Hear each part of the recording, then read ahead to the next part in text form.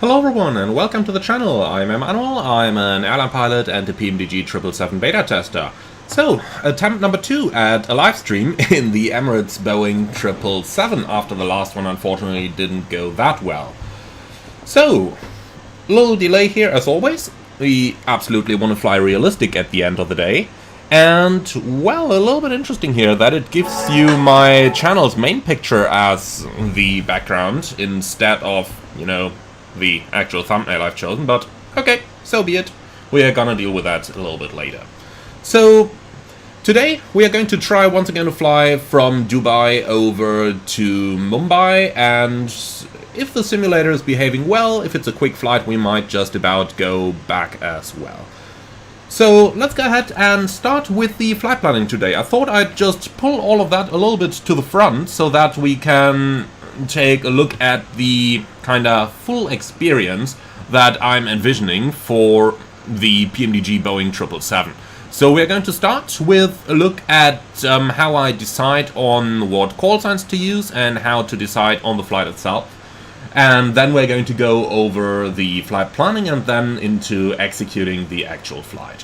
Okay, so we'll start this one in Flight Radar actually. You can see I've been researching other flights that I could do for the channel beforehand, but basically what I do is I enter the routing up here. So DXB, Dubai, BOM is still the old name of the city, Bombay, but they kept the code when they changed the name of the city and the airport. And then down here we've got the recent or scheduled flights, and over here we can see all the Emirates flights that are available on this route. So there's 5 different flights to choose from.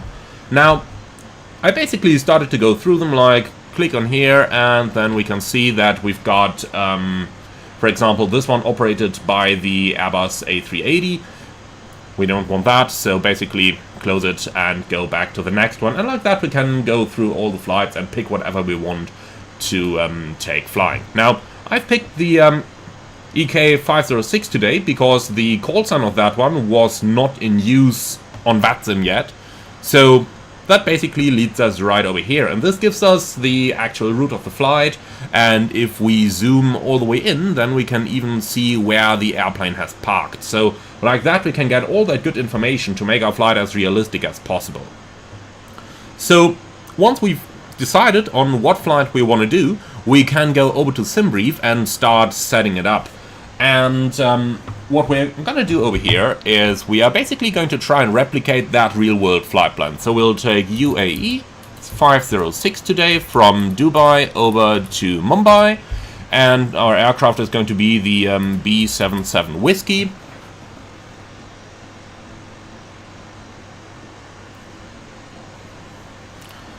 And that always takes a little bit of time. But here we go. Okay, so that's our 777 Whiskey. Now, next up, let's choose the profile. So we'll go for the PMDG profile. And then we can just about take a quick look at our aircraft's registration over here. And it's Echo November Victor that we have. So A6ENV. Okay, so let's go ahead and insert that over here. A6-ENV. Alright, Emirates usually flies Cost Index 36. If you're wondering how to find that one out, you can just Google Cost Index database and then you're normally going to find something. Okay, so from here on we can enter the ATC call sign, in our case Emirates 18 Victor, and then going down we can decide on our payload. So I'm just going to go for a full load of passengers here. That's going to be 350 for the Emirates aircraft, and Dubai to Mumbai is a really freight-intensive route, so we'll go for something like 20 tons of cargo over here. Apart from that, quick look into the weather. So departing Dubai, there even is a VATSIM ATIS online that we can use, and they say departing runway 30 right, and with that we already know which runway we gotta go for. For Mumbai, let's go ahead and have a look as well. The weather is once again not all that good. It's just about this time of the year where the intertropical convergence zone, I will talk more about that one en route. It's just about that time of the year where the intertropical convergence zone really is located right at Mumbai, so that's why we see this kind of weather over here. Well, we gotta look for a suitable alternate airport then, so let's go ahead and do that right now. So going down, we take the alternate airports. Automatic options have been selected over here. Now we can go ahead and change those options a bit. Say I want a maximum diversion distance 250 miles, minimum ceiling 600, visibility 3000 meters, runway length is good. Let's go ahead and try and find that, see what it comes up with. So down here for Pune we have basically good weather conditions, and it certainly is the closest of all those. So for that reason we are going to take Pune as our primary alternate. So number 1 becomes VA, what's that, PO. Okay. And that should give us the most fuel efficient option. Talk about fuel efficiency, we can go to the fuel planning option, contingency fuel, and take the EASA rule set over here. Let it automatically select an en route alternate, and now we can take a little bit less contingency fuel as well.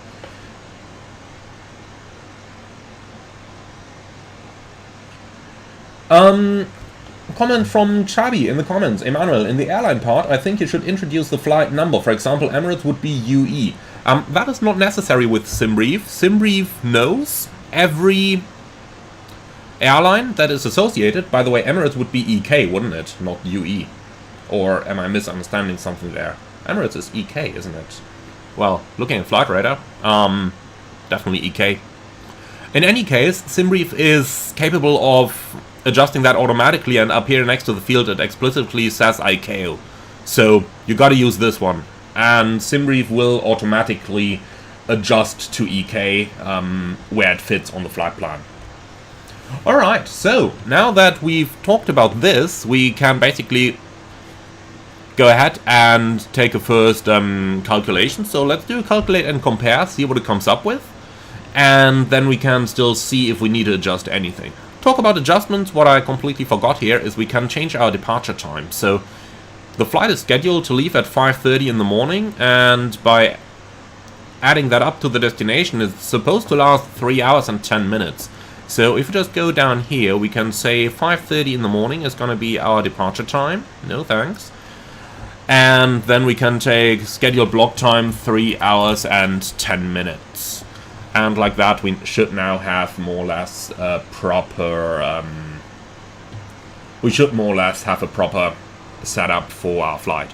Now, let's go ahead and generate that flight plan. Well, maybe we can adjust the taxi out time. Let's take 25 minutes here, because Dubai usually does take rather long.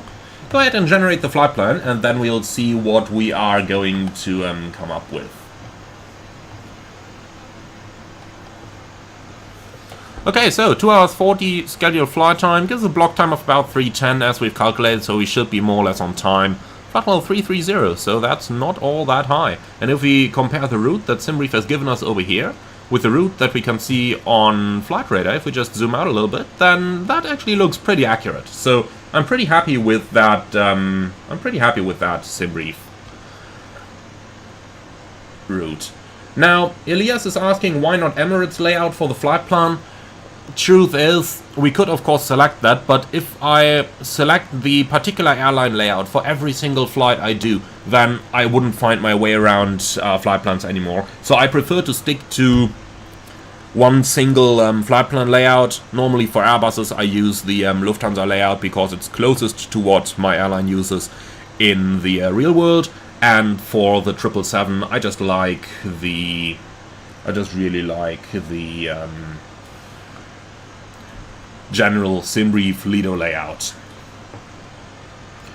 Okay, so that's basically our flight plan generated. So we can go ahead now, have a little look at the PDF version of the flight plan. I kind of like doing that because that is how the crew would go through all of these now. Planned optimal flight level 330. Let's go ahead and take a look at the route overview. Maybe we can find a reason for that.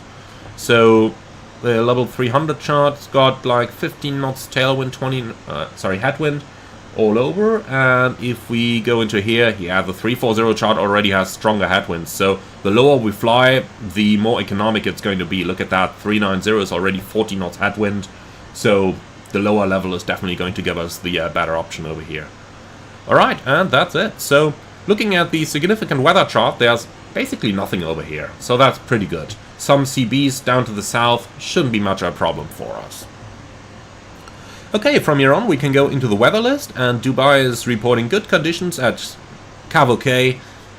Some gusts, but 40 degrees off the runway, don't need to worry about that, and most importantly, that is long before our time of flight. And then we can have a look at our destination, which is the problematic one, of course. So Mumbai, as I mentioned, currently right within the intertropical conversion zone at this time of the year. So thunderstorms forecast all around, and this one here, tempo TSRA, falls right into our arrival time. So for that, we're definitely going to take extra fuel over here. Our alternate Pune is looking good with only light rain forecast, so we don't need to take extra for our alternate. And indeed, Pune is the only good alternate we have. If you look at the other ones that Raj got over here, you've got thunderstorms.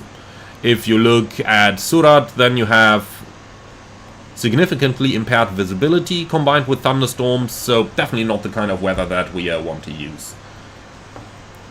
Okay, so that's our general weather forecast here. And that is what we're going to base our decision on. Now, looking at the flight plan itself, we have scheduled arrival time of 8:40 and planned arrival time 8:37. So we should more or less be good to go. But just in case we have some departure delay or something, let's have a look into how much extra fuel we need if we really want to fly faster. So speed change cost NX 500, trip fuel plus 1187, and we can save 8 minutes of flight time with that. So with a forecast that's just about on time, we might just about want to consider taking that extra fuel here. So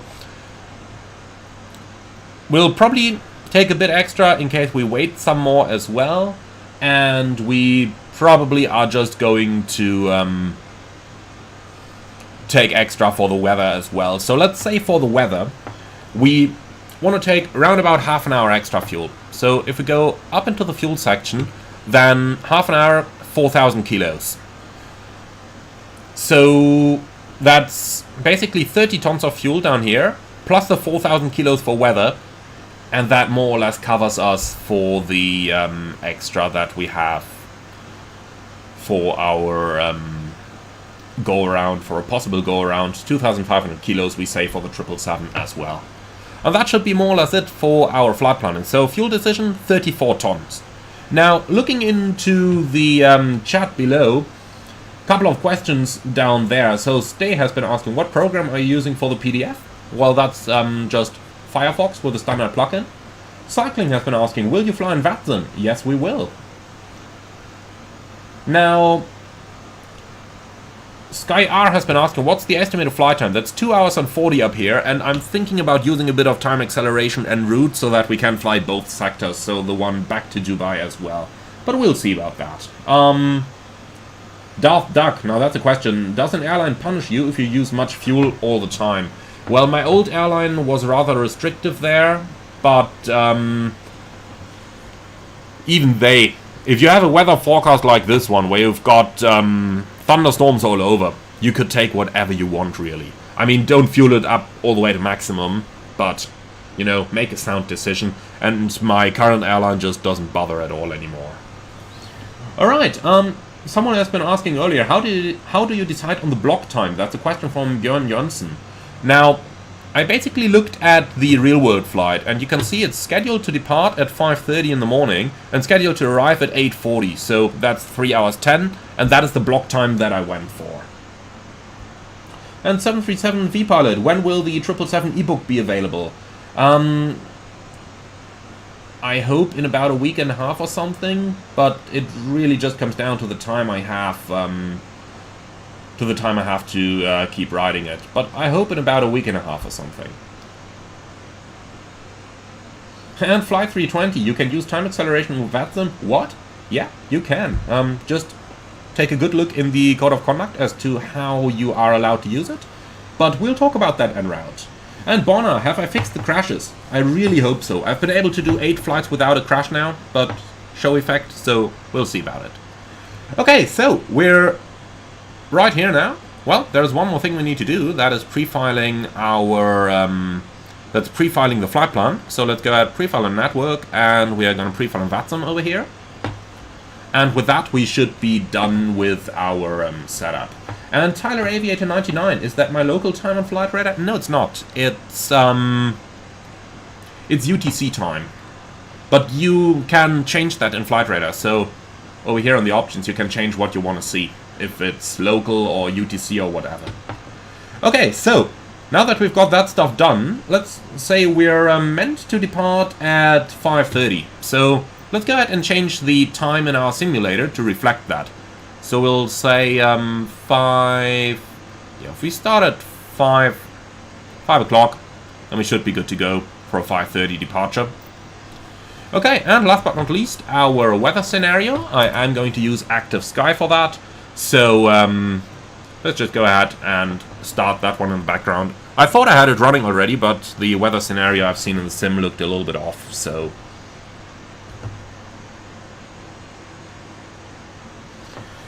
Okay then.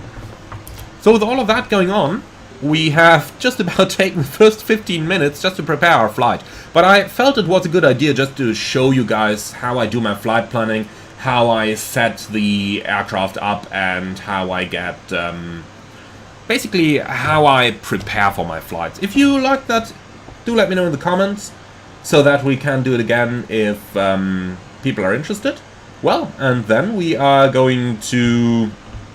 And then we're going to start our flight straight away. And Johan van der Werf has been asked, will my 777 ebook be payware? Yes, it will. Probably something about $19.99 or something like that. I mean, by now, 2 months of full-time work, at least on the off days that I had, went into it. So, but it's going to be priced at a fair point. Okay, so we are now all prepared for our flight. So let's go ahead and join us right in the cabin. Well, that's not where I wanted to go. This is where I wanted to go. So the livery is again from Atarium Liveries. In my opinion, he did some of the most beautiful liveries, and this is just, well, this is what our Emirates cabin looks like, at least for what was possible in the PMDG 737. But I believe Atarium really did an awesome job on these. And, well, so now let's go ahead and go forward and start preparing our flight. It's just such a huge aircraft that we got to walk through all the time. But here we are. Okay then, let's take a seat and start with a couple of basics. So we'll start with the aircraft status itself. Oil quantities looking good for our flight. Hydraulic quantities are good, the oxygen pressure is good, and we can quickly check the APU oil quantity as well. Put it on, can check it down here, and then we can put it back off again. So we're running on external power. We also have the air conditioning unit connected so that we can save a bit of fuel for the APU. And then we can go ahead and start our flight setup. So this is our setup. Air conditioning unit is in, ground power unit is in, jetway is connected. And that's what we're gonna start with. So electronic flight bag, request my flight data from SimBrief down here. I just like how the route starts to draw up over there nowadays. Okay, we did our fuel decision already, so we don't need to worry about that too much anymore. So let's go ahead and go to the FMC. Enough data out of date, yeah, that is fine, we can live with that. So position in it, we'll have to do that once we turn the ADARU on. I just want to get the route request going over here. So set payload, set fuel, and select route. And with that now going on in the background, we can do our, we can turn on our ADARU. Broadband system is on, and if we just have a quick look at all the panels we've got on the aft overhead, cargo temperatures are set to low, that's okay, and all the other switches are guarded. Excellent. Okay, so load up the route uplink, please. And PalP has asked, are you using CPDLC? Well, if a controller is online that is going to support it, then we will definitely give it a try. Okay, so CPDLC is a good point though. We might just about take a look at our ACARS over here. Flight information, TWIP request. Let's go ahead and request the Dubai weather. Or actually, I do believe we have ATC online on VATSIM, so let's go ahead and request a ride from VATSIM. We are going to take the auto updates, send that out, and here we go. And Paul P asking as well, can you use PDC? We will give it a try. In the end, it will depend on whether air traffic control has it available or not. Okay, so Emirates 18 Victor is going to be our call sign. Let's go ahead and get our EFB up here. In my opinion, such a great feature that they have this. Okay, GPS position, we can insert that. And then we are going to depart Dubai. Let's see what our weather looks like. Well, not received yet, but should hopefully come soon. Speak of the devil, here I am. So we've got Dubai information Charlie at 1700. That is right now in the real time. Expect 30 left for the arrival. Surface wind 260 at 9. Carbok 36 degrees. Altimeter 0993. Okay. So 30 right, it's going to be then. And if we take a look into our route, then we do have the Ivuro 1 Foxtrot departure. And for the arrival into Mumbai, probably going to be an ILS approach runway 27 Zulu. And then we got the Pokon to Alpha arrival with the Xolu transition in here. Okay, so route, activate, execute, copy. And then we can go on to the Lex page and probably just get rid of all these. Okay, so let's see. We've got the departure airport, SIT, Ivuro 1 Foxtrot. That's what we need. So, Delta Bravo 570, minimum speed 180 knots. Let's just go ahead and bring that one up here. Okay. So, 570 minimum speed, 180. We can't insert that in the 777 FMC, so that's good to go. Then we've got Delta Bravo 560, minimum 190. Again, we can't really insert that. And then we've got Delta Bravo 571, max 220 above 3000. And that is exactly what we have in here as well. Then we go on via 569 above 4000. We have that. Then we've got Kupor above 5000, Ukra above 7000, Vaxab above 10,000, Ludev above 11,000. And then we fly via Getit towards Ivuro. Initial climb is going to be 4,000, further instructed by Dubai departure. Speed 250 below 10,000. We'll check that in a few moments later. Okay, so in other words, our routing is looking good the way it is. Then we can go to route data and load up our winds. Very important that you uplink all the winds that you have. So, not just the en route winds, but also the forecast uplink. If you don't do that, you will not be able to request newer en route winds at a later point. So that's rather important that we do this. Okay, so that is our winds uplinked. Then let's have a look at the progress page. 1,142 miles, and comparing that to our flight plan, in here we've got 1,148 miles, so that is good. Okay, we don't need anything in the NAVRAD page because they basically decommissioned all the VORs and stuff here in Dubai. And then on the fixed page we can enter OMDB. Put a 25-mile ring around that for MSA awareness. And that's it. Okay, VNAV page, transition altitude 13,000, and if we compare that with the chart, we've got 13,000 here indeed. So then we can go on to the init reference page, performance, accept our uplink, and do a quick cross-check. So final reserve and alternate is 7.2, that's what we have. Oh yeah, we still gotta fuel that up manually. We absolutely don't want to go with minimum fuel here, so 34 is what we said. So 34 it is. Okay, flight level 350, well that's incorrect. We want to go to flight level 330 today. Cost NX 36, minimum fuel temperature, we've got Jet A1 fuel, so we take minus 44. Cruise CG 30, that's the Emirates standard. And then we can go on. So, thrust limit, we don't set anything here yet. Takeoff page, the number 2 is the important one, and we've got 1,000 feet everywhere over here. And that's the important thing for us to check. Okay then, so perf init, we'll open that, and that's it. Now, Victor has asked, are you using real Emirates SOP? Kinda partially.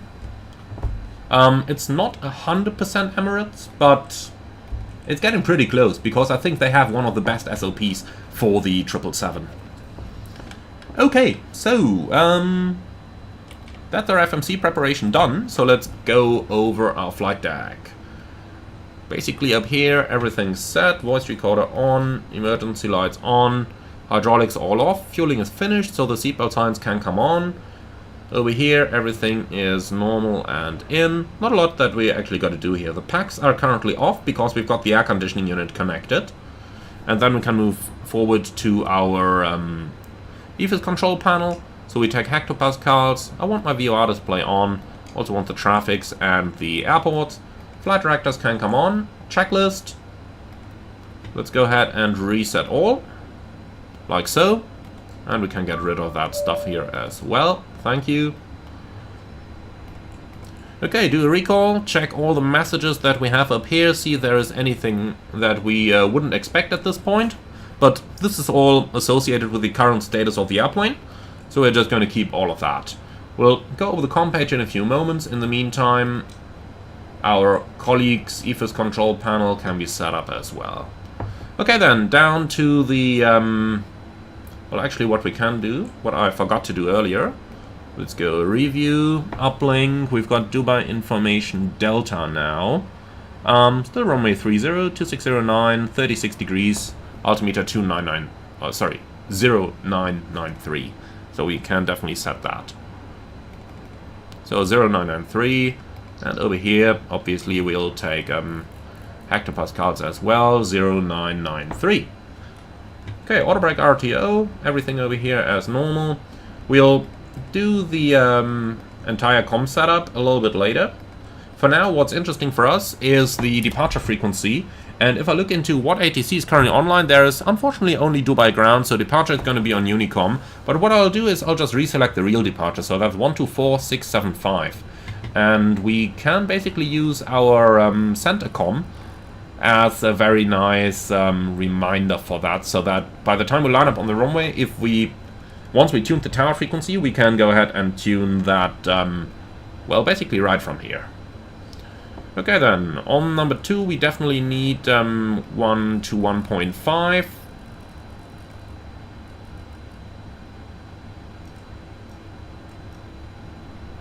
And here we go. Okay, so transponder above, squawk 2000, as we have not received any clearance yet, and definitely into the standby position. Okay, and that's it. So fuel is in. Then let's go over to the cabin interphone page, which should be the default page over here. And Aaron Vickery, how do you fund your training to become an airline pilot? Ask me that once we are en route, and then we can definitely talk about it a bit. And Aviator, can I start vlogging my flights that I do in real life? Unfortunately not, I'm sorry. Okay, so our setup is done over here. Then let's do the pre-flight checklist. Well, park and brake. Here we go. Okay, so pre-flight checklist. Oxygen. Always forget that in the sim. So that's tested 100%. Flight instruments. Heading 029, altimeter 993, reading 30. Set left, set right. Pre-flight checklist complete. And Bank and Yank is asking, hello, is there any plan to implement the selection between totalizer and calculated fuel in the FMS? I do believe you can already do that. Not 100% sure how though, I have to admit that, but I believe you can already do it. I mean, for sure on the progress page you have the two available, totalizer and calculated.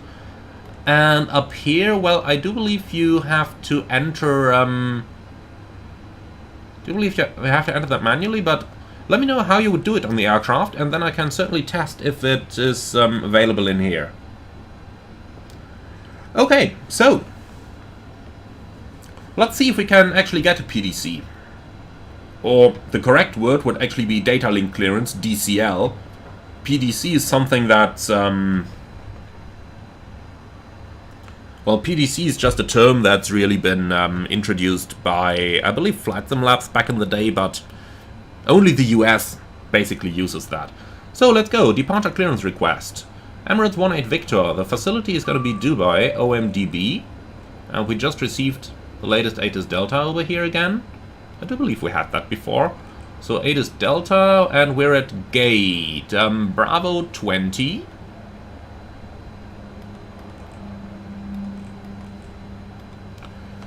We go from Dubai to Mumbai, and we can add some free text. Let's say good evening, because it is rather late in the UAE by now. In the real world, that is. Okay, free text, good evening, and let's go ahead and send that out. And then we'll see if the controller actually uses PDC or not.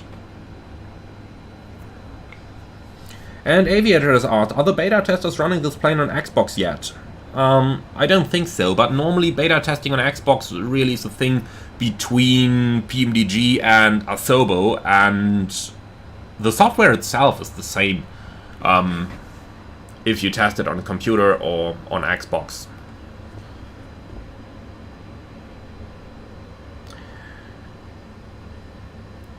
And somebody with a Cyrillic name, I apologize for not being able to pronounce that correctly.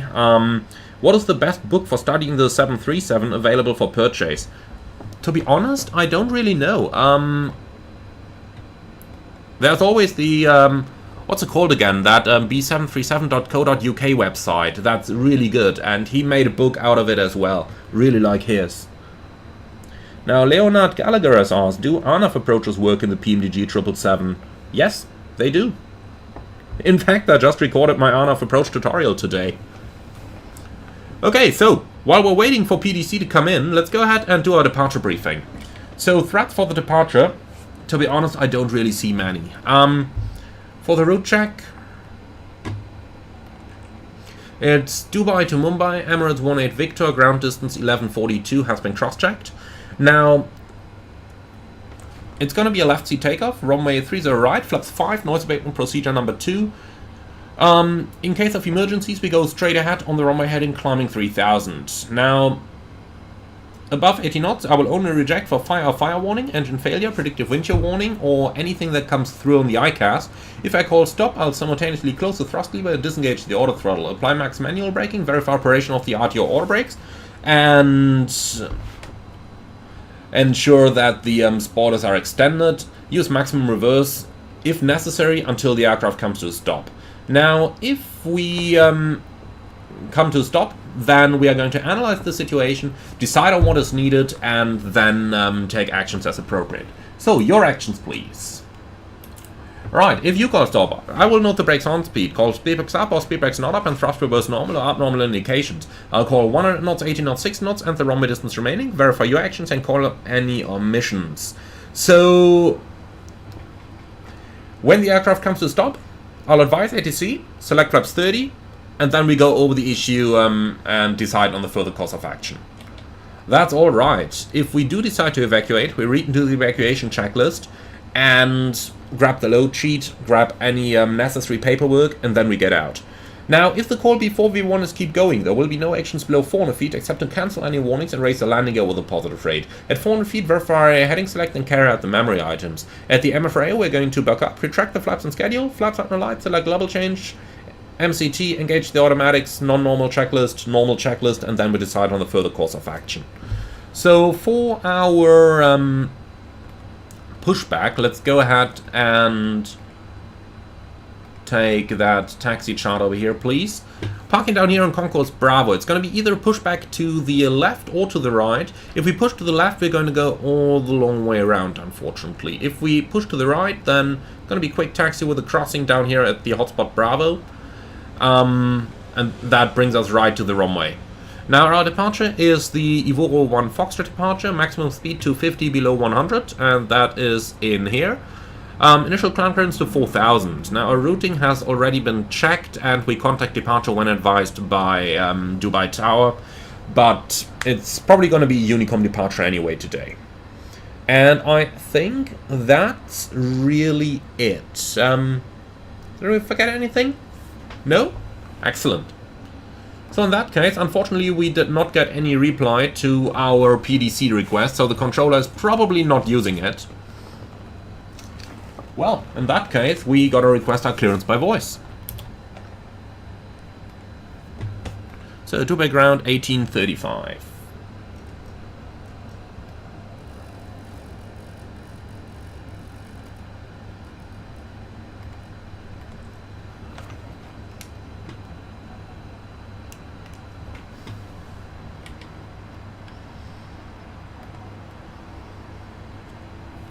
So, what's the ATIS again? Delta. Report ready for taxi. Ready for taxi, 7905.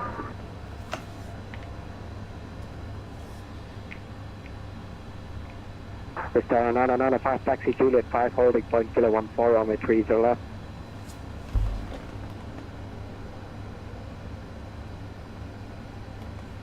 Say again, 7905.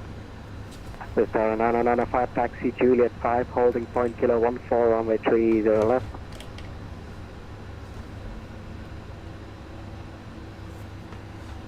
Come on, do your readback, please. I don't want to interrupt this guy. Holding for runway 230, 7905. But I have a feeling that this is going to take a while. Dubai ground, Emirates 18 Victor, heavy information, Delta, request clearance to Mumbai. Requested flight level 330 at 777-300. Emirates 18 Victor, Dubai ground, hello, clear to Mumbai via I-1 Foxtrot, maintain altitude 4,000 feet, squawk 0540. Emirates 18 Victor, cleared Mumbai via Ivoro 1 Foxtrot, departure, maintain 4,000 feet, squawk 0540. Emirates 18 Victor, readback correct information, Delta, QNH 999 at 3 hectopascals, report ready for push and start. Delta 993 Vilco, Emirates 18 Victor. Okay, so that's basically it. So Ivoro 1 Foxtrot departure is confirmed, 4,000 feet. Is in here, and then we've got squawk 0540. Ground from Emirates 013, how do you read? Here we go. Okay, excellent. So, fueling is done, boarding should begun, then let's go ahead and turn on the APU. And in the meantime, we'll say hello to the passengers. Emirates 013 with information Delta. Ladies and gentlemen, a very good afternoon from the flight deck. This is your captain speaking. My name is Emmanuel. In the name of Emirates, you're all welcome aboard flight 506 towards Mumbai. Flight time today 2 hours and 40 minutes, and we expect a smooth flight at an altitude of approximately 10,000 meters. We would like to thank you very much for being our guests today. Sit back, relax, and enjoy the flight with us. If there is anything we can do for you to make it more comfortable, please do not hesitate to ask any of our charming cabin crew. Thank you very much for your attention. The altitude maintain 4,000 feet. Okay, so that's our passengers dealt with. Correct information, Delta, QNH 993 hectopascals, report ready for push and start. So they can go ahead and close that door, please. And then let's go ahead and request our pushback as well. So prepare for push and departure. Emirates 602 Dubai ground, hello, cleared to Karachi via I-1 Foxtrot. Okay, so still waiting for the APU at this point. Well, it's almost here. Okay then, let's go ahead and do our performance. Emirates 602, readback correct information, Delta, QNH 999 at 3 hectopascals, report ready for push and start. So, perf init, 0 fuel weight, 226.7, and that's indeed exactly what was planned. Okay, that's 260.7, and that is about 4.5 tons more than what we have over here. Well, half a ton taxi fuel, and the rest is what we took extra, so that does make sense. Mr. 995, no further ATCs available. Okay, so come now on 122.5. Let's see, Dubai, runway 30 right. We are going to plan an intersection takeoff over here, so let's just quickly have a look at our airport chart.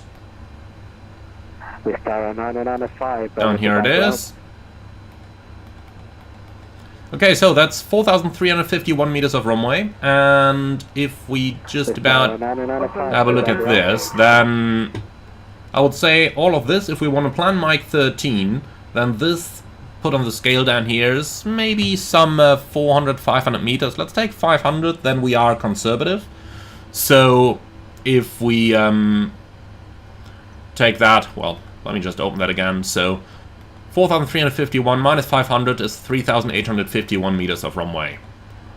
So runway length 3851. certainly a dry runway today. Takeoff weight, we are going to do 261 over here, so that we are conservative. And we can take our center of gravity right from the payload page down here, which is 30.5%. So CG 30.5. Okay, the wind 260 at 9. Temperature is currently 36 degrees. Welcome to Dubai. It was over 40 earlier today, and the QNH 993. Alright, calculate that. So we got full takeoff at 62 degrees. And that's what we have. That gives us a climb 2D rate. That's fine. Takeoff page then. We are going to do a flap 5 takeoff. CG 30.5. So we can make that 31. Which is a trim of 4.5. 4.55 in here. That's close enough. And our speed 61, 64, 68. And that's exactly what we have in our FMC. Alright, excellent. So with that, we are good to go with all that good stuff. Emirates 013, we are the APU shows running. Emirates 13, stand. Then we can remove all the ground equipment. Okay, so air conditioning unit can be released and ground power unit can be released. The jetway has already been disconnected. Emirates 13, push and start brake onto uniform phase. Alright, so park and brake is set, and that's the chocks removed. Ground service vehicles, we can release them all, and the door management, we can go ahead and close everything. Alright, and since the air conditioning units are now gone, we can turn on the packs.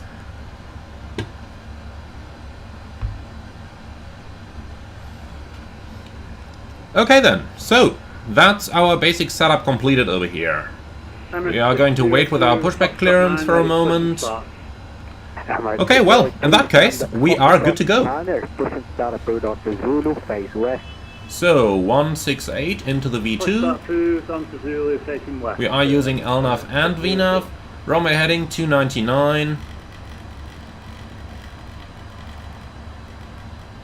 Here we go. So, ground from cockpit. Go ahead. Can we pressurize hydraulics? Yes, sir, you're clear to pressurize. Okay, we'll start with the right system first. Fault light is out.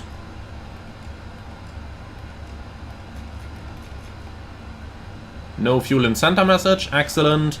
Then 4.5 units of trim. And here we go. And the transponder just goes all the way on. Okay, before start checklist. Flight deck door is closed and locked.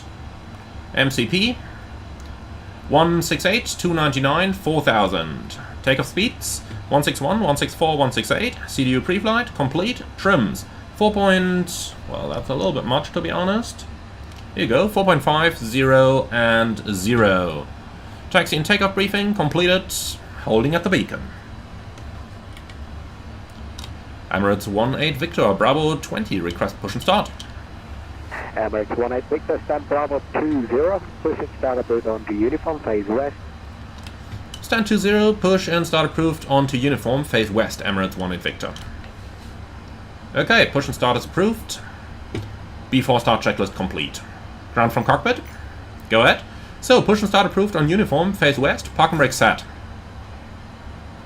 So that's northwest on uniform, looking good. Roger, release park and brake please. Park and brake released, clear to push, and we're standing by for your clearance to start the engines. Roger. Lalo 301. King, start and push. Okay, and here we go. 301, stand Bravo 25, push and start approved onto uniform, phase west.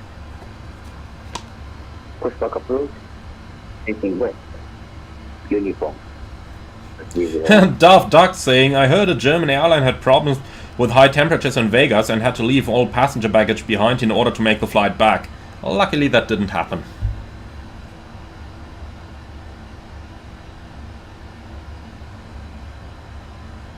And Aviator, is there a reason you don't turn the packs on until after APU startup? Yes. When the external air conditioning is used, then air is being pumped into the cabin, basically downstream of the packs.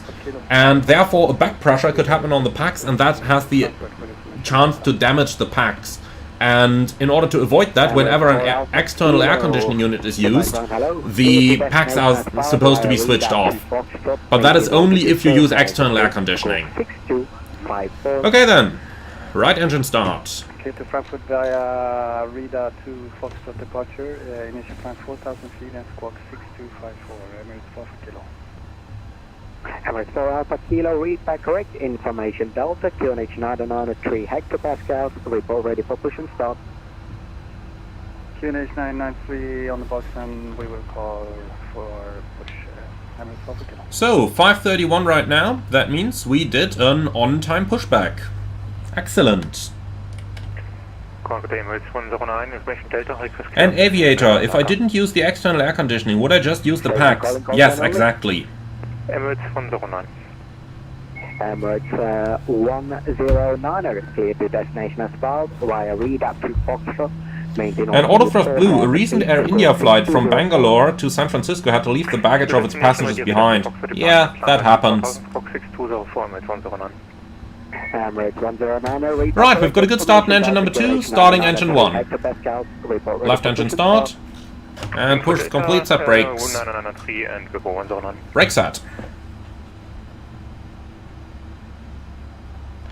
So Julian Third asking, what are the degrees of separation between each dot on the VOR localizer? So you probably mean the VOR display over here. Now that depends whether you see a VOR or whether you see a localizer. If you've got a VOR, then each dot represents 5 degrees. I guess that's what you're asking about. And Ryan Smith. Ah, sweet. I'm guessing this will be covered in more detail for hot weather operations video down the way. Oh yes, absolutely. I have to say I do like that suggestion, so let me quickly write it down. Give me a second, I do have so many notes here. Okay, so, hot weather ops is written down as a topic for a future video. And that definitely sounds like a very good idea with the 777. Okay, ground, we've got 2 good starts, you're clear to disconnect. Show me the sign on the right side, please. Have a wonderful day. Bye now. Okay, so, flight control track. Emirates Full up. 109er. Full down. Neutral. Emirates Full 109 left. stand Foxtrot to 2. Push and start build on to Zulu, phase left. Full right. Neutral. And there's our ramp agent. Okay, rudder. Full left. Emirates 013, startup complete. Full right. Neutral. Emirates 13, taxi uniform, Yankee, hold, Yankee Alpha. Okay, the hand signal is received up there. Before taxi checklist. Anti-ice. Auto, recall, checked. Flight controls, checked. Ground equipment, clear. Before taxi checklist complete. Emirates 18 Victor, request taxi. Emirates 18 Victor, taxi uniform, Yankee, hold, Yankee Alpha. Emirates 18 Victor, taxi uniform, Yankee, hold, Yankee Alpha. Okay, so uniform is over here, Yankee up here, and then hold Yankee Alpha. We'll have to find that somewhere. Probably on the separate parking stand charts. Normally they're a little bit more detailed. So, uniform, Yankee, and Yankee Alpha is over here in blue. A little bit hard to see, but there it is. Okay. Excellent. Well, we'll probably have it on here as well. Okay, so lights on, brake released, and off we go.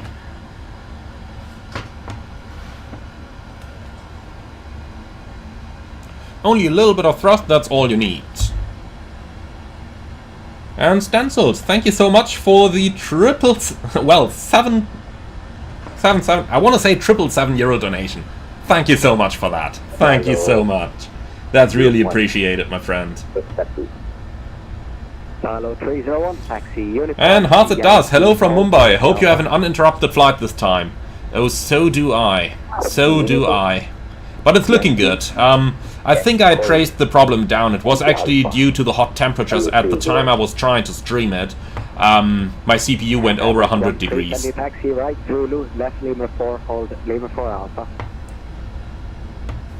Right Zulu Lima 4, hold short Lima Alpha. Amplify, that's a very good question. How was physics higher level in school? I tell you honestly, it was okay. I took the intensives course in physics, but obviously I didn't get A grades all the way through in physics. The important thing for aviation physics is that you develop an understanding for things. You don't have to be able to calculate everything. Clear to destination with 10 And Neem, that is a very interesting question. Do you think it is possible to fly the 777 with a side stick? The honest answer to that is Boeing even wanted to build the airplane with a side stick. But ultimately, it was due to protest in the pilot community that they included a yoke in the aircraft. But they wanted to build it with a side stick because it's all electronic anyway. It's completely fly-by-wire. So yes, during the beta testing, at all those times where I've been too lazy to just mount the yoke on my desk and have that big fat thing between my legs all the times. Yeah, no, that's what she said. Basically, I flew it with the side stick a lot during my beta tests. Have to admit that.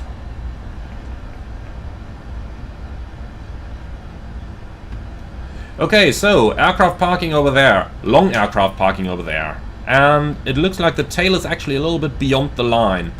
Well, for that reason, I am just going to taxi a little bit to the left of the center line here so that we don't crash our wingtips into the back of that aircraft. He's parking a little bit too far to the back. You can see that here. That part should be beyond that line. Okay, now is the moment of truth. Are we going to slap into him? No. Okay. Then back to the center line. So, Yankee to the right. And then we gotta hold Yankee Alpha. I do believe that is behind the turn.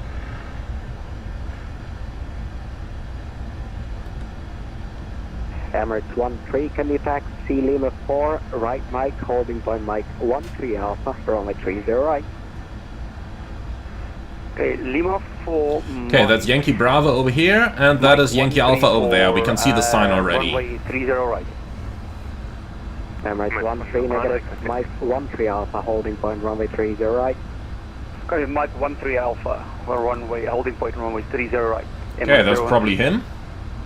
Emirates 602, no further ATCs available, monitor Unicom now on 122.85. Unicom 122.8, cheers, bye. So, Yankee Alpha up there, that's where we're gonna stop. Victor, can you taxi right, Zulu, left Lima 4, hold Lima 4 Alpha. Emirates 1 at Victor, right Zulu, left Lima 4, hold Lima 4 Alpha. Okay, so Zulu's the first one. Then we go left on Lima 4, and Lima 4 Alpha is... Why is it changing the zoom right now? Up here. So that's where we hold.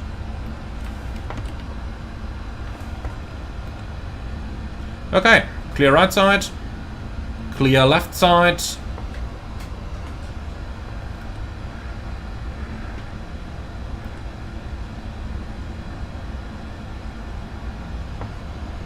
$301, can you taxi Yankee, right? It's interesting how the controller always says, "Can you taxi?" Well, I sure hope he can. Okay, so left over here into Lima 4, and then Lima 4 Alpha is at the end of the taxiway before we go right onto, I believe it's Mike. Lima 4 Alpha. Taxi, right to Lulu, right to Lima 4, that's Lima 4 Alpha. 301. Dollar 301, disregard, follow the Emirates 777 on Lima 4. So that guy's following us now. Emirates 301. Dubai ground, good evening. Gary Shepard just purchased the Dubai airport scenery along with the 777. Beautiful rendition. I really agree. Kilo stand Foxtrot 20. Kilo stand Foxtrot 20, Emirates 371. Emirates 18 Victor, can you taxi lever 4, right Mike, holding point Mike 13 Alpha, runway 30 right. Emirates 18 Victor, Lima 4, Mike 13 Alpha, runway 30 right. Okay, that is definitely what we can do. So right onto Mike.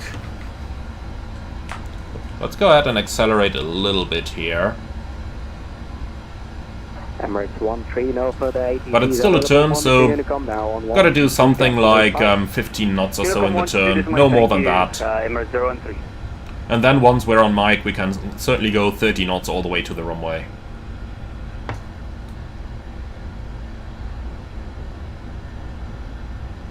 And Ryan Smith gives me flashback to when you'd ask a teacher if you can go to the bathroom and they replied with, I don't know, can you? Yep, that's exactly what I've been thinking about as well.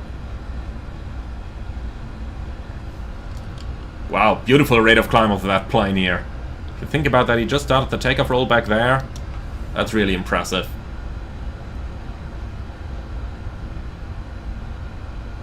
So tell me guys, I might have missed it. Did we get the cabin ready signal yet? I might just have missed it when I've been busy with our traffic control. Emirates 18 Victor, no further ATCs available. Monitor Unicom now on 122.85. 122.8, Emirates 18 Victor. Thank you so much for ATC. Salam alaikum. Walaikum assalam. So 122.8 is active. That is going to be our departure frequency as well, so we don't have to pre-select anything here. And Adam Bura, what does doors manual mean? Well, that's a pretty good point there. So our cabin crew did not arm the slides yet. That might of course explain why we didn't get the cabin ready signal yet. So yeah, doors manual means that the slides are not armed yet.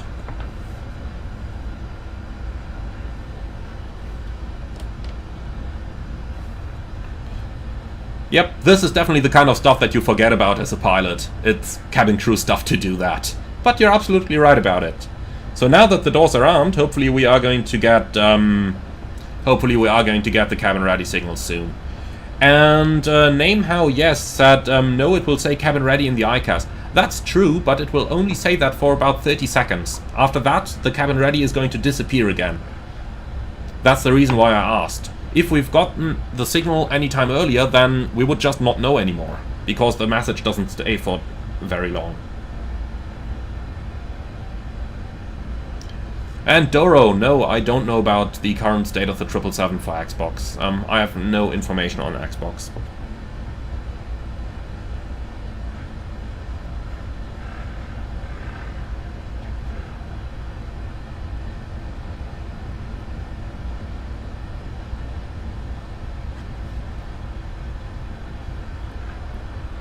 So, that guy's lining up over there. We definitely got a little bit more time though.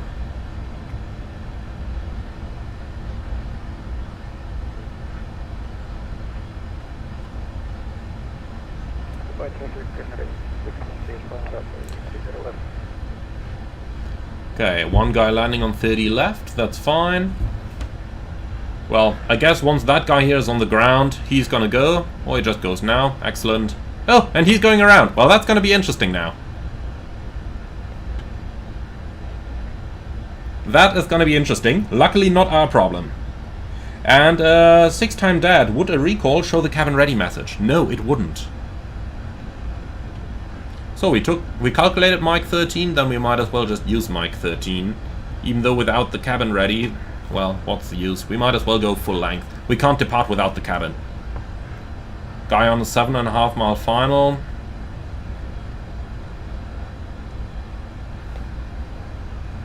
Let's see if we can get out before him, or if we have to wait for him to land first.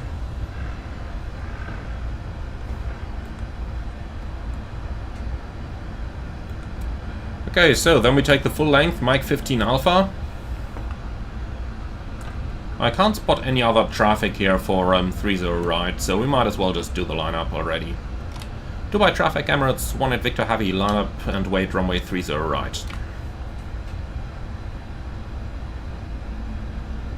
Okay, Mike 15 Alpha, here we are. Right side is clear.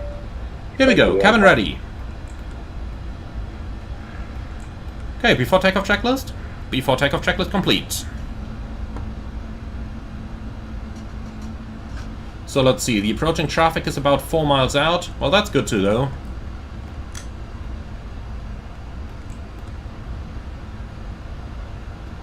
Dubai Emirates 1 Victor, taking off runway 30 right.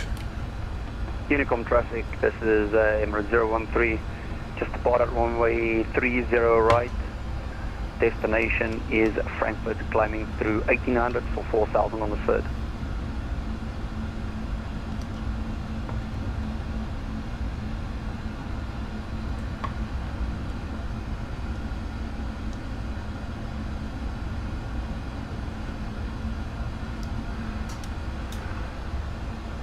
Takeoff.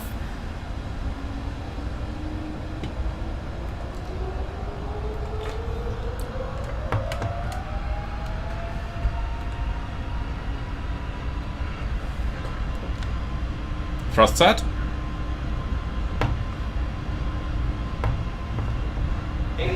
Checked.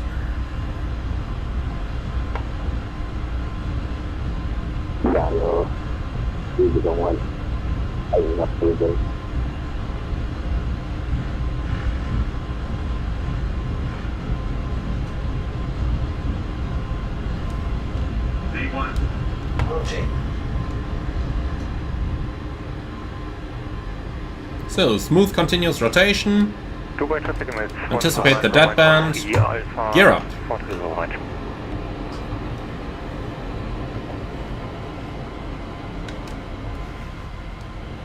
400. Might just about do a little bit of hand flying over here.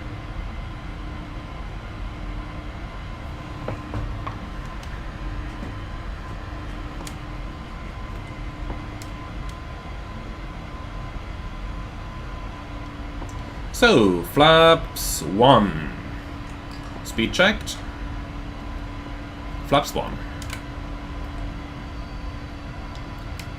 Beautiful, isn't it?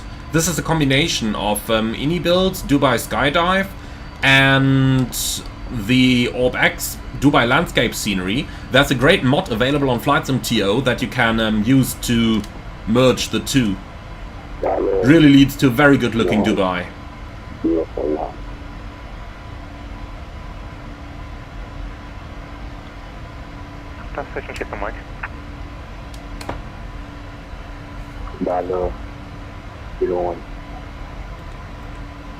Yeah, that guy is not going to get any answer here. Okay, let's go ahead and climb to a higher altitude. So we have the 220 knot restriction until 576. That means we got to keep flaps 1 out.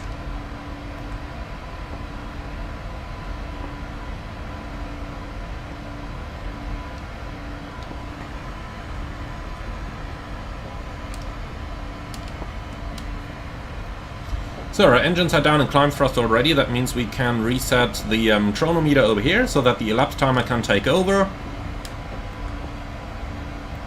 I just gotta say, I really love how the airplane hand flies. Look at how stable it is. No control column input needed.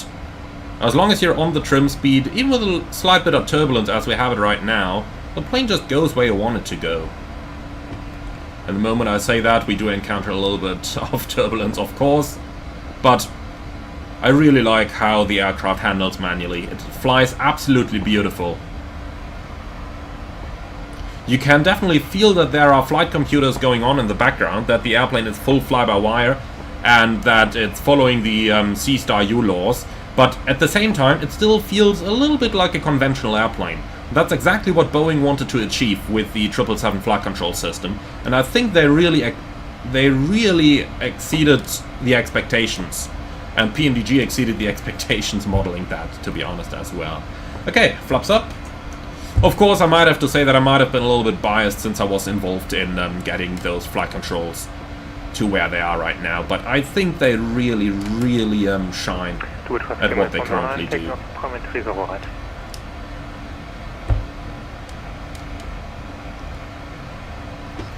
Okay, the flaps are up. Then we can do the after takeoff checklist. That's the after takeoff checklist complete.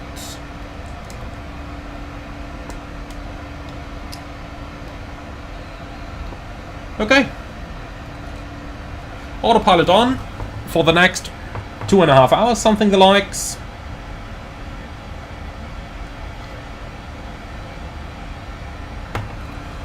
Okay, so we'll fly outside the immediate Dubai area, and then we might as well just have a look at time acceleration and a bit of stuff like that. But for now, let's just go ahead over here. And Oscar Papa in the comments, I thought you were banned from VATSIM after the Oceanic incident. Nonsense, I didn't even hear anything about it. Reddit just blew it completely out of proportion, that's it.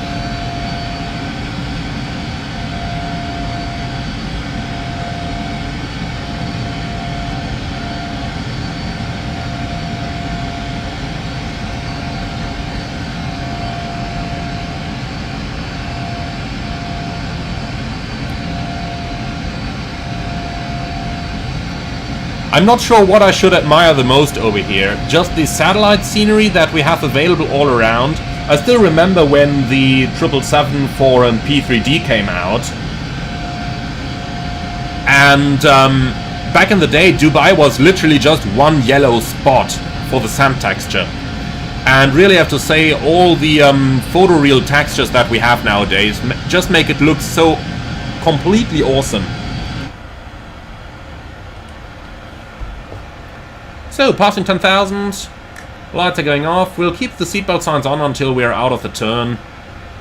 And then we might already continue our climb to higher altitudes.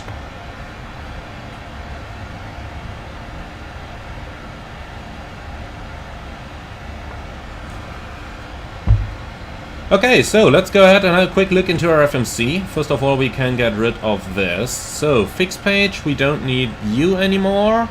Even though we might just about use you again in a few moments. Well, so what? Okay, VNAV, so recommended flight level 350. Let's just ensure that we really have the latest wind data available, because Zimbrief said that the optimum is going to be flight level 330. But if the FMC in the end says flight level 350 is the most optimal, then we are definitely going to take that.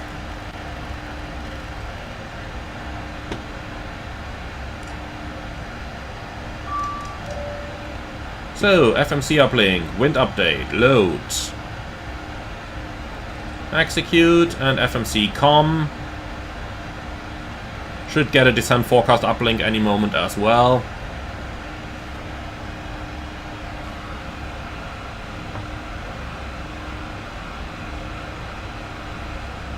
Here it is. So, descent forecast uplink as well, and now, recommended flight level 350. Okay, in that case, we go to flight level 350.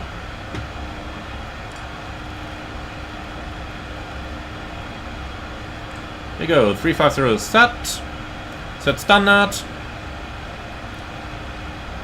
Standard cross-check passing flight level 143 now. Checked.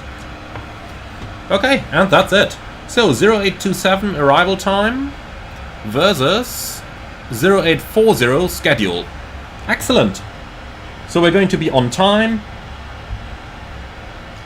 and yeah, that's about it.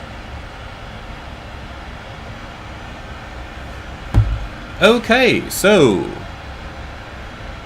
let's zoom you out a little bit. We don't really have an ETOP sector on this flight. This is all within 60 minutes diversion time, but nonetheless, I want to go into the fixed page here. We'll just insert Dubai once again. 410 miles for an engine out segment. Then along the line we've got Muscat, OOMS, that we can use as a diversion airport. Again, 410 miles. Then we can take Karachi, which I don't remember what the airport code is. Okay, give me a second, we'll look that up. I believe it's OPKC, isn't it? That should be Karachi over here, and... Come on, do you really have to hide that right now? Here we go. Oscar Papa Kilo Charlie. That is an Emirates destination as well, so we can definitely use that OPKC as an en route alternate. And we might as well insert that over here. And finally, we can take our FIR border. And, well, we are still very active until we enter the Oman airspace. So the next one is going to be the border to... it's going to be the border to Pakistan, if I'm not mistaken. Let's go ahead and find that. So, that's too far. Mumbai FIR? No, we are looking for... Interesting, it goes from Muscat right to Mumbai. Can that be correct? Aren't we going through Oman in the meantime? Yeah, we are. That's strange. Okay, well in that case, we just gotta help ourselves here. So the border is at Raski.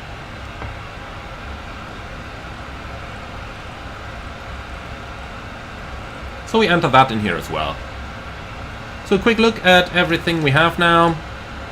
And this is more or less what it looks like. That ring over here is from Dubai. That one here is Muscat. That one over here is Karachi. And then from there we are going to transition over to the Mumbai airspace. So as you can see, the entire airport is covered with alternates without any problem. Let's enter that over here as well. So we got OMDB going into here. Then we have OOMS into here. OPKC into here.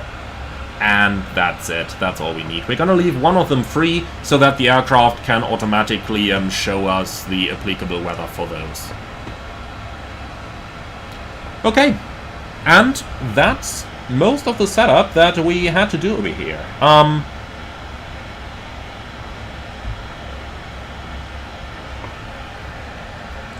Okay, so let's go ahead and request a little bit of weather here. TWIP request. We're looking for OOMS. Single request of the VATSIM server. Send. Then we can take OPKC. Again, single request of VATSIM. Send. And finally we can already have a look at Mumbai, VTBS. And again, single request, VATSIM weather. Send that one as well. Now, I do surely hope that in the future we are going to get the company menu implemented. On there, you can request 4 airports at the same time. But right now, that's not included here just yet. Hopefully, that's going to come in the not so sooner future. All right, and here the weather starts to come. That's lots of messages there.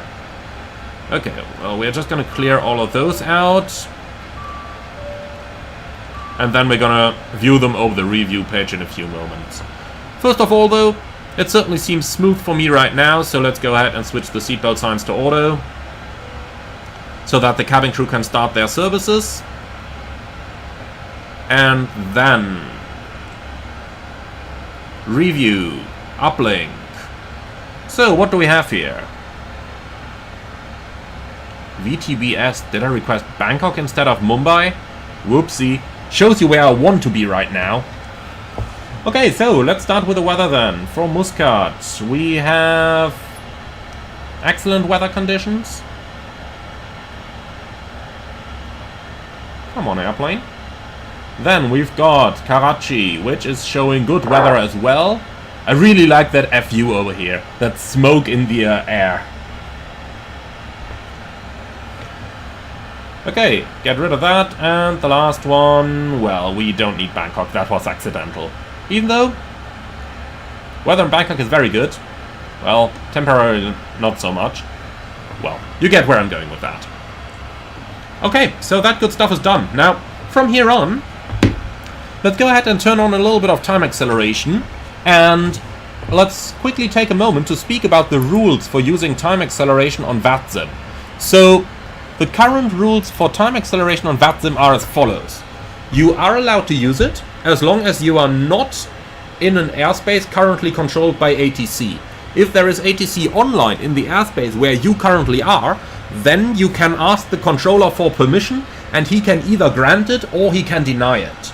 Now, in my experience, the majority of controllers is going to allow you to use time acceleration. Some are asking pilots for a flight level change so that you don't run into anybody. So that's like the basic. Of course, when you are using time acceleration, you must be at your computer the entire time. You are not allowed to leave the computer at all. And you must monitor your navigation display for any other traffic. So the rule is, if you are using time acceleration, then you are the one who has to avoid other aircraft. So if anyone pops up on your TCAS while you are accelerated, then you must avoid the collision with him, regardless if the right of way would normally tell you that he needs to avoid. In acceleration, you are the one who has to avoid the traffic. Now, when you enter a new airspace, you need to check if a controller is online. So you can't just rely... Oh, it just went in a VNAV path. Let's just force it to climb 350. So, whenever you enter a new FIR, you need to check if ATC is online and go out of time acceleration if you find that a controller is online at the airspace you are entering. Again, you can ask him if you can continue using the afterburners, and in my experience most controllers do allow it, of course depending on the traffic situation. So if we take a practical example, we can see an aircraft over here in flight level 370.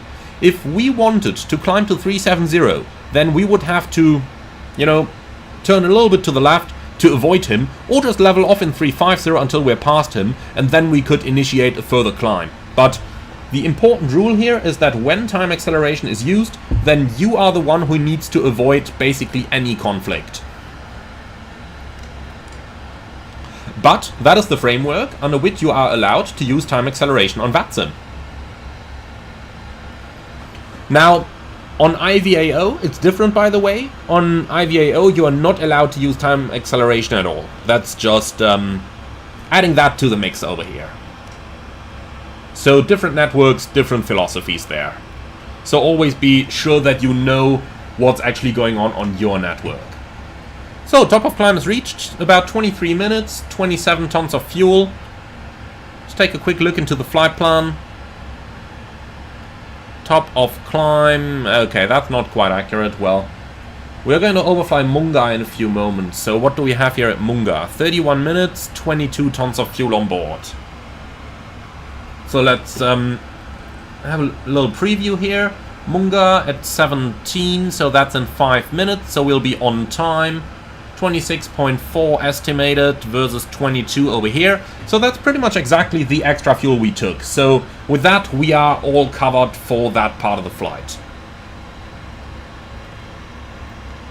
So another traffic in 370 ahead of us. Again, we need to avoid him. But since we're 2,000 feet below, we don't need to be worried about him at all.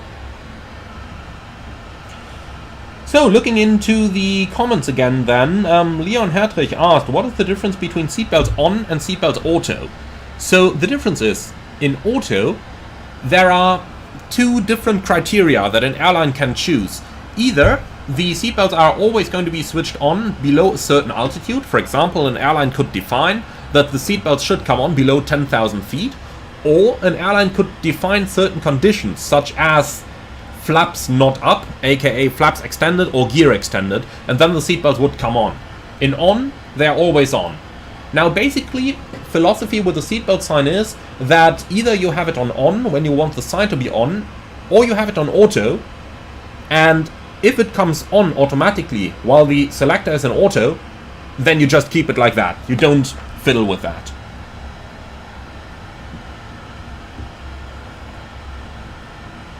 So, Michael Daoust asked, what's my thought on the TFDI MD-11 release?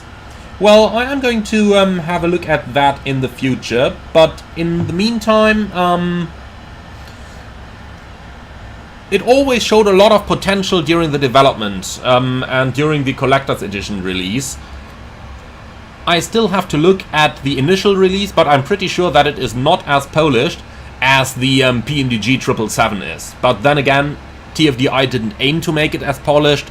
They aim to make it a good initial release and then update it at a later point in time. And Well, at least the versions that we had available earlier kinda confirmed that that was what the airplane was on a good track to reach, so I'm kinda sure that they will achieve that. But I will have a look at it in, you know, a couple days, maybe weeks, depending on how much 777 content I still come up with over the time.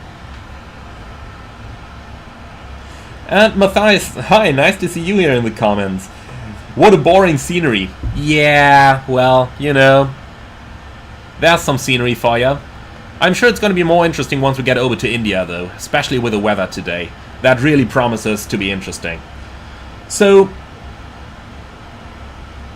then, Critic Varma, what does camera lights do? So that's the button over here. Yeah, that's, as you correctly assumed, that turns on lights close to the nose wheel and the main wheels, basically where the taxi camera would show you, or basically it would illuminate the area shown to you on the taxi camera. Unfortunately, right now, MSFS does not support these, so for that reason they are turned off at the moment. Now, Marvin Lerwag, do I have any NVIDIA filters? No, I don't.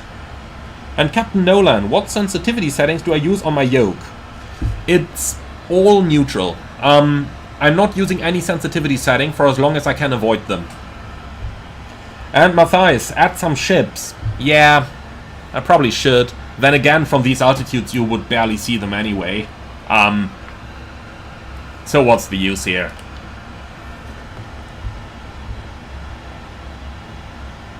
And Team Motivate, neutral means linear. Yes, exactly, it does.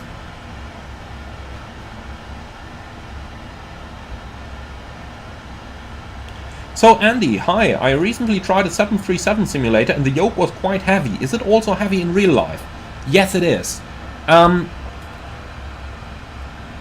course, how strong the force on the Yoke is depends on whether your aircraft is in trim and how strong of an input you make. If you want to deflect the Yoke all the way, if you want to pull or push all the way, then you will need quite a bit of force.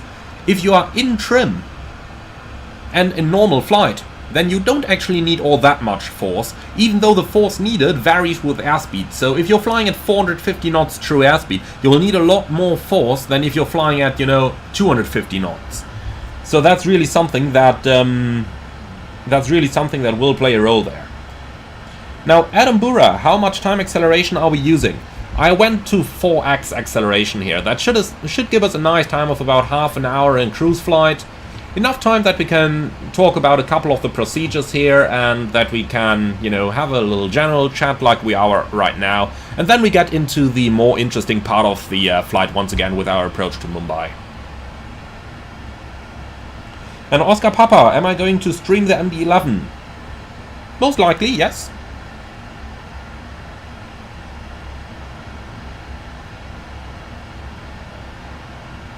And Neen, my simulator is very smooth and must have one beast of a computer. Yeah, I certainly do. Earlier this year I upgraded it, and now I'm using an i9 14900K with an RTX 4090, so that's my current setup. And yeah, I tend to say that is one heck of a computer.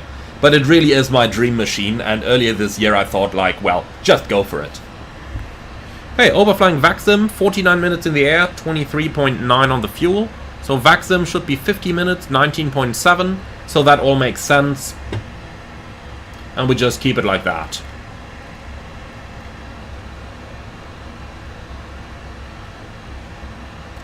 So, a little look at our recommended flight level, still 350, so basically we are flying about as optimal as we possibly can at the moment. We're about to leave the first ring, which is the 1 hour flight time around Dubai. So now, if we need to divert, our next target would be Muscat, which is marked by that ring you see over here. We would be in range for Karachi as well, but obviously Muscat is much closer to Dubai, and therefore it would be much easier for us to get maintenance if we need it. And for that reason we are going to, if we need to divert once we're outside the ring around Dubai, then we're going to go to Muscat.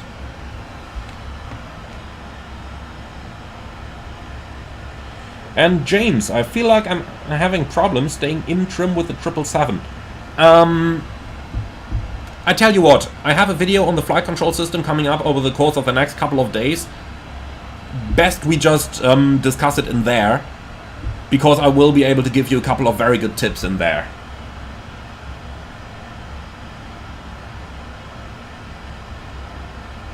And Critic Varna, I like the Etihad livery more compared to Emirates, unmatchable. I kinda agree with you, it looks really good, that Etihad livery. Though I have to say my favorite on the 777 still is the ANA Star Wars and Pokemon liveries. Those are just my absolute favorites. And Thumbtack, ETOPS. Well, ETOPS is engines turning or passengers swimming, aka extended range operations. Basically, an aircraft is not allowed to fly further than 60 minutes flight time at single engine cruise speed from a suitable airport, unless it is certified for ETOPS, and then you can fly further from it. More on that in my ETOPS cruise tutorial that I posted a couple of days ago. And Saman Al-Khaldi, for the 777 fly-by-wire system, is the force needed on the yoke similar to the 737? I pretty much think so, yes. Even though I have to say that I never flew an actual 777, I did fly the full flight sim though, which was really a lot of fun.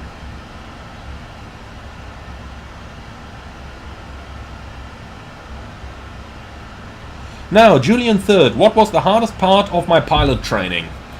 Honestly, I think the hardest part was passing the theoretical exam, because there is just so much stuff in there, and especially because, if I'm honest, I'm not very good at learning things by heart, if they have no immediate relation to my flying. So, if I need to learn anything system related and stuff like that, I can learn it very well, especially with Flight Simulator, which I can use to visualize what I'm currently learning. But if I think about things like air law or ops theory, that is stuff that you just have to learn by heart, and I'm not very good at that. You know, why would I care about how many fire extinguishers I need per passengers? That's, you know. By the way, I do believe it's 1 per 30 passengers, 2 for 60, 3 for 120, and then it goes in steps of hundreds. Is that true? I mean, honestly, I don't really have to care, because in the certification documents of my aircraft, it's going to tell me exactly how much is needed in the minimum equipment list. I will know how many I can temporarily miss out on, and that's the important thing for me. But that is really my that's really the kind of stuff I struggled with, learning all of that stuff by heart, because it just is a lot that you have to learn by heart in ATPL theory, and that is what I found to be the hardest part of the entire ATPL training.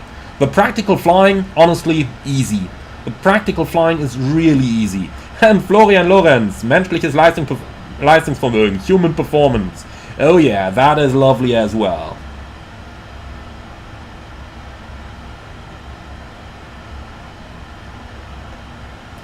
Nathan Nastamagu in the comments. Unwritten rule on VATSIM. If you collide with another aircraft, you must proceed to give pertifying scream over radio, followed by a mutual agreement of the pilots to nosedive into the terrain. I like that one. I like that one. That's really good, Nathan. That is really good. Critic Varna. If I hold left click for altimeter and minimums, it decreases slowly. If I single click and spam it, quick and painful. Any other way? Yeah. Critic Varna, that's quite easy. So let's just go out of time acceleration here for a moment. Oh, unable to provide ATIS at this time. Yeah, that's fine. So first of all, there is an aircraft coming ahead. How many miles do we have? We need 10 miles separation in order to be clean separated from him. But we do have 10 miles, so that's fine. So we could continue on time acceleration, but I just want to show you the trick with the minimums. So if you just click the minimum button once, it goes slow. If you now drag it a bit, it moves a lot faster. And now, if you really want to be lazy, do this. Go to FMC menu, EFIS control on, EFIS and just type whatever you want in here. 2130, here we go, set. Now let me put that back to its original value here, 400. And then just remember to turn the EFIS control off again, otherwise your EFIS CP up here is going to be disabled. But that's the easiest way to set the minimums in the 777. Really easy going, isn't it? Well, okay, and now let's turn time acceleration back on. So just got to monitor this guy here. We got to have at least 10 miles of separation, but I do think we have those. 10 miles, just about this, yeah. I do think we have those. So we are not impeding his simulation experience, and like that we are allowed to keep using time accel over here. So there he is.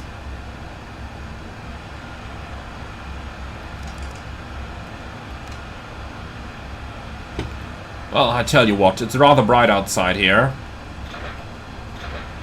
In the real world, we would have done this much earlier. So, here we go. And Neen, I love the videos. Will my ebook be like a 777 manual? Yes, absolutely. Basically, the inspiration behind writing the ebook was that Boeing doesn't allow FCOMs to be published anymore. But we have so many incredibly high quality aircraft. Think 777, Phoenix A320, PMDG 737. Those are incredibly detailed aircraft, but there are just no manuals available that make them justice. And personally, when I'm learning to fly a new aircraft, I want something written in front of me. I want a procedure guide. I want a visual depiction of the procedure on my panel. And that is what I'm aiming for with the Ultimate 777 Guide ebook that I'm writing at the moment. And there used to be a time like 5 to 10 years ago when all of those things did come with add-ons, but unfortunately that is no longer the case, and that is the gap that I'm aiming for with the ebook. That is what I want to make up on. Okay, new target, 2,000 feet above us, not a problem. So we have left the ring around Muscat as well, so now Karachi is the alternate of choice. But of course we can already draw the next ring around our destination here, 410 miles around Mumbai. And then we don't need Muscat anymore. So that's looking good. Nathan, welcome as an economy class member to the channel. And Santiago, could I show my sensitivity settings? They're just all linear. There is no...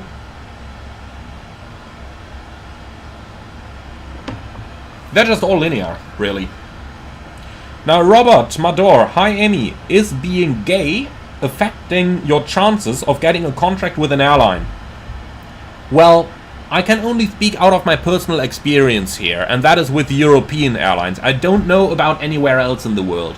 I could imagine that there are places where it might pose a problem, but with any airline that I have applied for and that I worked for, it would not matter at all what kind of sexual orientation you have. You can be gay, you can be lesbian, you can be anything. As long as you don't... as long as you don't harass anybody, it's not a problem whatsoever. Really haven't had any problems with that. In fact, a lot of the cabin crew that work at my airline are gay or lesbian, and honestly, it doesn't matter. It absolutely doesn't matter.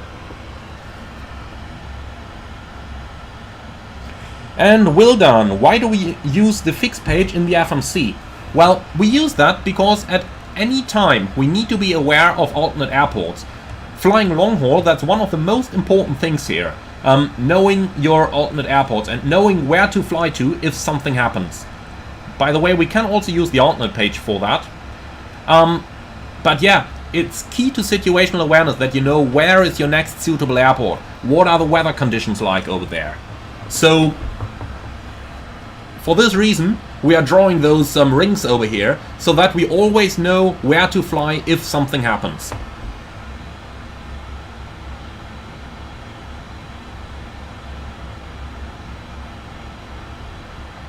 And Windshear ahead, what's my opinion on paying for a type rating? Well, I do have an opinion on that. Unfortunately, I deem it a necessary evil when you come right out of flight school. You don't really have an option when you come out of flight school. You got to get that first job. And you got to fly those first 1,000 hours. And if it means you have to pay $30,000 or euros to do a type rating, well, you have to bite the bullet there. You have to do it. I don't like it. In fact, I think the fact that you have to pay for your own type rating is degrading the stand of the airline a lot, in my opinion. But for the first job, it's just unavoidable. But as soon as you have your first 1,000 hours, I would never pay for a type rating again. Now, many airlines actually offer you a bonding. Like in my current airline, I had to sign a bonding over 2 years. So if I leave in the first 2 years, then I have to partially pay back my type rating. It reduces per month that I worked at the airline. That is okay. I didn't have to pay it. They say that, well, if we are going to invest like 30,000 euros into your training, then we want you to stay for a while. And if you leave earlier, you pay it back. In my opinion, that's completely okay. But that's the bonding option. So there were a couple of questions about the rings that we are using here. Now, first of all, where do the 410 miles come from? The 410 miles is the single engine cruise speed of the aircraft that is certified by the authority. So that is a rather abstract thing, completely understandable. Now, basically, when an airline buys an airplane, they have to certify it and they have to register it. And with that certification comes a preset single engine cruise speed. So for the 777, for example, for most operators I know, that is 410 knots. So if an engine fails in cruise, then your cruising speed to an alternate airport would be 410 knots true airspeed. And for this reason, we draw the 410 mile ring, because we always need to know, if the engine failure happens, where is our nearest airport that's within 60 minutes of flight time. Or if we're flying ETOPS, then of course we use the ETOPS rings. Now, the 410 just is a thing from certification. In reality, you can fly the airplane faster if the engine gets you faster. You can also fly it slower if you want to save some fuel. That doesn't matter. But 410 is the certification standard over here. And MD has been asking, why do you fly with the traffic rings off? To my knowledge, that is the real-world Emirates configuration. That's really all I can say about it. To my knowledge, that is how Emirates configured their aircraft.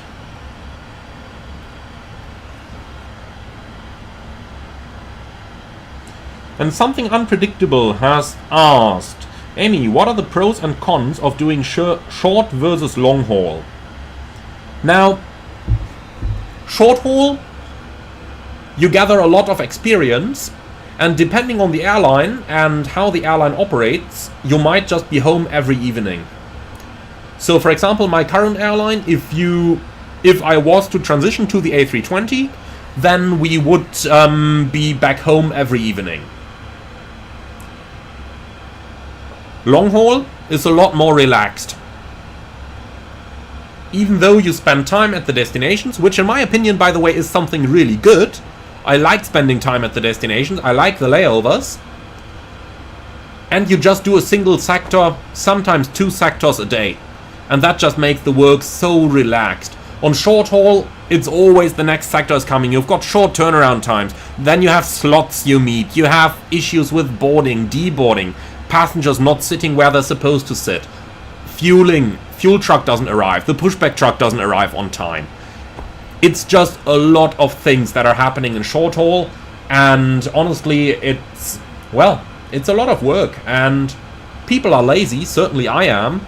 So in long haul, I have that problem. Once, I just don't care anymore if I'm missing a slot, you know. If something's not ready, it's not ready. Okay, we'll get the next slot at a later point, then we just fly faster, we make the time up again. Problem solved. In short haul, it's always working against the clock. In long haul, well, you are working against your body clock with all the time differences, but that's about it. And Jency, hi, does the PMDG 777 qualify a study level? Yeah, absolutely. And Wildan, sometimes I get a blue color on my navigation display when I turn the weather radar on. Why is that? Oh, that's a bug. I know what you mean. If you look here, you can see that the part where the weather radar is active is a little bit brighter than the rest of the display. That shouldn't be. That's just a bug. Something they need to improve on.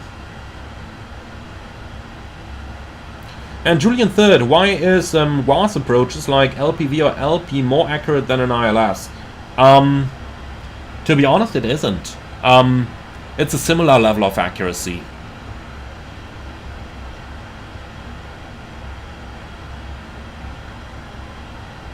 Brandon, is the TFDI MD-11 worth it? Yeah, kinda. If you want an MD-11, then it is.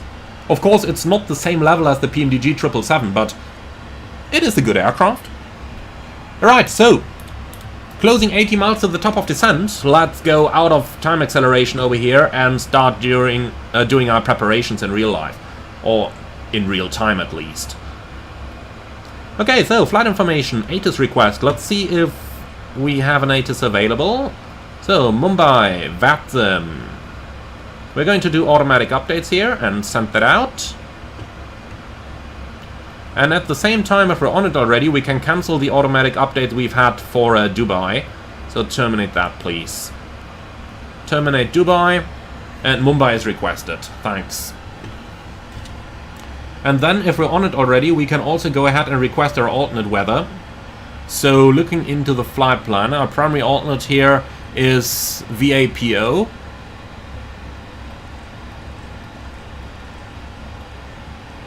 And you can also, well, a single request is going to do off the VATSIM server, please. Send that one out. So, then we can start our approach preparation. Let's go ahead and request the latest winds over here.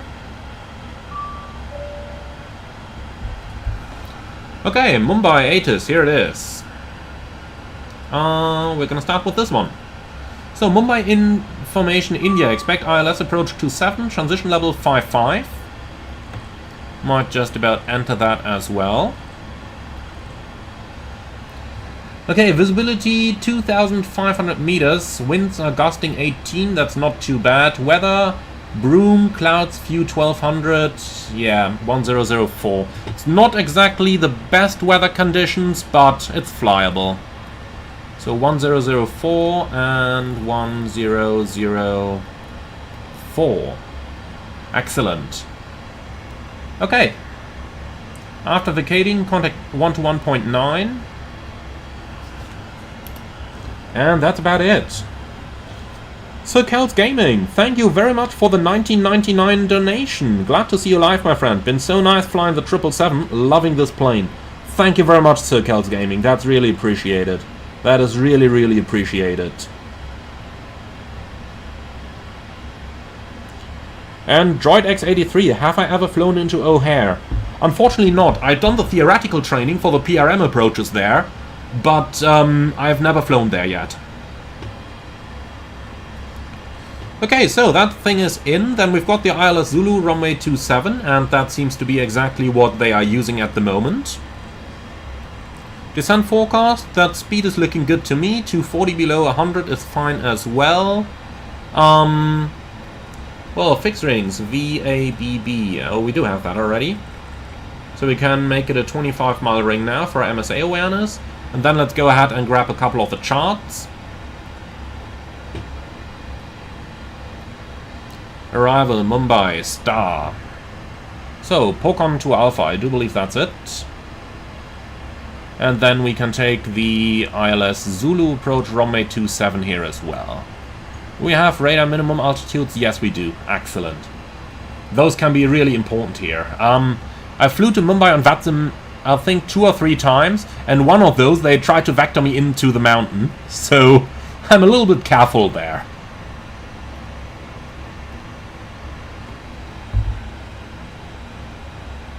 Aviator, have I flown to your home airport, Tampa? Oh yes, I did. I certainly did. In fact, Tampa was my very first long-haul destination. My first flight went to Tampa.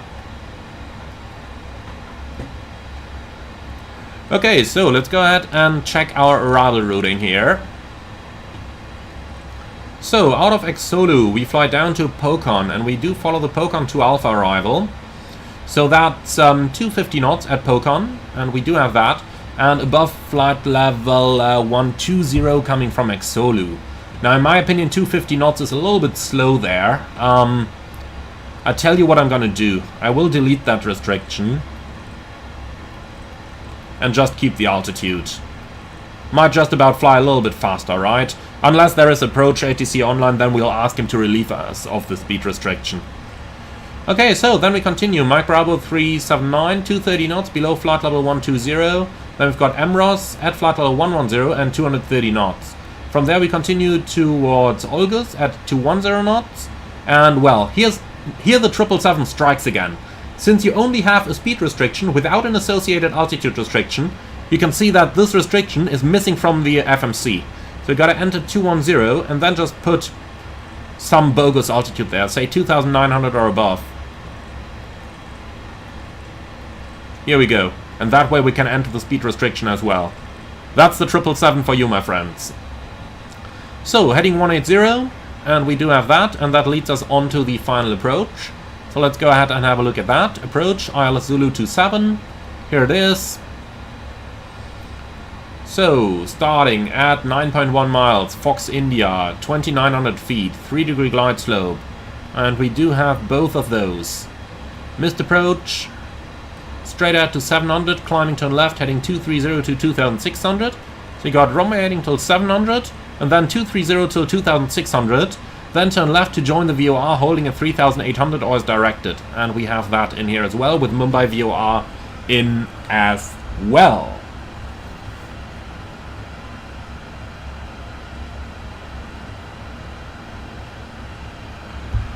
Okay, so all that good stuff is in. We don't really need to tune a radio here. Well, we can take Mumbai VOR in there, Triple Bravo. And then we can go ahead and have a look at our arrival fuel. 11.4. Current fuel on board is 14.4, so we're going to burn 3,000 kilos. Which makes a landing weight of 138.1. Sorry, 238.1. Oh yeah, that is certainly a heavy aircraft. So let's put that into here, and now let's go ahead and do our landing performance. So landing en route, Mumbai, runway is going to be 27. It's definitely going to be a wet runway, and I'm thinking about just using medium to poor because of the strong thunderstorms in the area. That might just about make the braking action really bad occasionally, so let's take medium to poor. So landing weight, we said 238.1, let's do 239, then we're on the conservative side here. Flaps 30, air conditioning on, anti-ice off, reversers, we're definitely going to use them. We'll take the auto brakes as it is for now. So, wind 2208, gust 18. Well, that means we gotta take 10 knots on top. So, VRF addition is going to be 10. Here we go. So, the wind 220/8. Temperature is 29, and the and the QNH 1004. So calculate that. 2,542 meters landing run, but I'm happy with that. So auto brake 3, flaps 30 it is. Okay. Excellent, so that's our landing calculations done. Then let's just go ahead and prepare for the descent. And actually, we've got oncoming traffic here, 1,700 feet below. Well, we can't really... Okay, then we can't start the descent just yet. We'll have to wait until this guy passes before we can start our descent. So, Ahmad El Rikabi has asked, how do you calculate the 10 knots VREF edition instead of 5? Well, that's quite easy. So, we've got a wind here, 220 at 8, gust 18. Now, that wind is about 50 degrees off from the runway. To simplify things, I'm just going to assume that it is straight down the runway.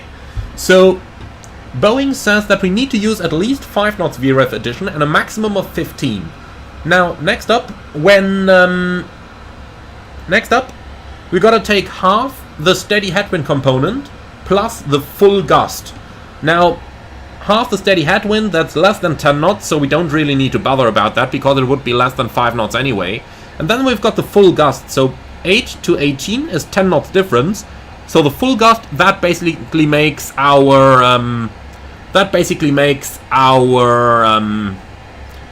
VREF edition that we're using here. So Arambura, reset MCP altitude. Yeah, but there's traffic below, so we can't descend quite yet. Here he is, just about passing below. So once we're 5 miles from him, then we can start our descent. Okay, so let's get rid of that. So here's our alternate airport, and that is currently reporting very good weather conditions. So thanks, we're just gonna leave it at that. We'll take that one away as well. It is Juliet now, wind, well, basically unchanged. Alright. So we need 5 miles from the traffic, which we have now. So now we can go ahead and start our descent. Let's just take something low here, 10,000 or so. Okay, idle, enough speed.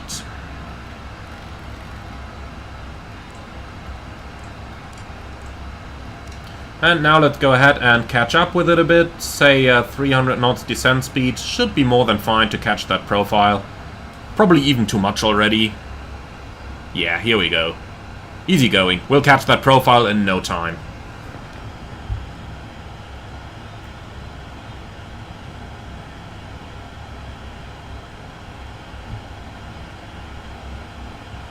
Pennywise, have I ever seen a UFO?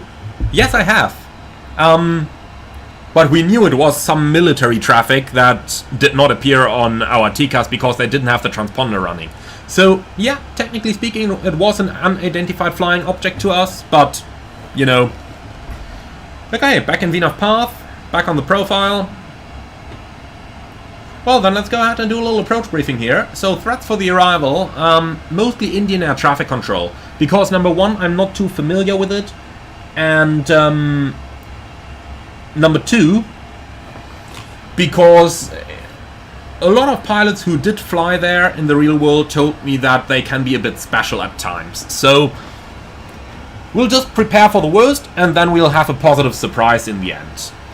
I'm sure they are going to do a good job here. Even approach is online by now. Wow, they've got approach, tower, and ground by now. That's really awesome. Okay, so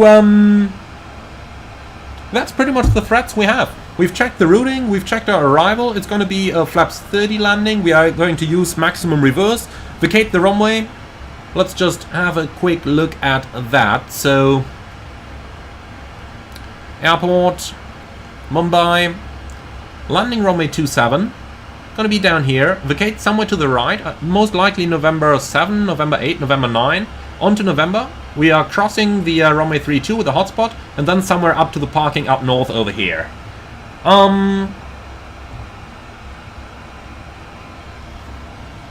Well, no idea where we're actually going to park. So we talked about the hotspots. We are probably going to leave the automation in for a longer time, but we'll have to see about it. And I think that's mostly it. Any questions on the approach briefing? No? Excellent, then I'll just talk to the cabin. You have control, your ATC. And we can select the transponder below, of course. Ladies and gentlemen, from the flight deck, this is your captain speaking. We've started our descent towards Mumbai. The weather over there at the moment, a little bit rainy with a couple of showers in the area. and hot and humid climate as you would expect. Now, temperatures at the moment 29 degrees centigrade with a few clouds at the sky. Would like to thank you very much for flying Emirates today. Hope that you have enjoyed your stay on board, and we wish you a nice and safe onward journey. In preparation for our landing, we are now going to turn on the fasten seatbelt sign, so we ask you to return to your seats and follow the cabin crew's instructions. Thank you very much for choosing Emirates for today's flight. We hope that you have enjoyed it along the way, and we look forward to welcome you again on board of a future scheduled service. Thank you very much for your attention. Okay, so we actually forgot to set the minimum. I just noticed that. Probably because we played with it earlier when I did that little demo. So 230 feet is our minimum. Ooh, that was lightning down there. That was definitely some lightning. Okay, let's get rid of the sun trade over here.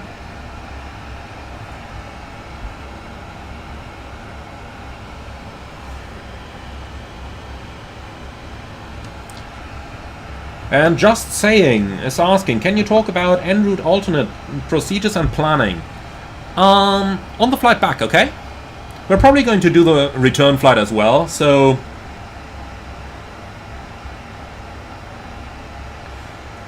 And Harset does. How about doing the approach in the real time by now? It'll be dark and rainy, seems interesting.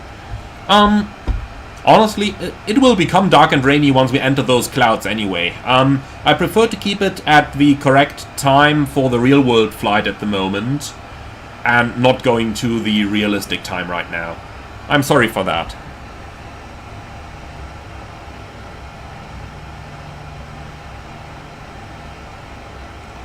Andrew Bennett, does anyone know why...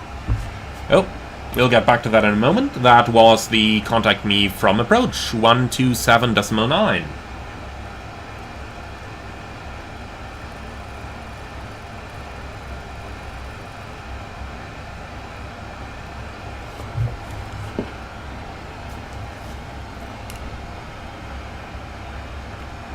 So, quick look at the chart called Mumbai approach. And we have ATIS information. I believe it is Juliet. Yes, it is.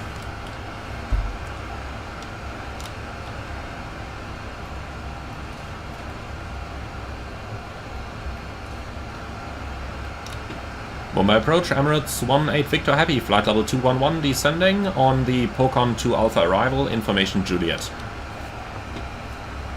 Emirates 18 Victor Mumbai radar, namaskar, identified Juliet correct, expect Alice 27, can you descend to flight level 150?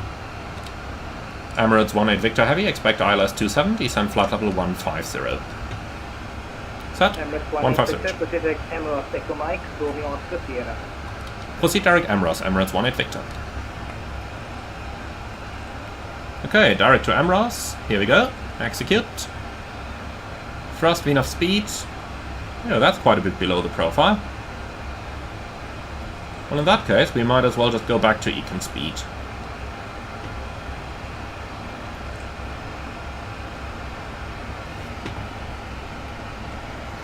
Okay, so we've completed the briefing, we've done pretty much everything. Let's do the descent checklist. Recall, checked. Notes, checked. Auto brake, 3. Landing data, VREV 3145, minimum Sbarro 230, set left, set right. Approach briefing, completed. Descent checklist complete.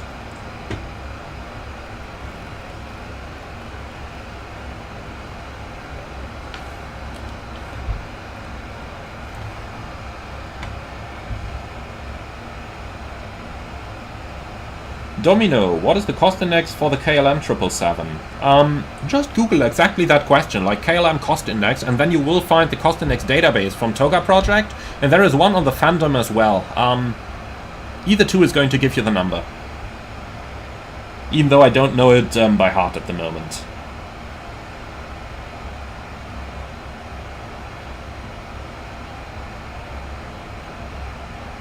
MD has asked earlier, can you be a pilot if you have good vision in one eye and bad in the other?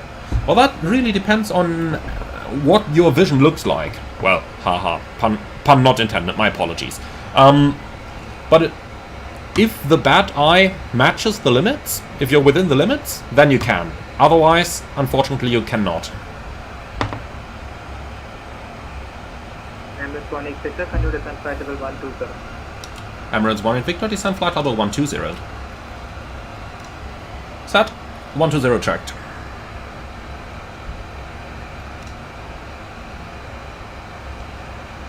Okay, so I'm looking over here and I see nothing at all in terms of the weather.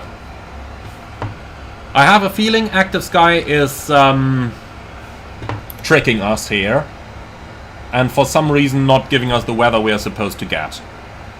Like, if I just open up Active Sky, yeah, it has the correct weather conditions, but looking outside, this is absolutely not what it should look like. So I tell you what, we're going to shut down Active Sky over here. Yeah, quit that please. And then simulator live weather. Yeah, that's more like it. That's more like it. Well, that isn't. What is the sim doing now? Why is that turning off here? Live weather.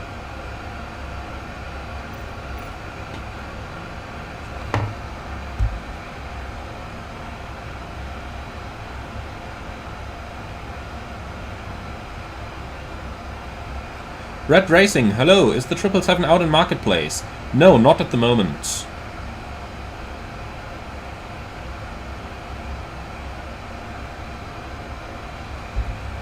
And Wood 331 November, you can reload the weather over the debug tab in Active Sky. Should probably have done that, but, well. And Davo, are we going to do the return flight? Most likely, yes. I'd say so, most likely.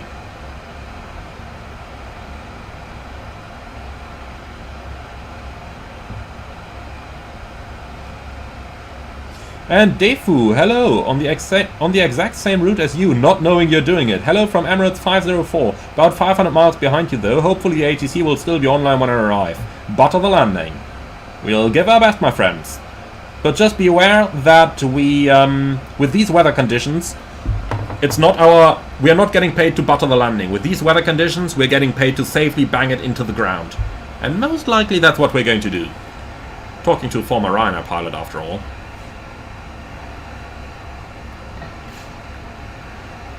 Okay then.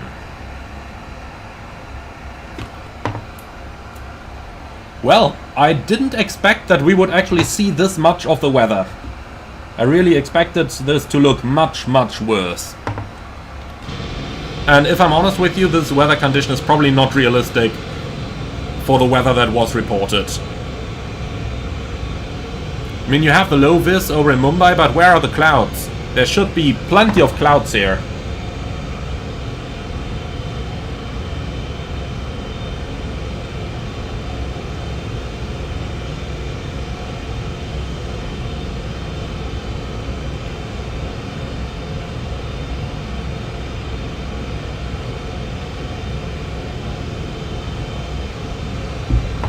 Well, okay, back inside.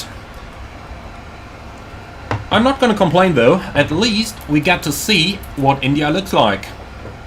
Because most of the times I've flown here in the sim, I've always had overcast weather conditions or darkness, so I'm actually rather happy that we actually get to see a little bit over here.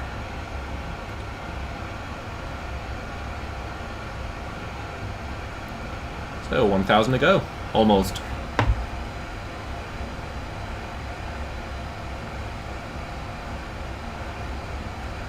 And Joran van der Werft, how was it flying for Ryanair? Because I heard some absolute nightmare stories. Emirates 1 and Victor, descent flight level 70. Is there any restriction over at Emirates? Emirates 1 is Victor, negative. Roger.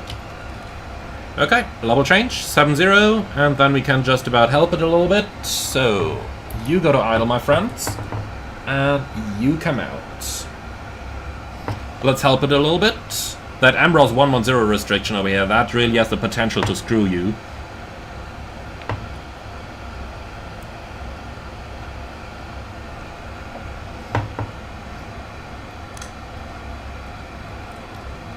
Lights are coming on. A&P is looking good.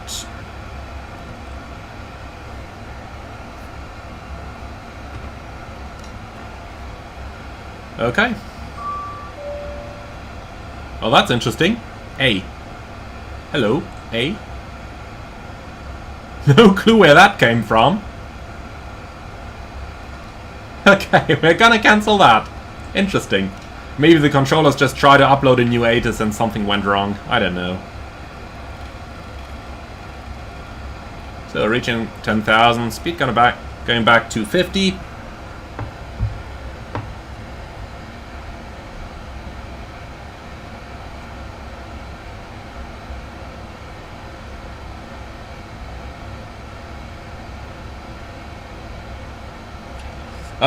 Jamie, hello, question here. On the departure arrival page it says RNAV 19 and on the chart it says... 3,800 feet, QNH 1004, transfer level flight 555. Emirates 18 Victor, descent 3,800 feet, QNH 1004, transition level 55. Okay, set, 3,800 checked, set QNH. QNH 1004 cross-check, passing 8,400 now. Checked.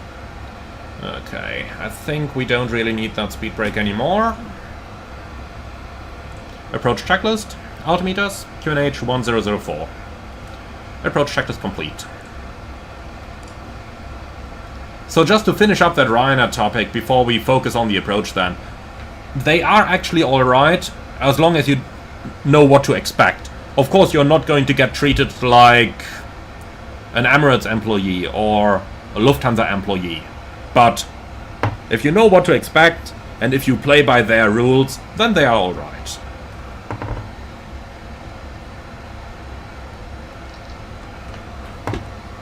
Emirates 18 Victor, fly present heading, vectoring pilot support, runway 27. Emirates 18 Victor, continue present heading, vectors ILS 27. Heading select.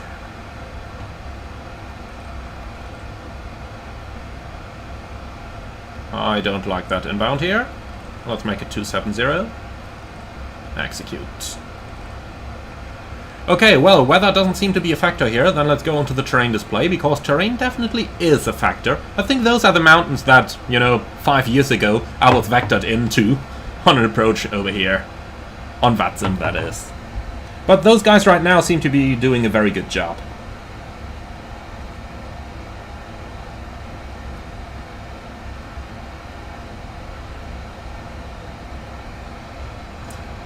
And Charos, can I give my opinion on the best study level A320? Is it Tolus or Phoenix? I don't think it makes that much of a difference anymore. I really don't think it does. So, ATC. This plane is now provided... Emirates 18 Victor, turn right heading 180. Well, that's nice. This plane is now provided with OCC services regards Emirates OCC. Well, that's nice. So someone is actually sending those messages on the Hobby network here. Okay, vertical speed. On the base lag, 17 miles out. We can slowly start a speed reduction over here.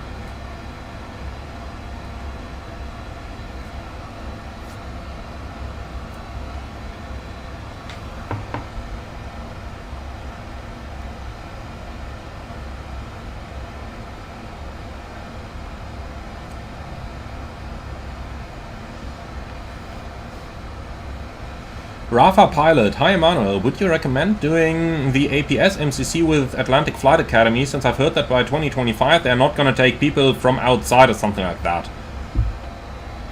Nonsense. Emirates 1 Victor, right heading 240, establish localizer 27. Okay, heading 240, we are receiving India Sierra Zulu Charlie, that's correct. The indications are correct as well. Not you, but you. Okay, lock armed. Flaps 1. Speed checked. Flaps 1. So, very good vectoring this time. Very, very good vectoring. Here's the mountains. That looks impressive, doesn't it? It looks really impressive.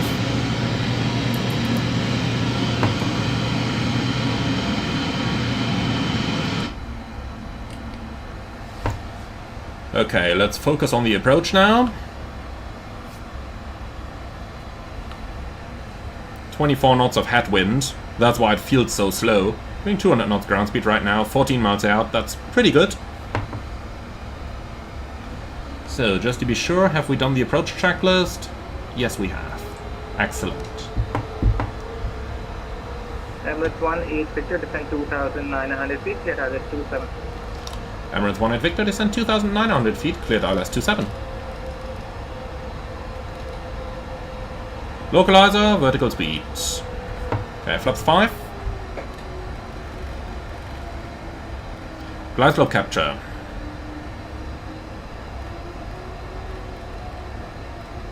Go around altitude 3,800 set. Emirates 11 station 1-8 Victor, 11 miles per hour, contact tower, frequency 118.1, have a great landing, goodbye, thanks. 118.1, Emirates 1-8 Victor. Thank you so much for the awesome ATCs. See you next time. Maybe on the departure later on. Yeah, stay on, thanks, goodbye. Awesome.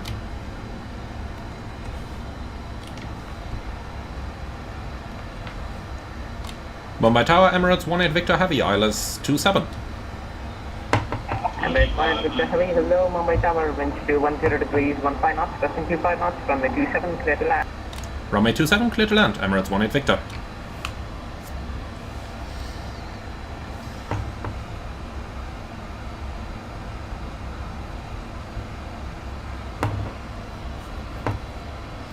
Okay, let's start stabilizing it a little bit earlier. Gear down, flaps 20.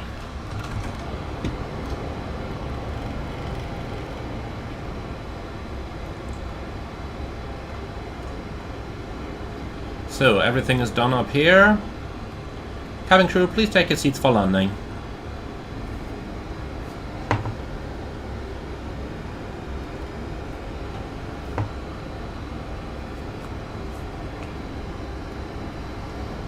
Flaps 30.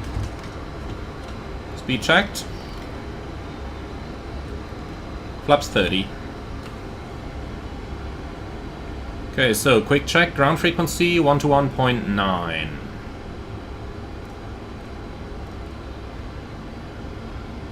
That's it, and they wanted us to call the ground as soon as the runway is vacated, per the ADAS. Okay, landing checklist. Landing checklist complete.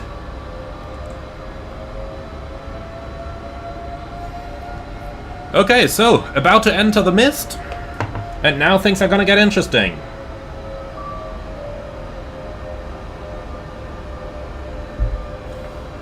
Expect gate at Terminal 2, end of message. Thank you.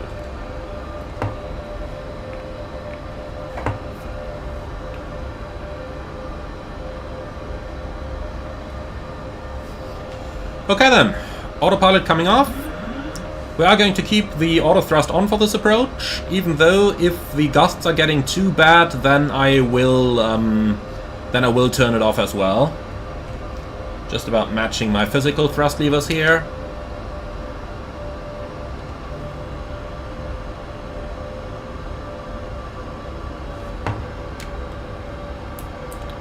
So we can see a tiny bit of the ground down there, but it's not all that good weather.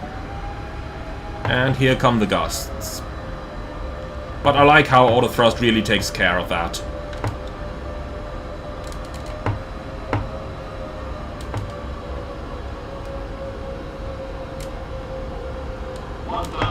Checked. And we are stabilized at the gate.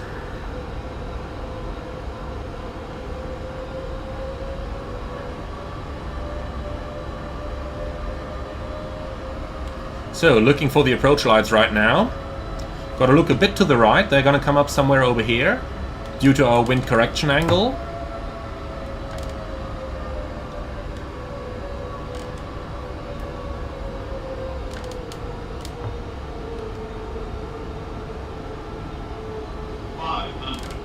Checked.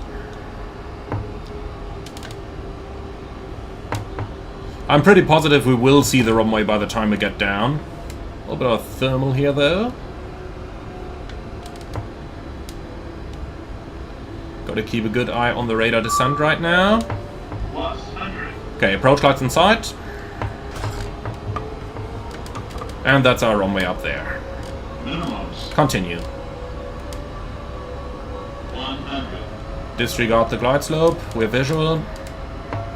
50, 40, 30, 20, 10.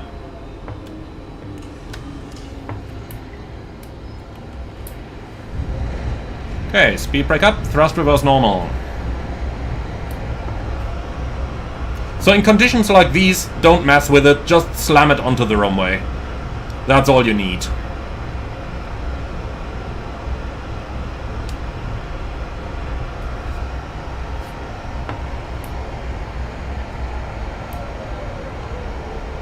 So, 60 knots, manual brakes, auto brake, vacating to the right, starting the timer, and then we call 1 to 1.9.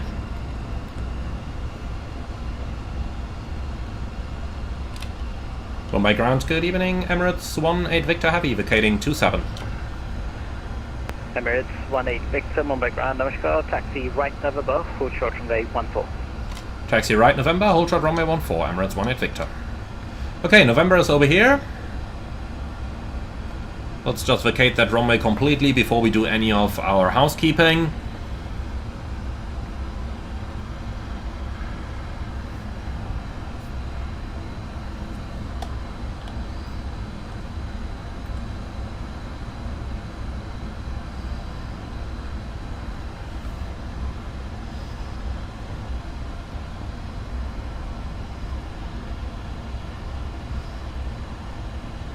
Okay, so straight ahead and then hold short of runway 14.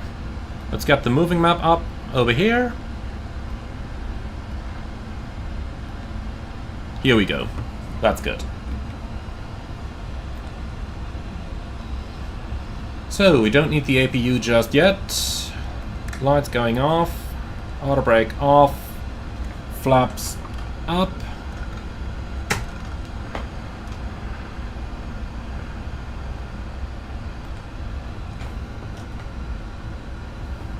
We don't have an after landing checklist in here, so we are basically done. Okay, so, right down.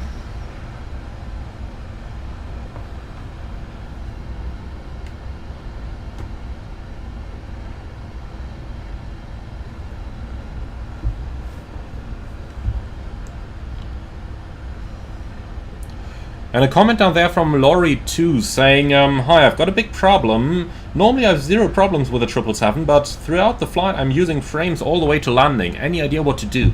I think that's something... 1-8 Victor, cross runway 14 via November, continue taxi November 1, Mike 7, right hotel, stand Victor 19er. Emirates 1-8 Victor, cross runway 14, continue via November 1, Mike 7, hotel, stand Victor 19er. Thank you very much, and see you shortly for the return flight. Okay, we're clear to cross. We'll look forward to it, bye-bye. Strobe lights are coming on.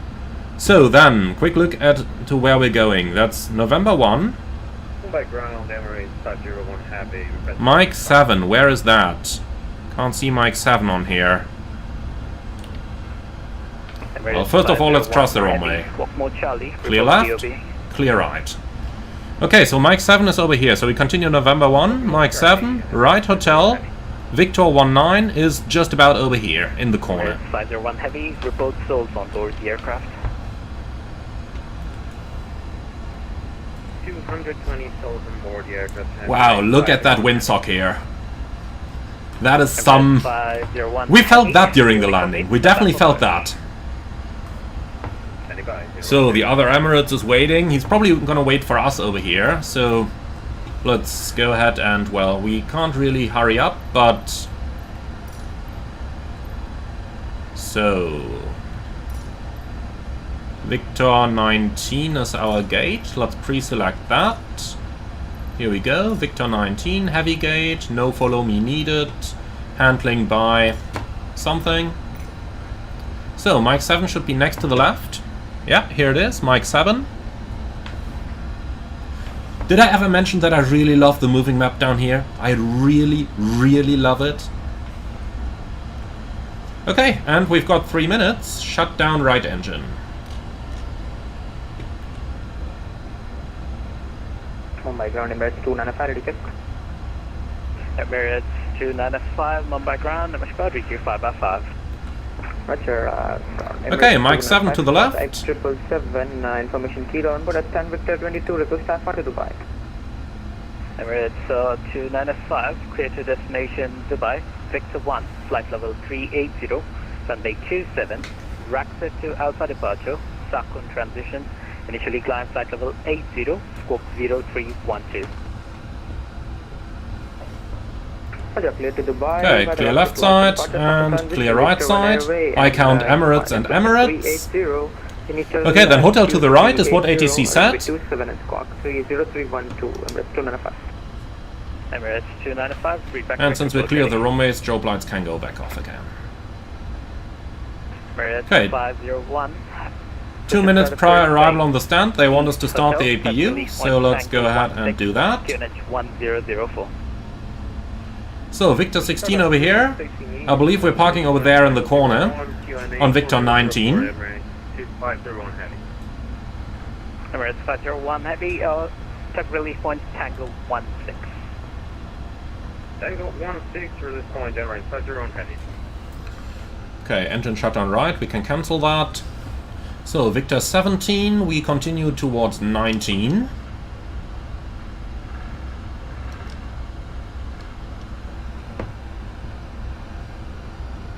And that's got to be Victor 19 coming up on the left there. So, Victor 19, there it is. Lights off. And weather radar is off as well.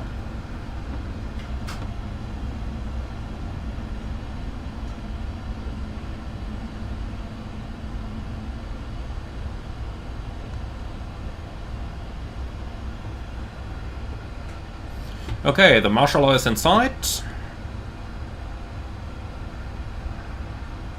I think I'm a little bit too far to the right there, even though he's not showing it. Or to the left, I meant, sorry. This is probably better. Okay, let's see how far forward we gotta go before we break that tuck down here.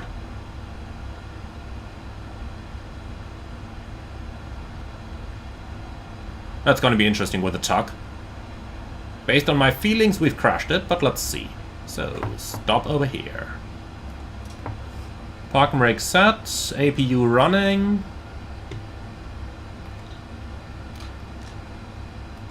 Cabin crew, all doors in park.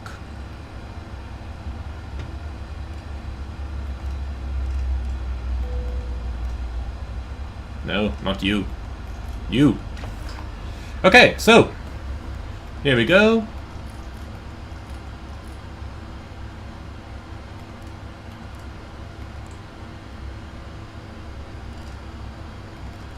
And shutting it all down.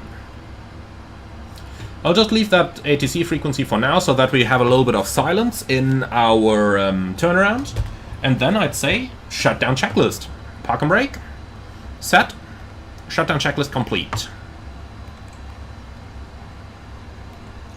So, beacon coming off, then let's go ahead and get our ground services in place. So, disarm all the slides, please. Ground connections, set shocks, request ground power, request air conditioning, and request jetway. And with the air conditioning coming on, we can shut down the packs. External power on, APU off. Here we go.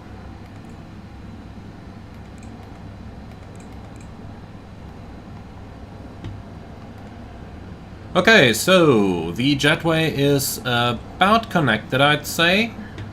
So 2 left can be opened, and for the dorm, for the ground service vehicles, we need aft cargo, bulk cargo, forward cargo, fuel truck. Well, and I guess that should be it for now.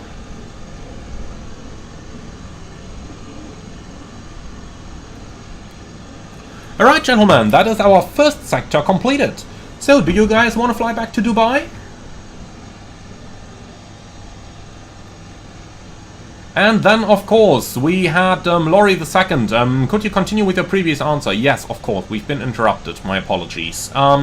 So, Laurie, where was your post again? Just scrolling up a little bit to find your post again, Laurie.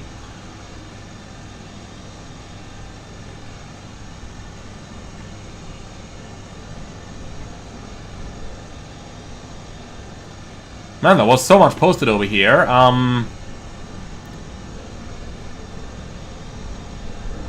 So, post from Laurie 2, looking for that one.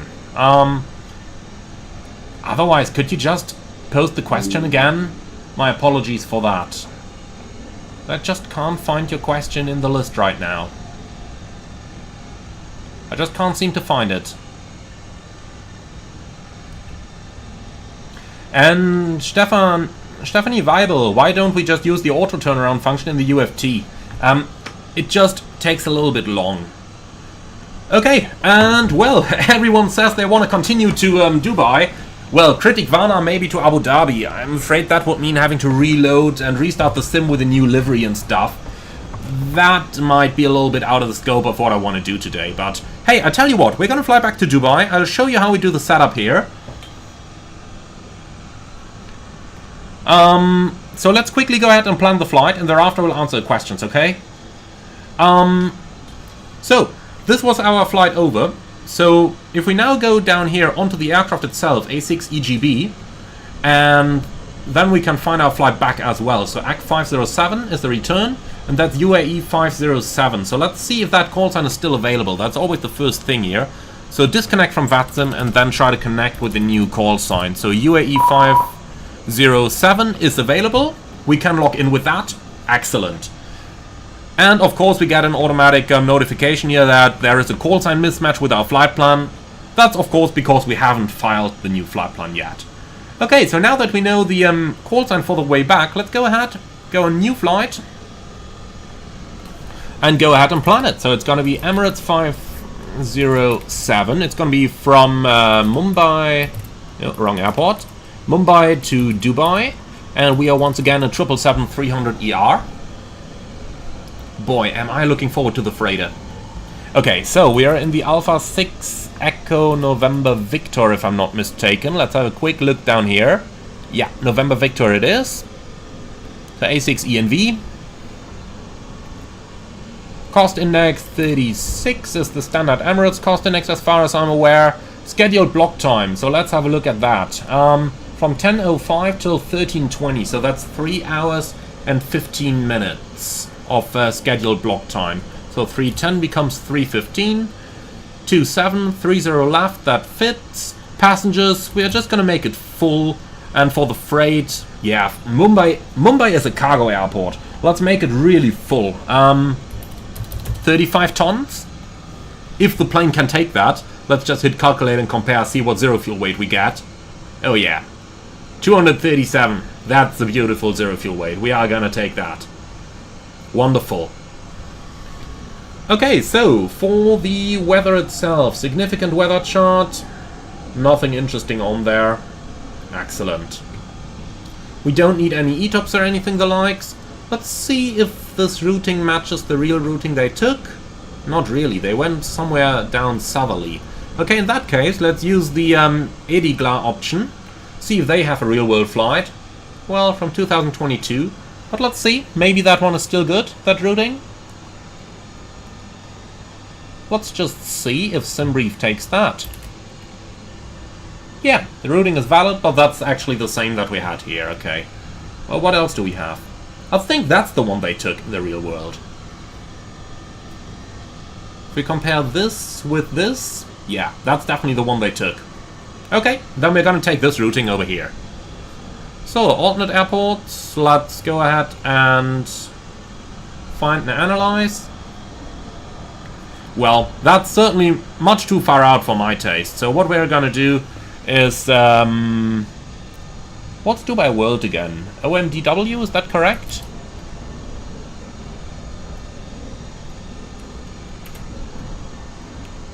Yeah, here we go. Dubai World Airport. That's a good alternate for us. That routing is, yeah, 80 miles. That should be fine.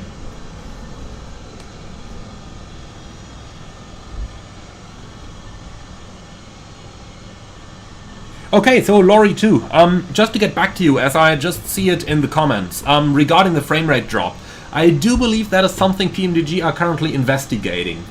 Personally, I haven't come across anything like it, but, you know. Okay, so fuel planning, we'll take the EASA rules, please, that gives us an en route alternate in Muscat. And then comes the big question, I think we'll just have to generate the flight here, to see what kind of numbers it gives us. So, Stephanie Weibel, will I be covering FMC advanced functions like on my Oceanic tutorials? Yes, I will. Okay, so, that flight is loaded, 2:23 flight time versus 2:46 block time. Pretty heavy, but for a flight like this, completely realistic. Flight level 340 is our planned cruising level. Well, are we missing anything? I don't really think so, are we? So let's have a look at the PDF version of it. Route. Straightforward. Well, flying higher would give us more tailwind here, but we are probably just too heavy for it. Then, airport weather. Mumbai FIR, SIGMAT, until flight level 480. We've got... what do we have here? Embedded thunderstorms. Yeah, that's not gonna be a problem. Okay, so, Dubai. Very good weather. Clear skies, 36 degrees. A little bit of haze coming over the night, but that shouldn't be too much of a problem for us. Destination alternate, Al Maktoum. Yeah, that's only for tomorrow. Blowing dust, so probably some sandstorms coming there tomorrow. Typical Dubai climate, to be honest. Nothing to worry about.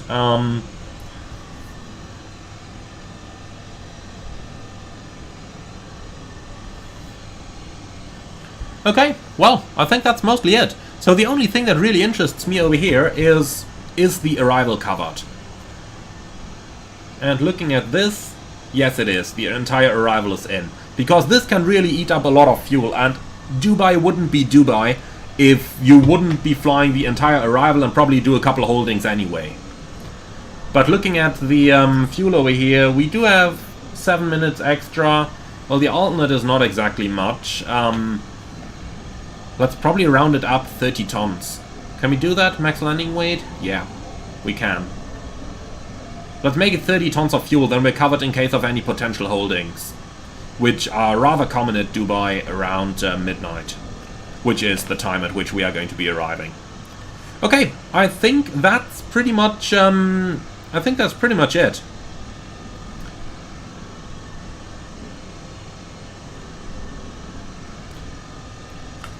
Okay, so back inside, and then we can go ahead and uplink the latest weather information.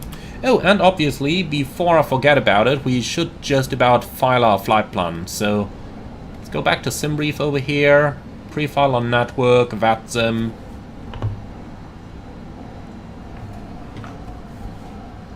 Taking ages once again. Here we go. Excellent. Okay, so, file flight plan filed, enjoy your flight, thank you. Excellent. Man, it's getting windy. We can really hear that. Can also hear the rain hammering on the windshield. It's really nice. That's really nice. So let's put some sunshades in place so that people can't look into the cockpit. Okay, so then let's go ahead and start setting up our return flight. So this one is going to be Mumbai towards Dubai, Emirates 507. And in this case, it's also the call sign. We looked at all of this already, so let's go ahead with our setup. I'll just cancel all that scratchpad stuff. So, route, request from SimBrief, set payload, set fuel, and select route. So, we said we want 30 tons. Gonna load those in. And then the route request is in progress. So, Critic Varna, if I don't mind, which country am I in right now? Or maybe continent? Right now I'm in Germany. Right now I'm actually at home. Got a couple days off. And that's it. So Neen asked earlier on, in the real world, would they fly straight back? Yes, absolutely. It's only like a 3-hour flight, so you definitely do both sectors.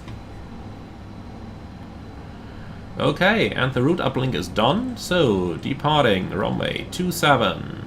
Let's see what they planned for us. Raksat 2 Alpha towards Sakun. So, Raksat 2 Alpha, Sakun.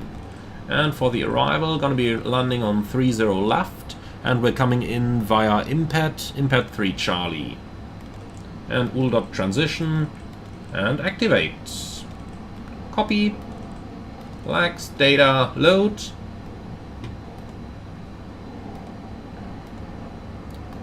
So let's see, set charts. Raksat, was it 2 Alpha? Let's just check that real quick once we uplink the wind. Raksat 2 Alpha, yes, excellent. And here it is. Pin that chart. So straight ahead. Mike Bravo 346. And we've got 364. Yeah, that is correct. Above 2600. And thereafter towards Raksat. And then, well, that restriction is only for the Delta. And then we continue towards Sakun, which is right up here. Okay, that's looking good. Okay, so, let's see, ground distance 1105 versus a flight plan ground distance of, well, 1113. Yeah, that's about good enough. So, quick check of the routing itself. We have Raksat to Alpha towards Sakun, Victor to Suget, November 571 VUZAT, Alpha 454, Pazov, Bravo 540 MIVAC, and then Papa 574 Impat, and that's all in here. Excellent. So a routing is all there. Perfect. And Lauri, short question anyways, is GPS jamming programmed? No, it's not. That's part of the stuff that Boeing definitely doesn't want in any entertainment product. Okay, so 6,700 reserves, that's good. Flight Hole 340 matches, cost index 36 is correct as well. Minimum fuel temperature minus 44 and cruise CG 30. Alright. So definitely gonna be a wet runway this time. Acceleration and reduction at 1,000 each, that's good. And I think that is about it. Okay. So with that, we're done over here, we are done over here, and then we can just stow the tablet away again and start our setup up here. So, should be a pretty quick one, since the airplane is basically completely set up already. And indeed, looking up here, everything's done. Flight directors can come back on, checklists, reset, all. And now they're ready for use again. On the comm page, let's see, flight information, ATIS request. We're looking at VABB, and we want it from VATSIM, auto, send. So that's our weather request going out over here. Send, thank you. Then the FOND is still set up, but we could remove the terrain over here. So let's just do a recall, see what we have. Well, here we have weather. We'll do that first. So Mumbai IATIS Kilo, expect ILS 27, transition level 055, wind, yeah, is picking up a little bit, visibility is becoming worse. So that's certainly something we'll have to keep in mind on our emergency briefing then.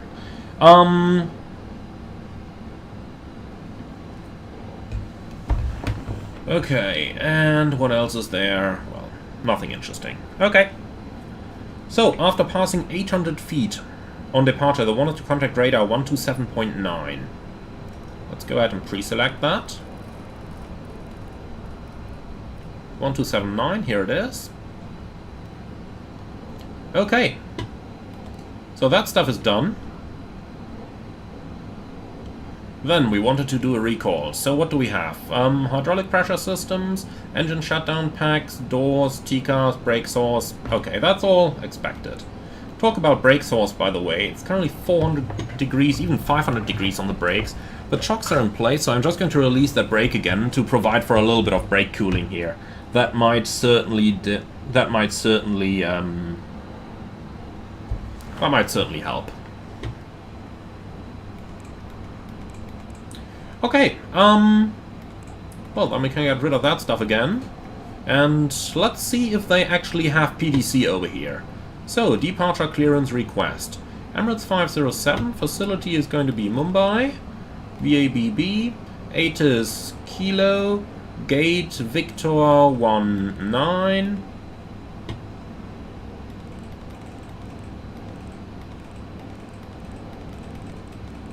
Good evening. Okay, Emirates 507 to Mumbai, from Mumbai to Dubai, Atus Kilo, Victor 19, good evening. And probably souls on board as well, so let's have a quick look at what we have. I mean, we're completely full, 300 passengers, 19 crew, so that's 369 souls on board.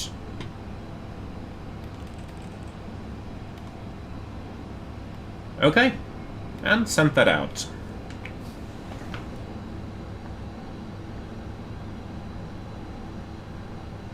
So, Jamie, before we forget about anything else, let's answer your question. Sorry you got caught up with ATC, but my question was, on the departure arrival page it says RNAV 19, and on the chart it says RNP 19. How do I know if I have to enable approach mode or just use LNAV and VNAV? So basically, independent whether it says RNV or RNP, in the 777 approach mode can't do either. So in the 777, the approach mode is only for ILS approaches. You don't have an IAN function like you have on the 737. So it's always LNAV and VNAV. And sorry it took so long to answer your question, Jamie. Oh, look at that. We're getting a reply. So, departure request status. FSM 744 received, being processed, standby. Okay, thanks. So the PDC is in progress. Finally, we found an airport where we can do PDC. It's taken a while. Okay, so over here, TCAS goes back to above, and that's pretty much everything we need right now. And Beluga, what about the 737 and 87? Basically the same thing.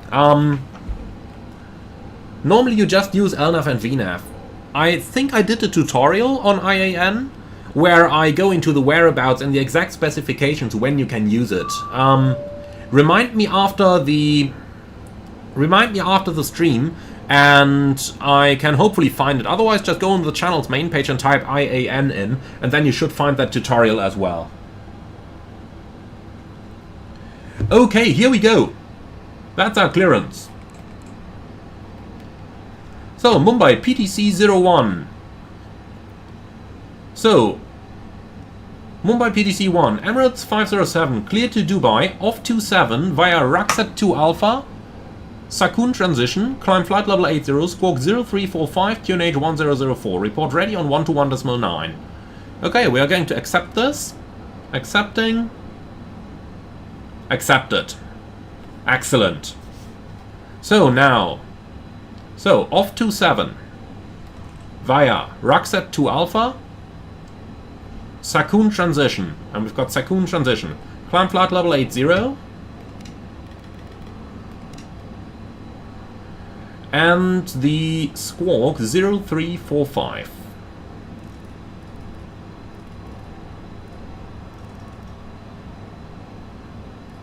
Here we go. Okay, QNH 1004, we have that. Report ready on 121.9, and that's pre-selected. Awesome. So PDC finally worked. And who would have thought that? Mumbai. I thought we would have shown it in, you know, Zurich or Dubai. No, in Mumbai it works. That's really excellent. Very nice to see that. Okay, so now that the PDC is accepted, we can cancel that out. Probably still going to get a confirmation message at some point, but that's not going to be our issue for now. Okay, so then let's go ahead and do the departure briefing, please. So threats for the departure. We do have the weather. Oh, wait a moment. CDA received, clearance confirmed. Well, thank you. And the latest weather is now Lima. Let's just see that in full, because that could be relevant for our briefing as well. So 2209, gust 19, visibility 2500 again in Broome. So the weather is kind of dying down, but QNH is now 1003.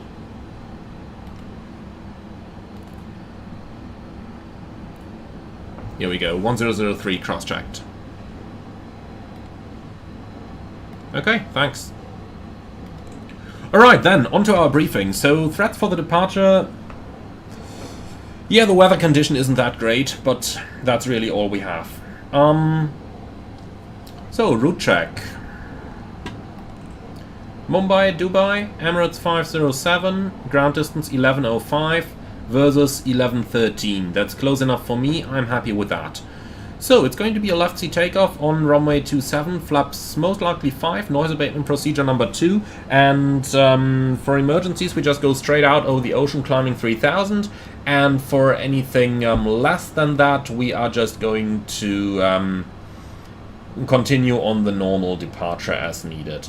Now, from here on, what's next? Emergencies, we've already talked about. The one thing that matters for us on this one is that we are over the maximum landing weight. So if we have time available, we can dump some fuel in order to get down to the max landing weight. If we don't have time available, we just come back and land. The runway is more than long enough, shouldn't be a problem whatsoever. But just to be aware that we are over the max landing weight. Okay, what is next? So for our taxi, Pushback most likely going to be with the tail to the right, and then via hotel, Mike 5, Mike, and onto November 1 for a full length. We can take November 3 figures. That should provide us with a little, little shorter taxi as needed. Now for our standard instrument departure, we've got the Raxet 2 Alpha over here. Transition altitude is 4000. And we have 4000 in here as well. Unless otherwise instructed, contact Mumbai approach after passing 800, and that is exactly what they have in the ATIS as well. The routing, well, we've got that 2600 feet point over here, which is around about 4 miles out. We have to see if we're able to make that, otherwise we'll just hold the flap retraction for a bit. I'll probably be doing manual flight at that time anyway, so then we'll just climb it up manually until 26 to meet that restriction, and continue on like that. Okay, I think that's mostly it, isn't it? You have any questions on the briefing? No? Awesome. In that case, let's do the pre-flight checklist, please. So, oxygen. Tested, 100%. Flight instruments. Heading 346, altimeter 1003, reading 20, set left, and set right. So, park and brake. Set. Pre-flight checklist complete. What's the brake temperature now? 300 degrees. Yeah, that's fine. At 300 we're allowed to take off. So we are good with that. Okay then. Starting APU. And in the meantime, boarding should be completed by now, so let's say hello to the passengers. Ladies and gentlemen, a very good evening from the flight deck. This is your captain speaking. My name is Emmanuel in the name of Emirates. You're welcome aboard Flight 507 to Dubai. Flight time today approximately 2 hours and 20 minutes at a cruising altitude of 33 or 34,000 feet. We expect a smooth flight and an on-time arrival in Dubai, but for now, sit back, relax, and enjoy the flight with us. If there is anything we can do for you to make it more comfortable, please do not hesitate to ask any of our charming cabin crew. However, always remember the cabin crew is there primarily for your safety and only secondary for your physical well-being. Therefore, we would like to ask that you follow their instructions at any given time. Thank you very much for your attention. Now sit back, relax, and enjoy the flight with us.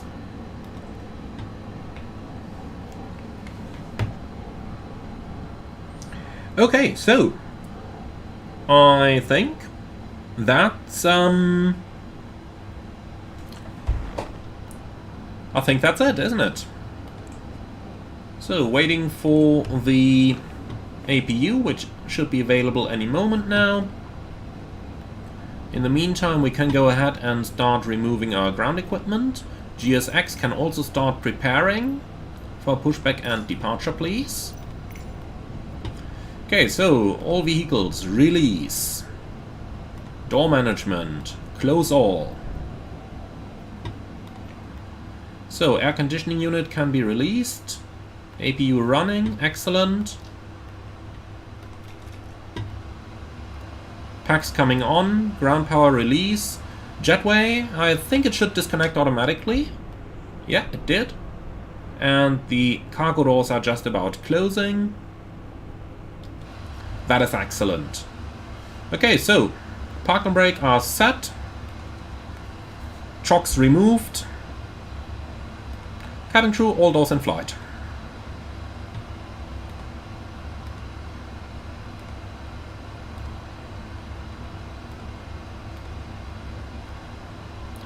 So let's see. Doors are definitely closed. Okay, then let's go ahead and do the performance. So 237.0 versus 237.9. That's good enough for me. 267 and 263.9 is scheduled, plus the extra fuel we took makes sense. Okay, so performance tool. Mumbai 27. Wet. I tell you what, let's make it standing water, just to be on the safe side here. And let's just take the full length. Okay, we're just going to import those weights, we're going to import the weather, calculate. So, full thrust takeoff. Man, that's gonna be fun. That is gonna be fun.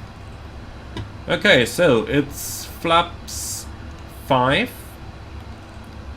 So, CG probably 30.8, yeah. And our takeoff speeds 152, 161, 173.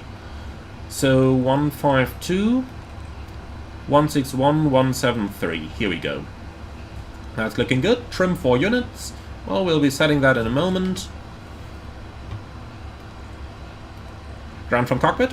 Go ahead. So please confirm doors and hatches closed, ground equipment removed, bypass pin is installed. That's all confirmed, Captain. Okay, we are ready to pressurize the hydraulics.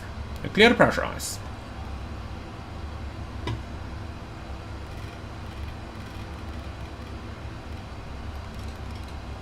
So 270-8000 is correct.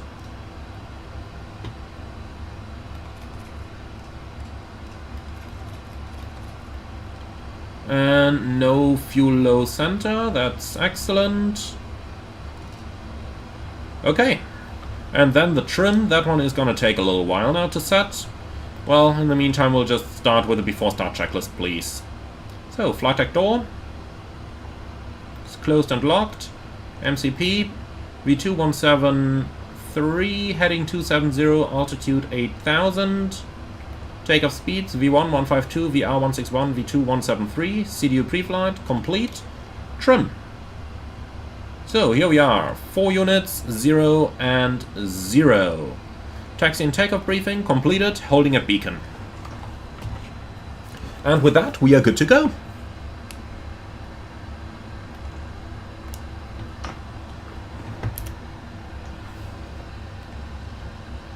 Okay, I think we are good to go.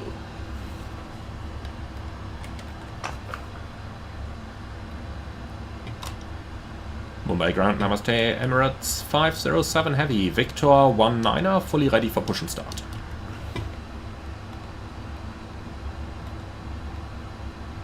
Emirates 507 Heavy, Mumbai ground, namaskar. Push and start approved, face northwest. Hotel, truck release point Tango 23, QNH 1003. Emirates 507, push and start approved facing northwest, tuck release point 16 and QNH 1003. Emirates 507 Heavy, tuck release point Tango 23. Tuck release point Tango 23, Emirates 507. Okay, Tango 2-3. Let's see if GSX is actually able to do that. I suppose we'll find out in a few moments. Nope, it's not. Okay. Well, let's see. Can we find that release point anywhere over here? Unfortunately not. Okay.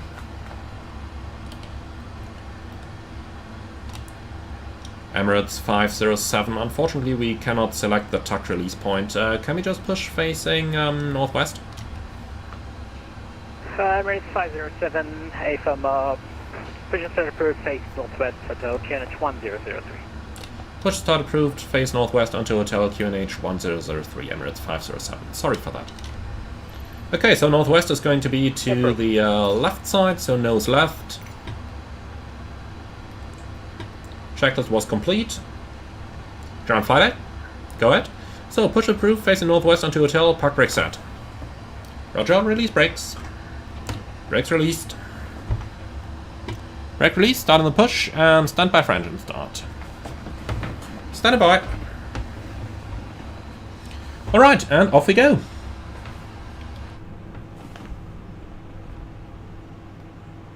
Man, still not very good weather conditions here.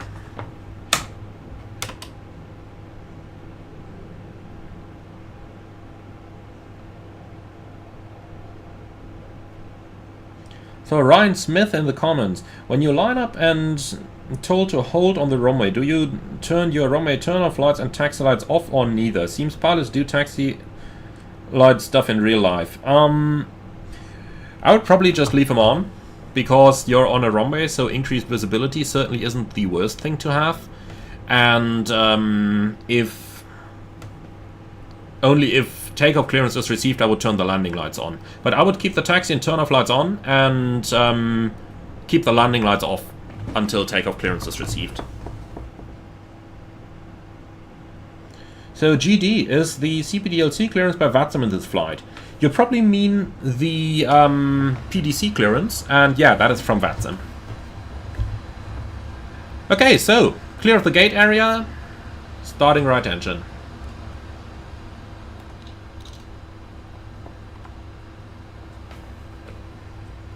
Flight Pilot 002, hi Amy, can you make a tutorial on the Phoenix 320 Madeira 05 visual approach? I've been practicing lately and I'm not sure if I'm doing it right.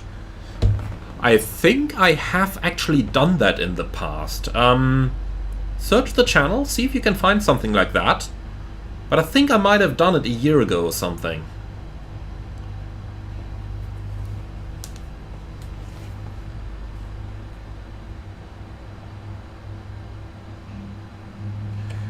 And Waschmaschinenfreund, well that's a username. You should come to Istanbul once. As ATC I can say that currently 95% of traffic are 777-300ER and we always have CPDLC running. Well, I'll tell you what, in the next couple of days, if I see you guys online for a flight, I don't know, maybe to Antalya or Athens or something the likes, which Turkish does with the 777 in real world, then yeah, I can visit you guys. Okay, we've got a good start on the right engine, starting left. And the push is complete, set brakes. Brake set.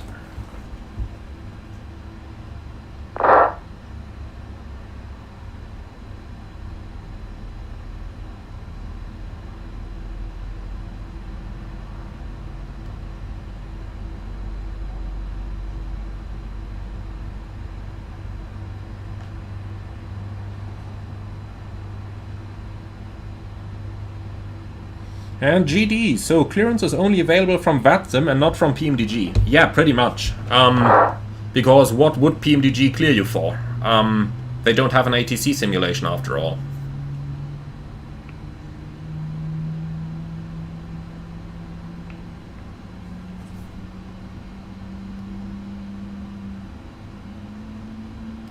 Okay, so a comment down there. Oops, sorry Amy, northwest on hotel is pretty much a straight out push, but down GSX. Yeah, well, ain't gonna be a problem. We'll just go out via hotel Mike 7 November 1, I guess then. Not gonna be much of a problem, really. Don't worry about that. Okay, so we've got two good starts. Clear disconnect, show me the sign. Well, he's going in front anyway. That's fine.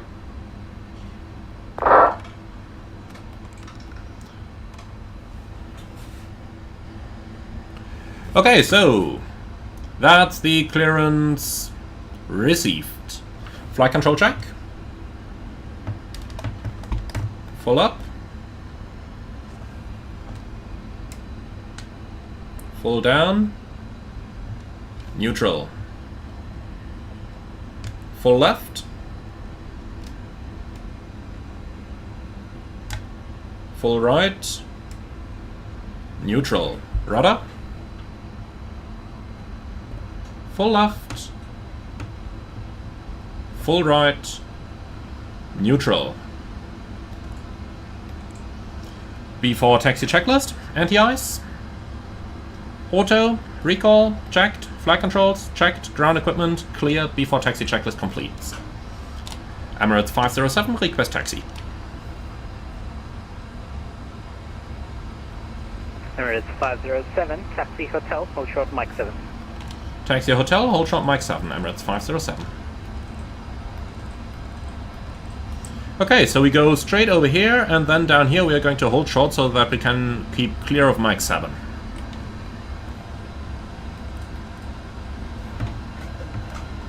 Probably inbound or outbound traffic, I guess, since Mike 7 is the main apron entry.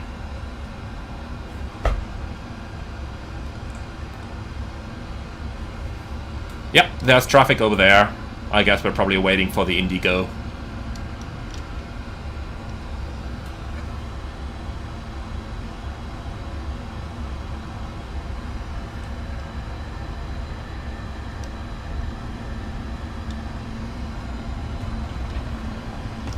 So, back to idle thrust over here. We've picked up enough speed.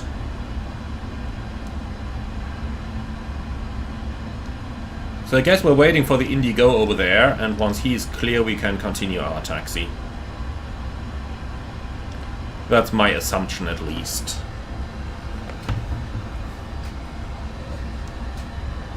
Emirates 507, follow the Indigo A320 via Mike 7, left November 1 to holding point November 1, runway 27.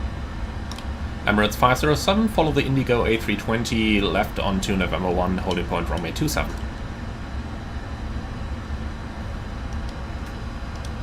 Okay, that's the traffic we have in front of us, so we are going to follow him all the way to the runway.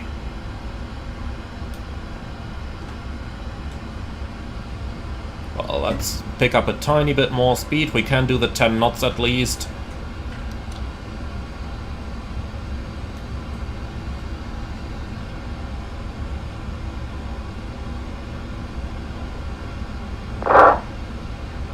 I just love this oversteering technique.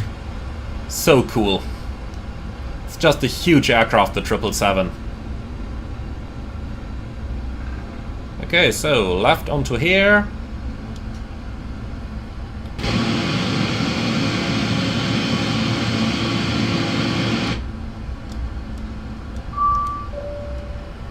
That's cabin ready. Before takeoff checklist.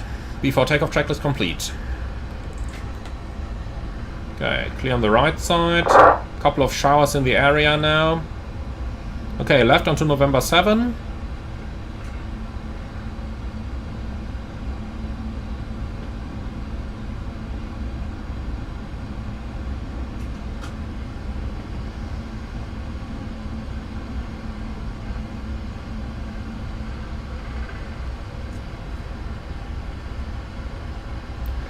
Okay, review of the takeoff briefing. Left seat takeoff, runway 27, flaps 5, noise abatement procedure 2, and we just gotta carefully check that that altitude restriction.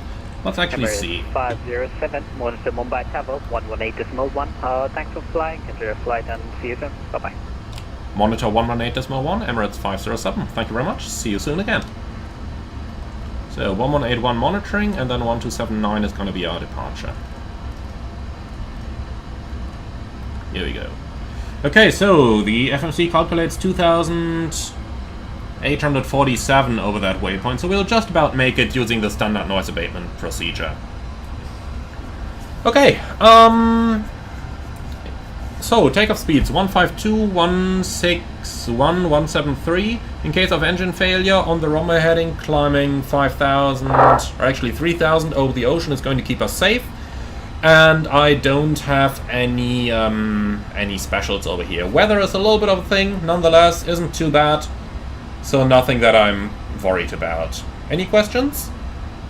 No questions. Excellent. Then we're ready to go.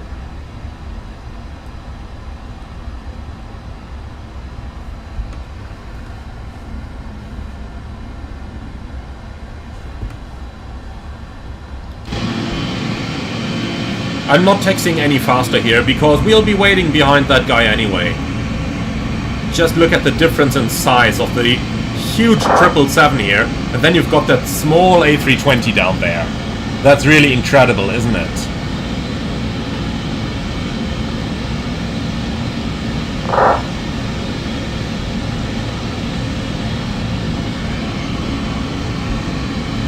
So the guy just received takeoff clearance via text.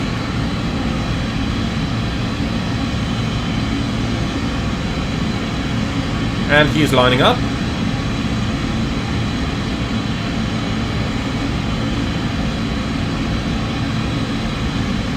So just look at that immense difference in the size of the aircraft. The A320 is probably from the nose to like here, to around about the middle of the 777. It's a beautiful, huge aircraft, isn't it?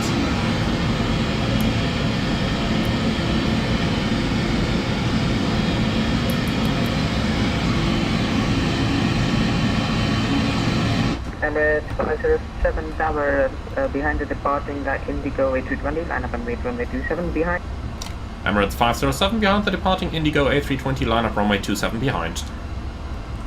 Okay, that's approaching traffic like 6 miles out, but we should be able to do that. So, strobe light is on. Cabin crew, prepare for departure. So, kindly get rolling now, so that we don't have to stop. Yeah, he's rolling. Excellent.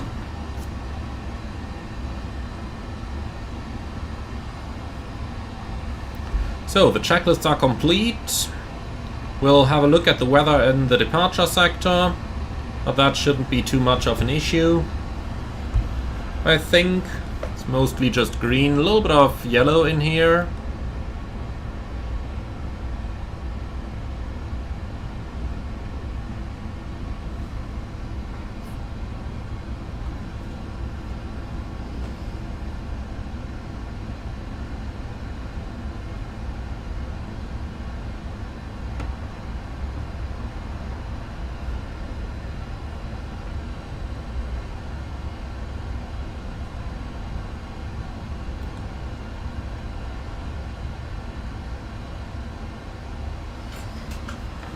Okay, the Indigo is airborne.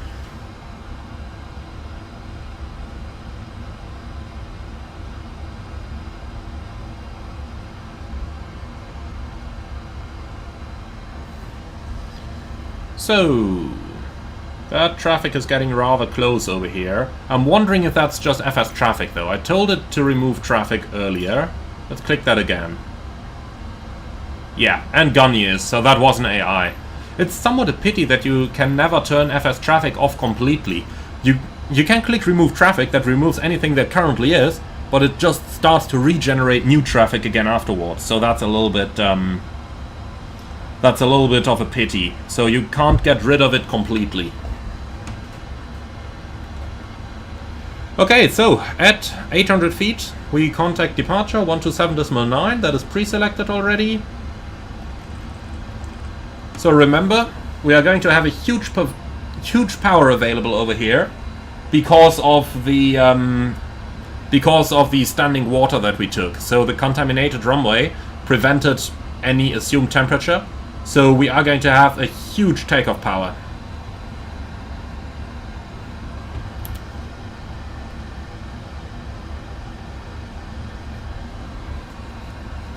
Emirates 507, winds 220 degrees, 9 knots, lifting 19 knots, runway 27, clear for takeoff.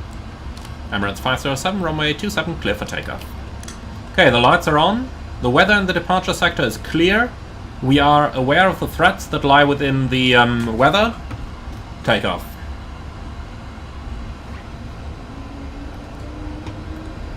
So, might need a little bit of left aileron here. Set thrust.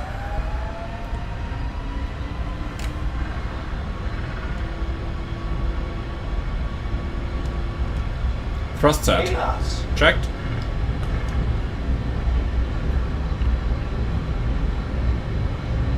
Yeah, you can definitely feel those gusts.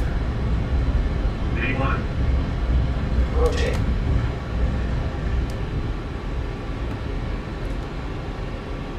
Positive rate of climb. Gear up. LNAV. So obviously with this amount of thrust, we're getting a huge climb rate. That's completely expected. So acceleration altitude, and we can contact departure. So flaps 1. Speed checked. And flaps up. Speed checked. Mumbai departure, Emirates 507 Heavy, 2400, climbing flight level 80. So be sure not to overspeed it. 507 Heavy, Mumbai, Namaskar, hello again, identify, climb flight level 150, unrestricted. Emirates 507, climb unrestricted, flight level 150.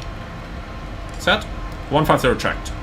And this is much rather what I imagined this weather to look like. Okay, so flaps up, anti-ice auto, after takeoff checklist. After takeoff checklist, complete. Well, that was a lot of power. But that's how it's fun, isn't it?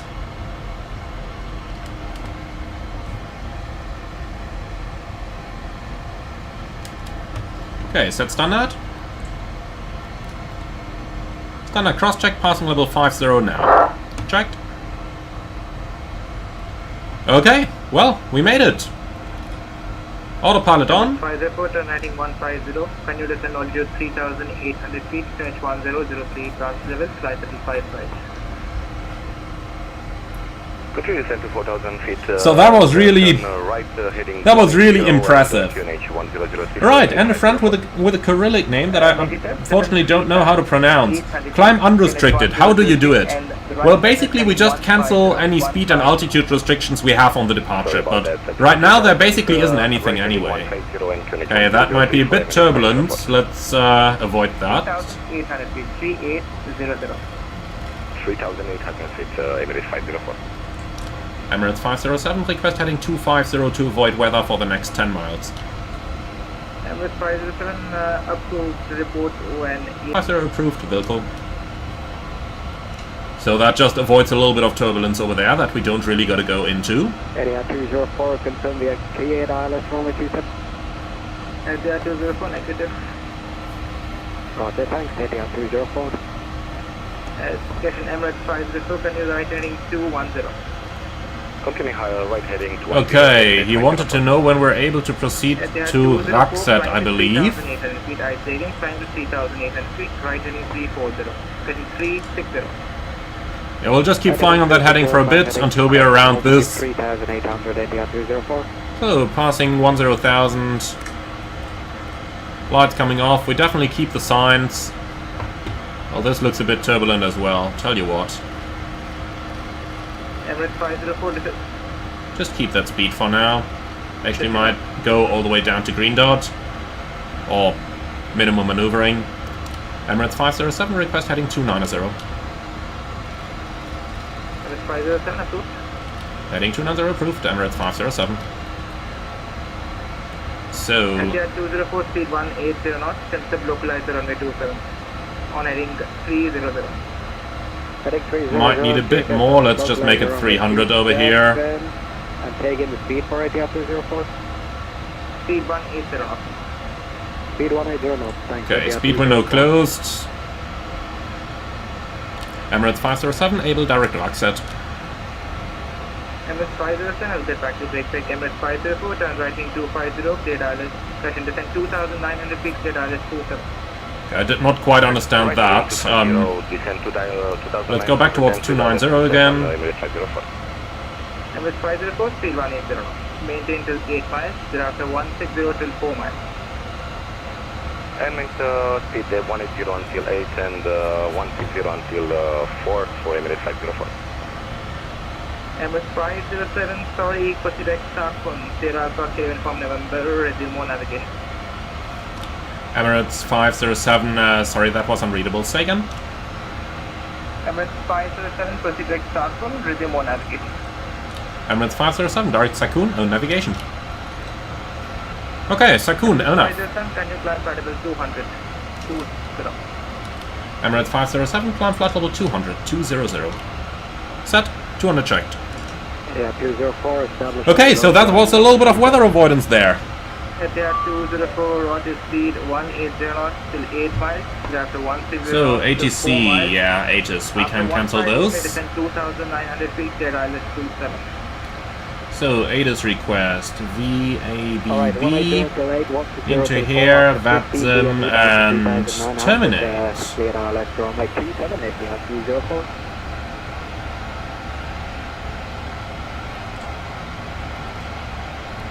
Okay, so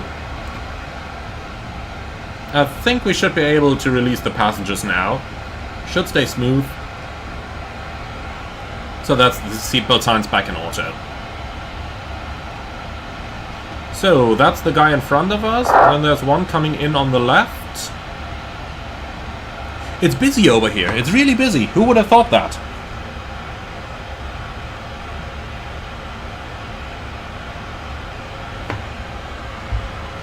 And Andy, am I using a weather mod? No, right now it's actually the standard MSFS weather. Number 504, 8 miles of pressure, contact tower 118.1, bye-bye. So we don't need that clock anymore over here. Thank you, bye-bye. Sometimes it's rather hard with the call signs at the moment. There's a lot of very similar Emirates call signs here at all those destinations. Well,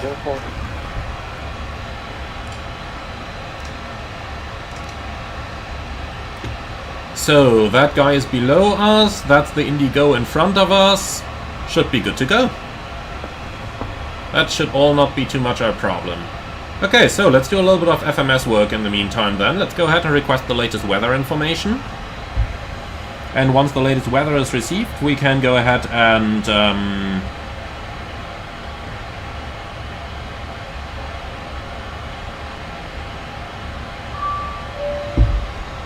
so let's load that up. Number 507, radar service terminated, Honeycomb 122, that's right. Have a great flight to Dubai. Thanks for flying into Mumbai. Bye-bye. Emirates 507, 122 decimal 8. Thank you so much for controlling at this time of the day. It was absolutely wonderful over here, and see you next time. Bye-bye. See you.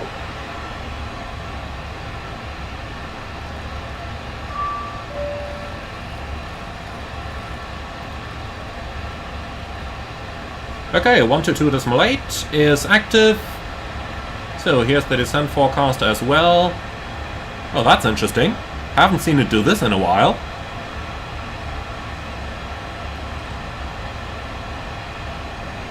I really haven't seen it do this in a while. Okay, here we go. Speed window open, 320 knots, problem solved. Okay, so recommended flight level 340, and yeah, that definitely makes the most sense here. So 340 it is. Okay then, we gotta outclimb that Indigo. So quick look at VATSPY. Where is the Indigo in front of us even going? Is he going to be relevant for our route or not? He is going to Dubai. Okay. But I guess he's probably flying a slightly different route than we are. He's probably flying that standard SimReef route. Well, and he has stopped the climb. Or has he?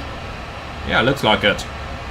Well, okay, if that guy's not climbing anymore, then we might as well just pass over at him.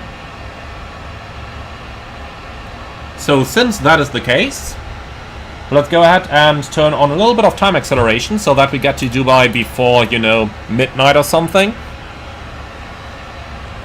Pretty much like so. And honestly, this is pretty much how I like my, this is pretty much how I like to use my 777. Once you're outside of the immediate terminal area, put it on time acceleration, and fly it over to your long-haul destination. In my opinion, that is what the 777 is made for. And they've put so much work into getting that time acceleration stuff to work fine, so that all of us can now fly completely realistic flights in the little bit of time that we mostly have available as flight simmers. And that is what I really, and I mean really appreciate on this aircraft. You can simply go ahead and fly realistic flights like we did right now.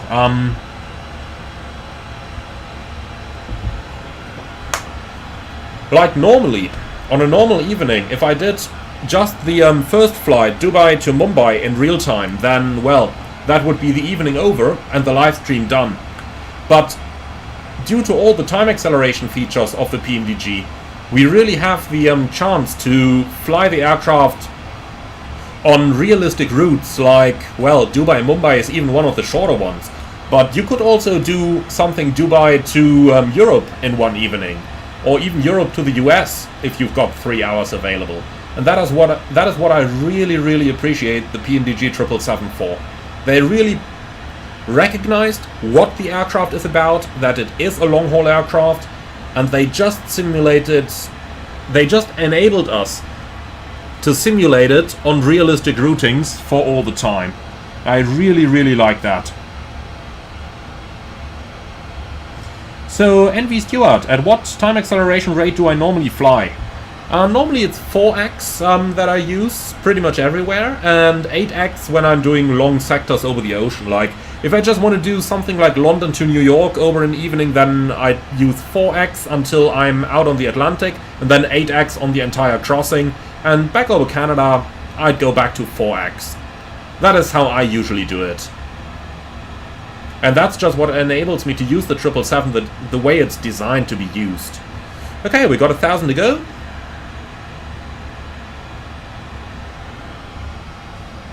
And pouring water, yes, the 737 has time acceleration as well, but it can't fly turns as neatly yet. So if we just level off in 340 here, if we have a look at the turn over BMOD now, you will see the airplane barely has any deviation from the route, maybe 0.1 mile or something like that.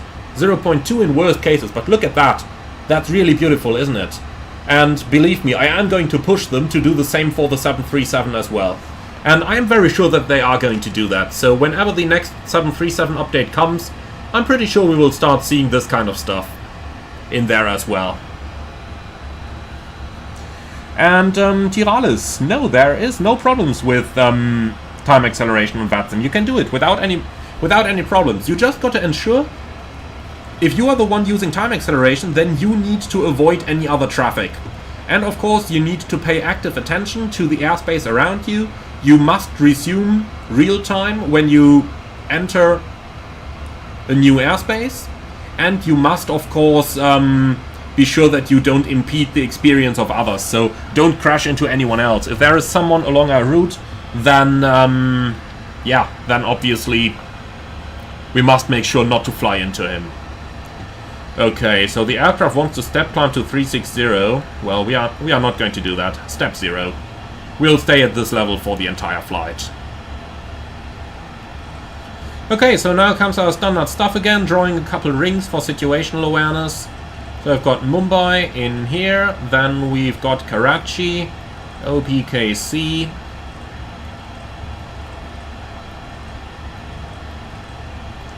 over here, and on the other side there is Muscat, OOMS. And we can draw that over here. And here we go. This way we know what alternate airports we have available at any time. And Ryan Smith, VATSIM made the rules for it very fair. I totally agree with you. In fact, I find it a little bit unfortunate that many virtual airlines, and IVAO as well, prohibit the use of time acceleration. Well, it's unfortunate. But personally, I'm a really huge fan of it. Okay, so let's go ahead and request a little bit of en route weather. So we've got OPKC. Gonna do a single request of the VATSIM servers, send that out.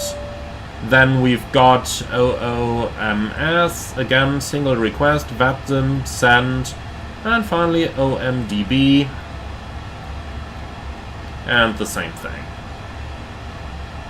Okay, so we can basically cancel anything that's arriving over here, and then we're going to use the review page to review all of that. So, flight uplinks. Let's start with the airports that are immediately concerning us. So we've got Karachi over here. 5,000 meters with a little bit of smoke, but apart from that, good weather. Okay, cancel. Well, I was not looking for that tough. So, Muscat is showing good weather. And finally, Dubai is showing good weather as well. Excellent.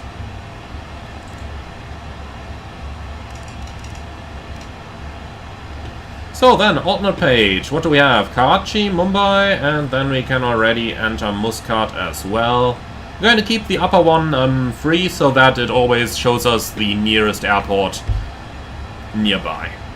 Okay, and that's pretty much our cruise procedures done over here. So from now on we can relax a little bit and keep enjoying it. And wind shear ahead. Time acceleration ruins the immersion. Be a man and sit 12 hours behind your PC. Oh yeah. Well, you know what I like the most? When people say time acceleration is unrealistic, I just do my long hauls overnight. Take off in the evening, land in the morning. Well, that is not any more realistic than using time acceleration, is it? So, transponder going down low. And that's it. So now we have a little bit of time again. And Ryan Smith, if you use APL2 and want the full money, you need to fly in real time, doing that right now from Montreal to Athens. Well, in my opinion, that is a little bit, I don't know, why force people to do that? Like, if you're already retired and have the time, then yeah, by all means, but, I mean, most people just don't have the time, so you've got wonderful aircraft like the 777, like the MD-11, like the A300, which are long-haul aircraft, so, hey, enable people to use them like that, won't you? At least that's my opinion on these things. So pouring water, wanna do 8X? Honestly, not really, because that would mean that we'll be in Dubai in no time, and I do prefer to have a little bit of time to relax here in cruise and answer a couple of your questions, stuff like that, before we go back into the busy times when we start our approach preparation. I think that makes it a little bit nicer, doesn't it?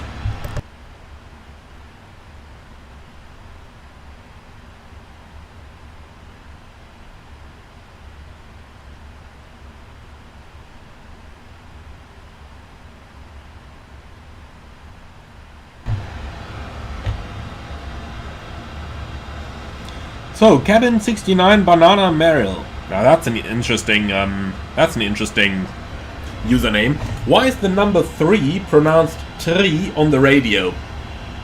That's mostly because there are some cultures that simply have difficulty pronouncing the TH. For that reason it's been taken out and is replaced by just a T. So, 3. It's easier to do and it reduces the likelihood of misunderstandings.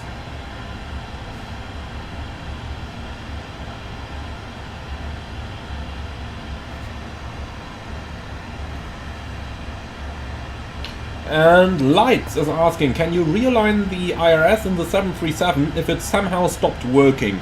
Only on the ground when the aircraft is stationary. In the air you can restore attitude mode though, if you're able to hold the airplane at a constant attitude for 30 seconds. Then you can restore at least the attitude indications, but you can't do a full realignment in flight. Now, amazingly enough, the 787 is capable of doing a complete IRS alignment in the air. That is really cool. So the 787 can do that stuff. The technology exists by now, and it starts getting implemented in aircraft.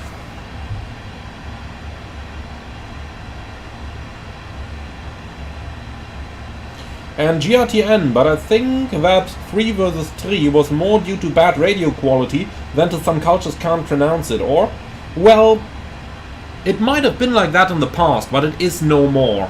In the present, it's really, in the present, I believe it is for the cultures. Just like we say niner instead of nine, because nine in some languages, like German, you say nein means no.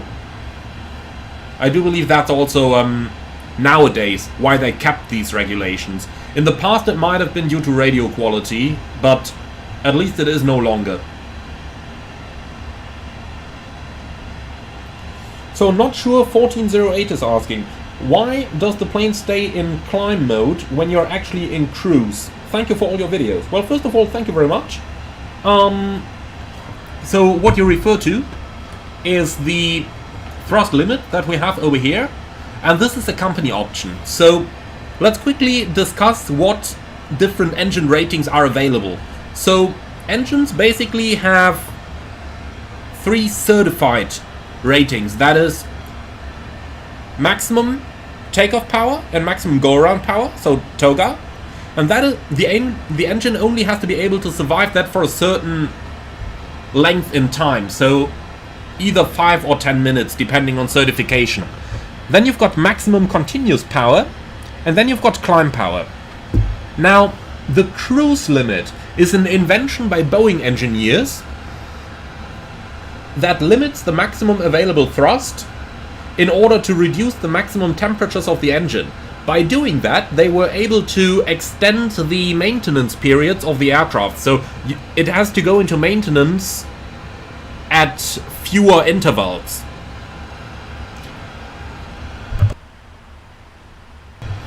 And by doing that, they basically squeezed out a little bit of money for the airlines.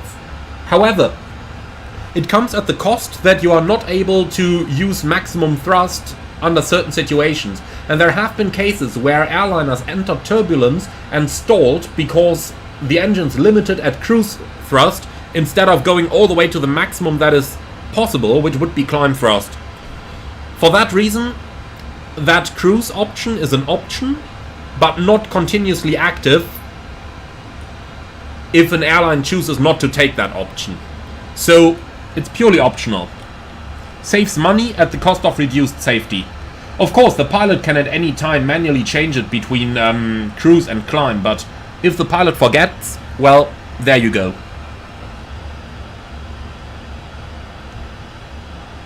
And Patrick, regarding your 777 issues, I do recommend to contact the PMDG support to get help with them.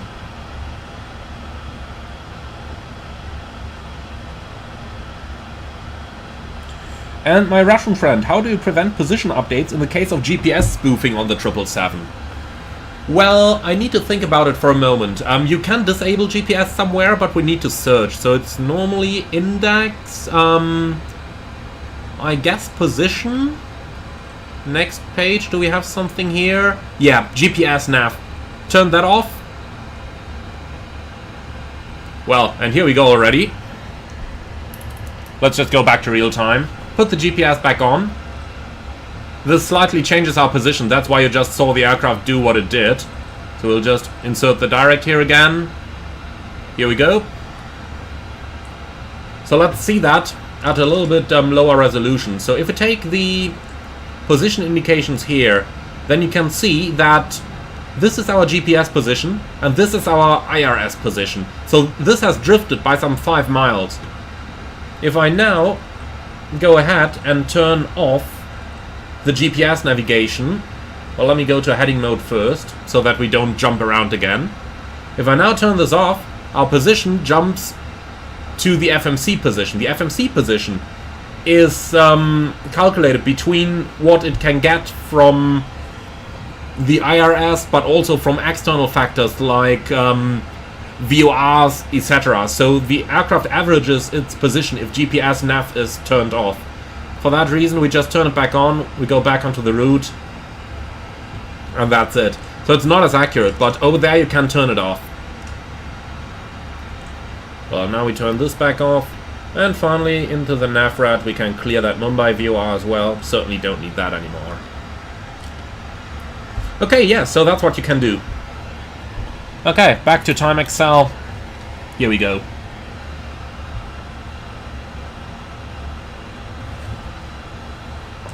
So, Captain Canada, hi, nice to see you over here. Hi, Emmanuel. Hope you How you doing? Hope you're enjoying the flight. I absolutely do. Nice to see you here, Captain Canada.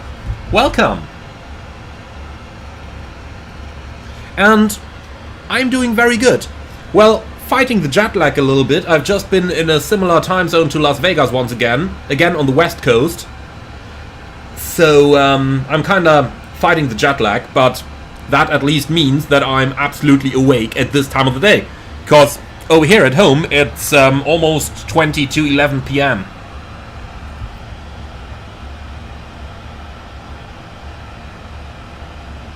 And Jakob Höfler, quick question, is it normal to have a frame rate drop of about 10 when connecting to VATSIM? Unfortunately, I experienced the same for about a year now. Unfortunately.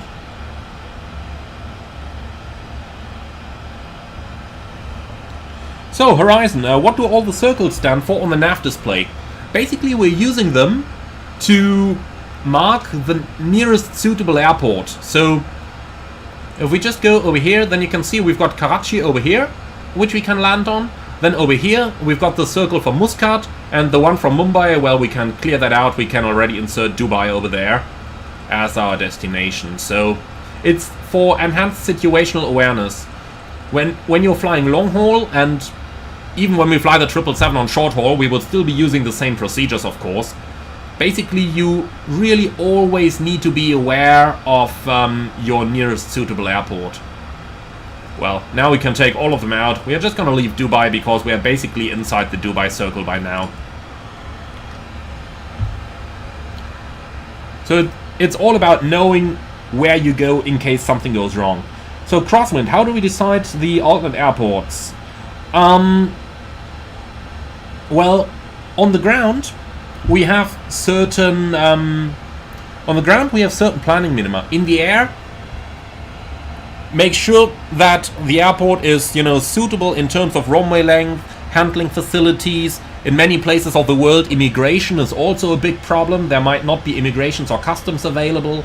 So that kind of stuff. The airline usually does that for you, and the airline will give you a list of suitable airports. Indeed, in my airline, our en route chart actually is marked, so any airport that shows on here would have a little marking on it in my airline. So for example, it would say E if the airport is emergency use only. It would say A if it's an approved alternate airport.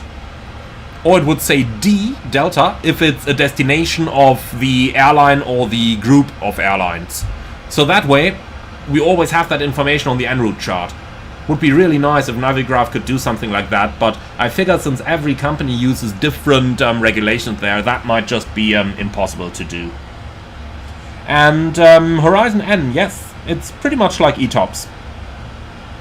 And my Russian friend, why 410? Is it 1 hour? Yes, it is. It's basically 1 hour at the certified single engine cruise speed. So if an engine failure happens, then the authorities would say we would cruise at 410 knots, and therefore it's a 410-mile ring. And Just Saying is asking, where can we as simmers get alternate en route airport info though? Well, you mostly have to fetch it from the en route chart, and in my opinion it's always a good idea, look at the countries there are, and then just look at the large cities in those countries. For example, flying over Oman, we can take Muscat. Flying over India, we've got the big cities. And basically go from big cities. Normally they have facilities available as well. And of course you can always use the charts. Like here you can always just type in anything you want. So let's say for example I want charts at OOMS. Then we could have a look over here. And normally on the airport charts you have those briefings that give you some idea of what the airport is capable of. And then of course you can just have a look at the airport like this as well. So there's plenty of facilities available that you can use to decide what you are going to use. And Gary Carter, how do you put an ILS frequency? Well, that's quite easy. You go to RadNav, and in here you can tune your ILS frequency. Vector Victor, that's a nice username. Is the thrust asymmetry computer simulated? Yes. And just saying, do you use the 60-minute en route airport rule? Yeah, basically 60 minutes is the standard if ETOPS is not conducted. In order to conduct ETOPS, we need to have that in our flight plan already. And since we don't for a flight like this, since it's not needed, we just use 60 minutes.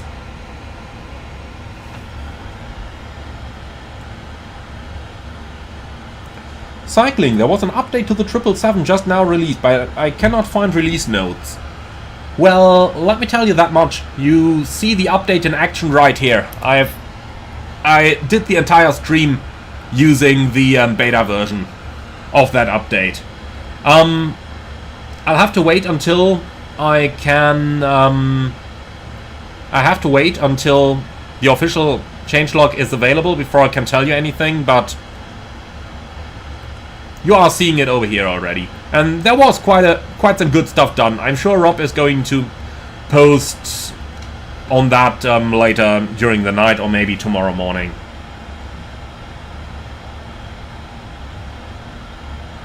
And Shubham Daya, Mumbai Dubai is ETOPS 90. Do they really need ETOPS? I mean, we could do the flight without any. Of course, assuming Karachi is available as an en route alternate. A Tipsy Penguin, welcome as an economy class member to the channel. And Af Apollo, hello, did your company change the sharing limits on the thumbnail? Well, let's say that what I did there is allowed. And Kevin69 Banana Mail, it's getting late for me so I'm going to bed, thanks for the stream. Well, thank you Kevin, see you next time. Low Snow is asking, just watched the 777 takeoff tutorial. Am I right that the auto brake automatically moves to off as soon as VR is reached? No, I think it moves to off when the landing gear is retracted, but don't quote me on it. But I think it's the landing gear retraction that causes the auto brake to go back. And Big Props 757, are we on VATSIM? Yes, we are.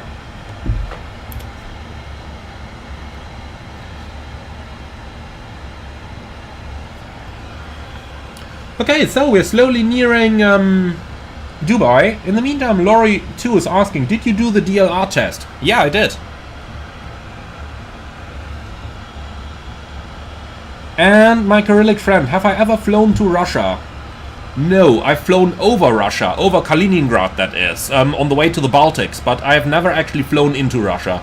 Ever since I'm on long haul, the airspace is closed for European operators, so I never had the chance. And a Tipsy Penguin upgraded to business class membership. Thank you, my friend. Thank you very much. I hope that you're going to enjoy the additional videos you can find. Right, 80 miles from the top of descent. Let's go out of time acceleration here and start some proper preparation. So we're going to start with the weather request. So flight information, ATIS request, and we've got OMDB, Dubai, from VATSIM, and we'll get the automatic updates, send that out. In the meantime, we can also request the latest descent forecast winds over here.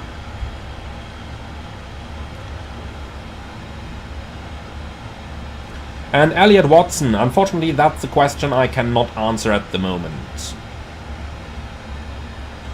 Jockey27 is asking, on some approaches the minimums varies depending on the aircraft's mean aerodynamic chord, MCG. How do you determine what MACG is and what's the minimum and what minimum should you use? To be honest, oh, wait a moment. MACG is of course not the sorry, it's of course not the center of gravity, it's the missed approach climb gradient. My apologies, mixed those up. It's getting late and I'm jet lagged. So you can calculate the climb gradient in the performance tool. So if you go down here, performance tool, landing en route, then it should theoretically have that option available. Looks like PMDG currently doesn't have it. Well, but the real one would have it in here. Well, of course, I picked the perfect example. Well, you get where I'm going with that, do you? Well, too bad. But in the real world, you would be able to calculate that and choose it over here, and then you would know what you could use. And since we're just about talking about it, I will just about insert that into the feature suggestion list for the aircraft after the live stream. That's definitely something we should have. And Amplify, am I into football? If yes, what team do you support? To be honest, I'm not too much into all the club football, because I just don't like how fans are beating one another up and how they're all like, oh, you suck because your club sucks, and you know, that stuff. That's not mine. But I very much do appreciate the national teams and watching the Euro Championship at the moment, of course. I do like that kind of stuff.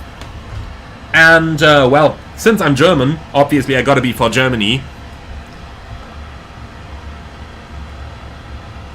Okay, so Dubai, Atis, expect ILS approach, arrival runway 30 left, surface wind 230 at 6, slightly variable, temperature 35, altimeter 0994.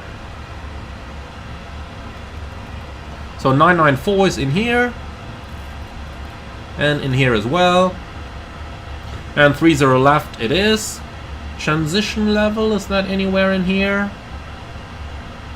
No, but I think the transition level in Dubai is fixed anyway, isn't it? Let's go ahead and have a look at the charts. So, arrival, Dubai, star. Impact 3 Charlie. Here it is. And then we can take the ILS approach onto 30 left. Here it is. And yeah, transition level 150 is the fixed level. Excellent. So there was a question in the chat how you can change it. Well, you go into the descent forecast page, and up here you have the transition level. So if you need to change it, you can do it from there.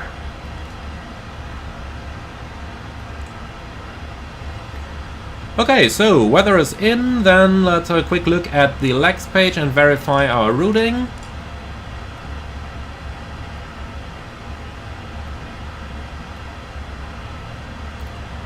So we don't need the Mumbai charts anymore, but we do need the Dubai charts now. So impaired 230 knots below 12,000 feet. Here we go. Then 520, 230 knots below 11,000. Then 518 below 10,000, 517, Vuitton below 8, 515, 210 knots. And look at that, that one's missing from the database. So we can add that back in. So 210 slash, make that, for example, 3,000 above. We're not going to be below that. So 515, 210 knots is in. They got 514 below 6,000. 513, Giorgio, Vela, Redef, 508 should have 185 knot restriction, so we can add that as well. Slash 3,000 above. And then on via 507 into the corner, 506, 54, and then on towards Uldot, and from there we start the approach. So the approach itself, ILS 30 left, here we have it,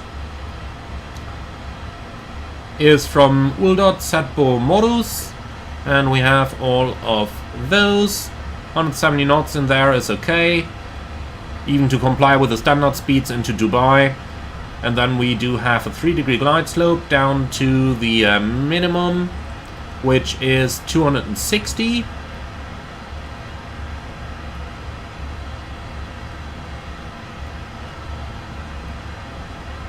Here we go, 260. Okay, missed approach. Climb direct Delta Bravo 707, then on track 284 towards Agnot, hold at 3000. So what do we have? 707, 284, Agnot 3000. Perfect.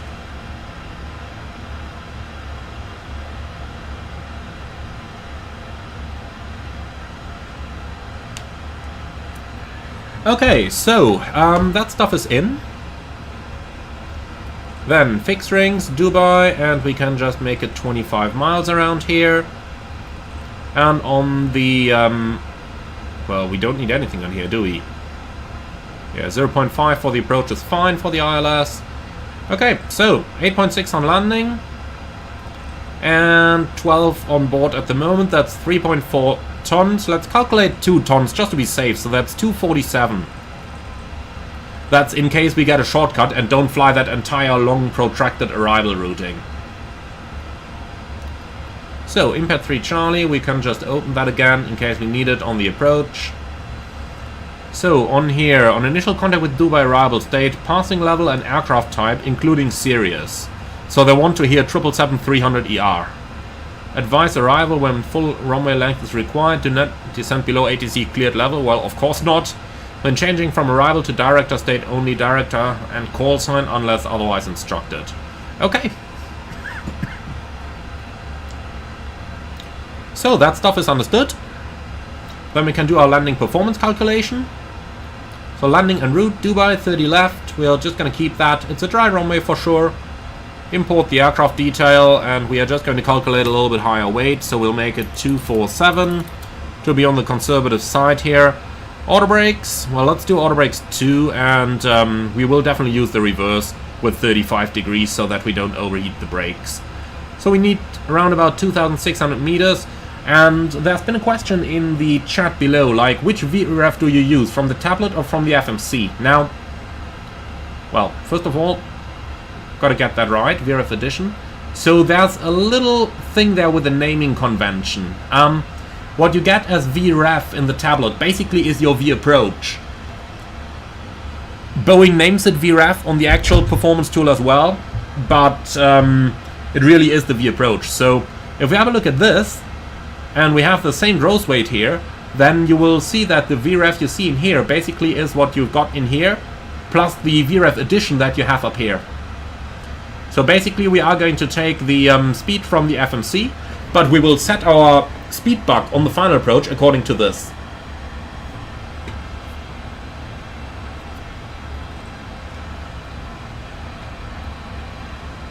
Okay, so FMC message, reset MCP altitude, yeah, sure. Auto brakes 2. Okay then, descent checklist please. Recall, checked. Notes, checked. Auto brakes 2. Landing data, 030, 148, minimums Baro 260 set left, set right. Approach briefing, completed, descent checklist complete. Okay then, let's start our descent. We'll do something like flight level, I don't know, 200 or wherever we have to call approach. At first, there is no traffic below us, excellent. Okay then, I'm off ATC for a moment to do the announcement, and then we'll do the approach. Ladies and gentlemen, from the flight deck, this is your captain speaking. We've just started our descent towards Dubai with a remaining flight time of 25 minutes. We would like to thank you very much for choosing Emirates for today's flight. Hope that you have enjoyed it, and we look forward to welcome you again on board of a future scheduled flight. In the meantime, thank you very much for being our guests today. The latest weather in Dubai: clear skies, temperature 35 degrees centigrade. We hope to see you all again on board of a future scheduled Emirates service, and in the meantime would like to wish you a nice and safe continuous journey. Thank you very much for your attention, and thank you for choosing Emirates.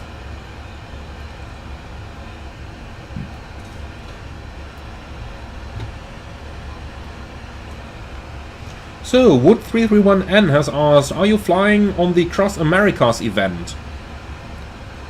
When is that? I actually haven't heard about the event before, but I have to admit I didn't do too much online flying in the recent days. So, when is the event? If I'm off on that day, I might very well just give it a go. And Wood331N on the 6th of July. Well, let me check my roster, if I can find my EFB anywhere nearby.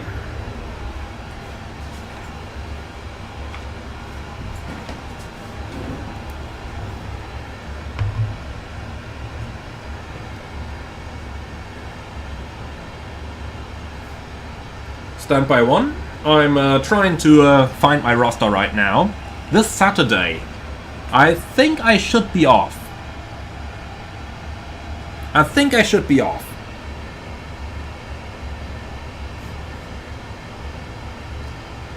Yeah, I'll look into it. I can't promise it yet, but I think there is a reasonable chance that I might be flying on that event.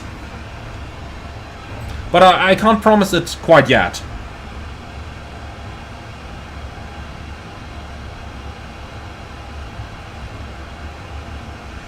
Norfolk International Airport in the comments. Well, hi there. Okay, new ATIS, information Bravo. Well, that's the departure ATIS it seems, not the arrival ATIS. Can cancel that one away. And Wood 331N, it's a slot-based event like the Cross the Pond, so booking one is recommended. Okay, I'll see after the stream if I can still grab a slot for the event.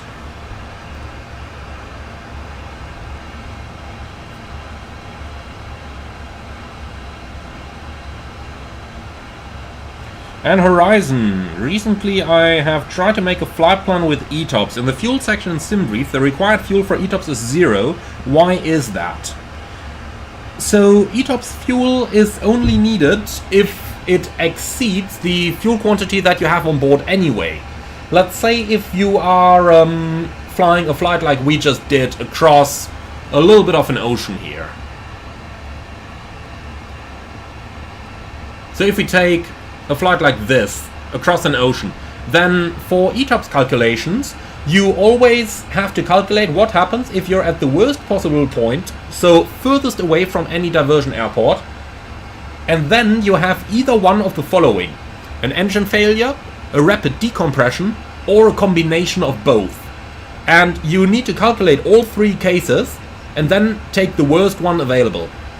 And if that happens,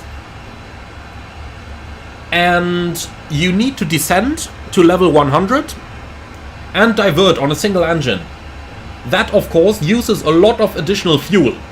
In some situations, let's say for example you're flying down here to the Maldives and you are using your destination as ETOPS alternate or an airport very close to your destination, then you might need more fuel due to the earlier descent, due to the decompression. And this is what ETOPS fuel is about. So basically, you only need it when you really have... you basically only need that if you've got really bad scenario, let's call it that way. So normally, if the ETOPS section is somewhere en route, let's say for example you're flying from New York to London, then your ETOPS airport is probably going to be Shannon, and the normal amount of fuel that you would have that would enable you to fly on all the way to your destination would also cover you in case of that decompression on the ETOPS segment. So, seatbelts coming on as we're going through level 250.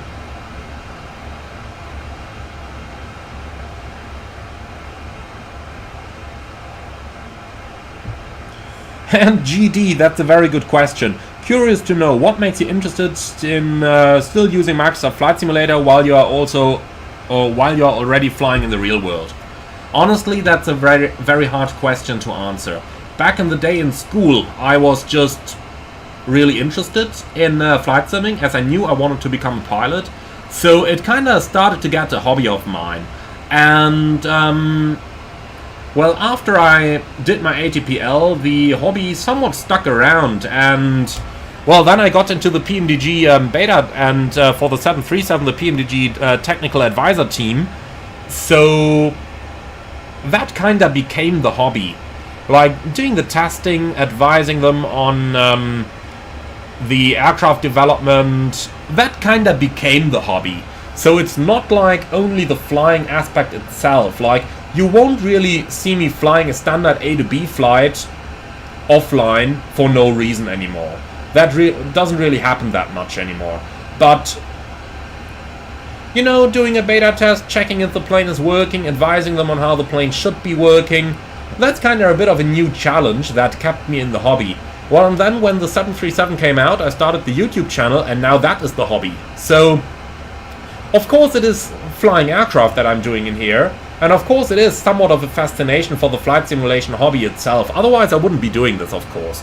But the actual hobby is like the testing and the YouTubing part of it at the moment. And yeah, you probably wouldn't see me flying San Francisco to Beijing like I did for the channel if it was just for, let's call it, the private pleasure.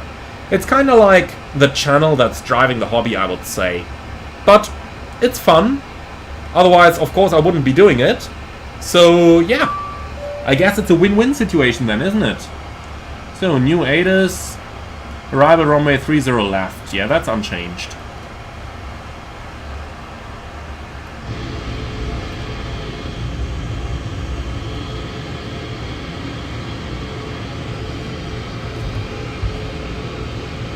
And Aviator, how was the landing in Mumbai? Pretty good, I'd say. Right on the aiming point. Rangar 67, hi, when will the ebook on the 777 be released? I can't promise anything, as I still have to finish writing it. I hope in like a week and a half, maybe 2. But I just gotta get the time to finish writing it. And Pilot, greetings from Barbados, Amy. Hi! Well, greetings to Barbados, my friend. And Bobby Ehlers, do you use an upgraded lever set for the Honeycomb throttles? Yeah, I got the Honeycomb Airbus pack that I'm pretty much using for anything now. And I'm also using the standard Honeycomb flap and speed brake set there. So that's what I'm using nowadays. Okay, then down to 12,000 as per the arrival. So weather is good everywhere, then I'm going to go onto the terrain display. And 49 Whiskey, what do I use as yoke? I use the Thrustmaster Boeing yoke. And Christopher, by the way, hello, greetings from Lower Bavaria. Servus.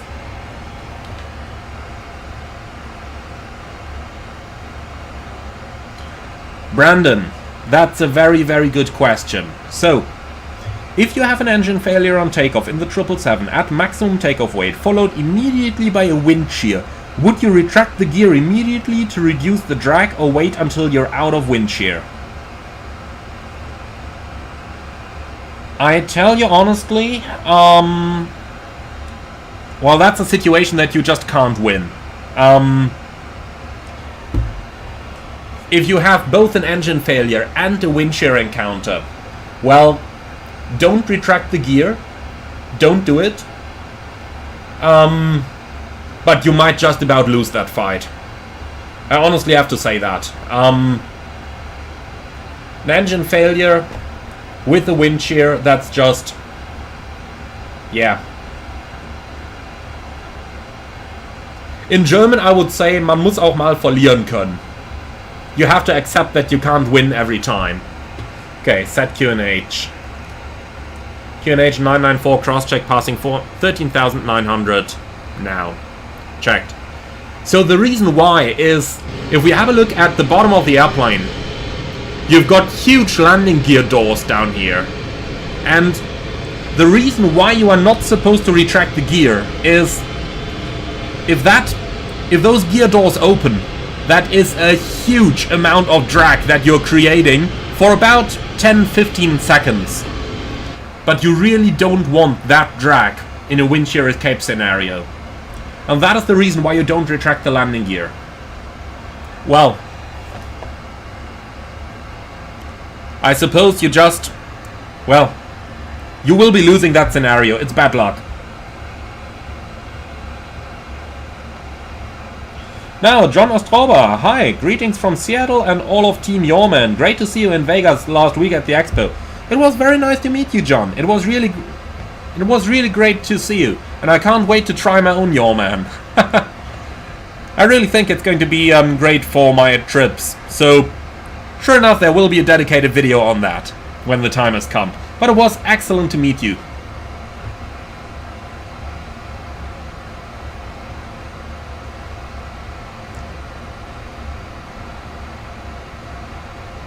And Frankie Mac, hello, will the MD-11 tutorials go public now that it is released? Yeah, they will pretty soon. I'm just thinking whether I should re-record the MD-11 tutorials with the current version, because they've been based on the...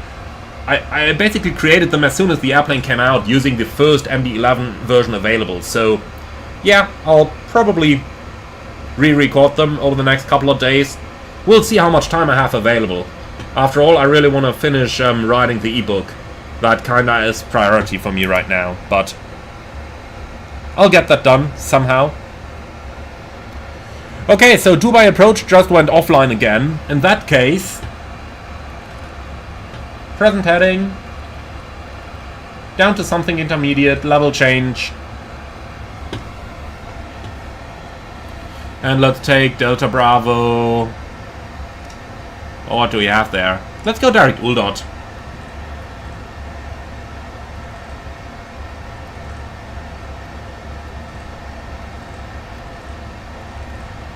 So, LNAV available. LNAV. VNAV.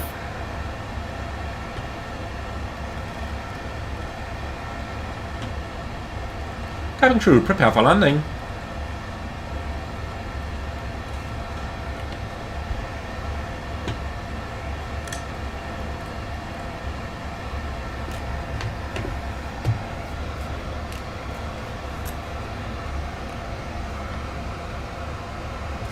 And Lori, do you know if it's possible to program the taxi camera? It is not possible, unfortunately. Microsoft Flight Simulator does not support these types of cameras at the moment. So that is something Asobo needs to add first, and only then PMDG can add it into the aircraft.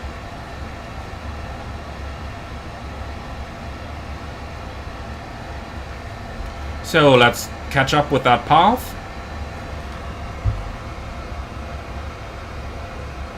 Fort 9 Whiskey. Your tutorials are really good, still working through the 777 series. Thank you very much.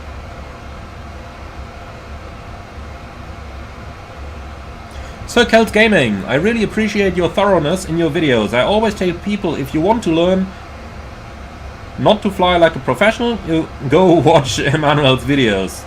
Best out there, hands down, in my opinion. Thank you very much. And Christoph, yes, this is the Emirates livery from Atarium. And Aviator, is it regular Boeing SOP to leave the armrests down during takeoff and landing? Yes. The background is that you have something that you can rest your arms on. And therefore, if you're holding like the thrust levers or the control column in turbulence, you are less likely to accidentally make an input on the controls. That is what the armrests are for.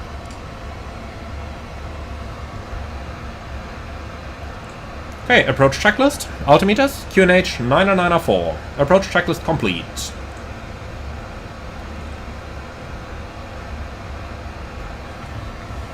So, let's do a little bit of manual flight, shall we? Not a lot going on over here. Dubai traffic, Emirates 507 heavy, inbound, Uldot 10 miles for an ILS approach, 30 left.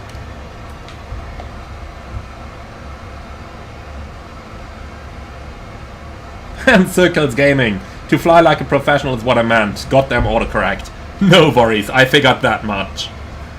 Okay then, speed brake going back in.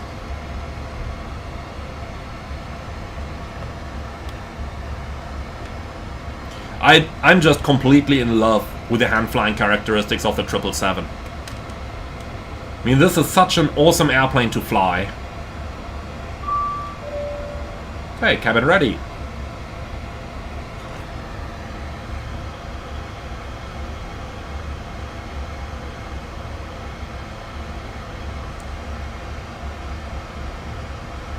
And Zeno, title says Dubai Mumbai. Yeah, that was the first flight we did, but I spontaneously decided that we're going to fly back as well.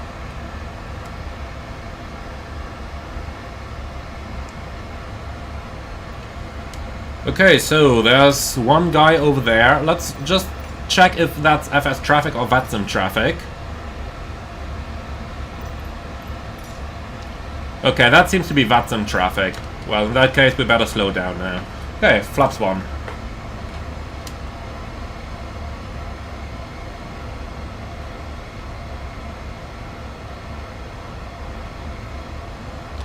Dubai traffic, Emirates 507 calling the aircraft on about a 17 nautical mile final. Are we on the right frequency? Yes. Emirates.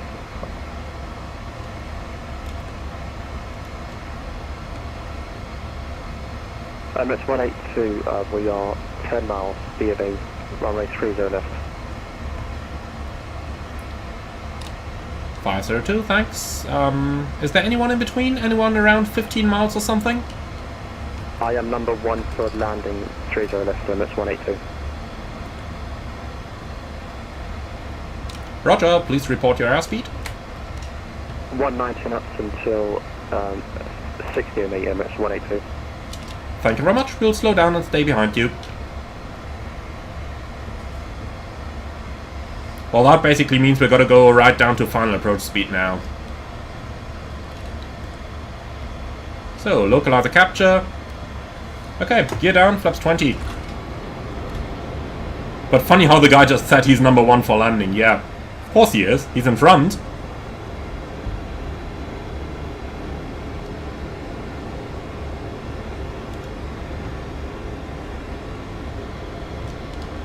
And flaps 30. And then we'll catch the glide slope from above a moment after that. I'm wondering why the target speed didn't go down. Okay, so. Yeah, speed brake extended, that's on purpose, my friend. Just gotta fly it right back into the glide slope here.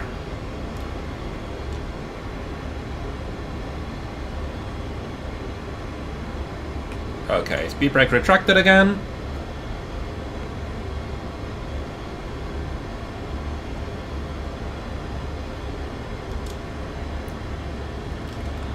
Vertical speed. So now auto throttle takes the action again. Okay, a landing checklist. A landing checklist complete.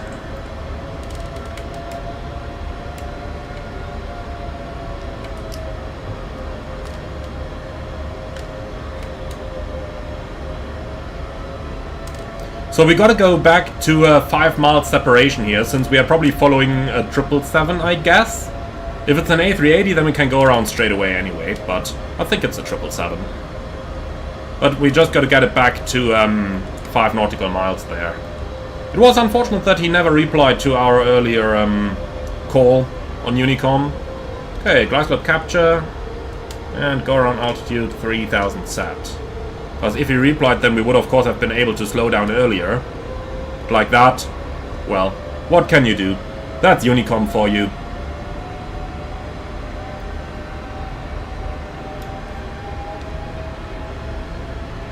And that might be a little bit of the wake turbulence there of the preceding aircraft. But yeah, he's at 4 miles now. He'll be at 5 miles by the time we touch down, so I'm happy with that.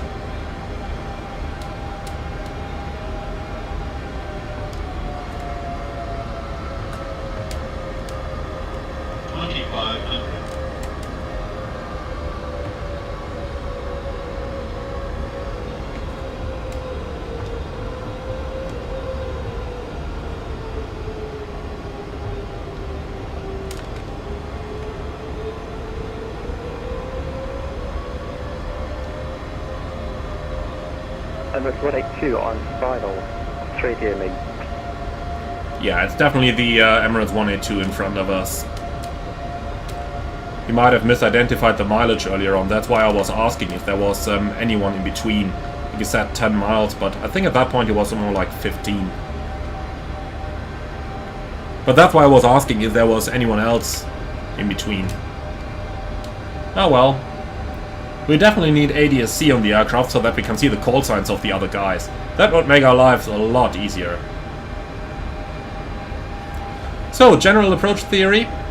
Keep your control column as stable as you possibly can. Only do the minimum input needed. And as long as you're on speed and trimmed out, the 777 just maintains the path perfectly. Really perfectly. A little forward input here. Just to get the nose down a tiny bit. And like that, You really just do minimal inputs. That's how you fly the aircraft.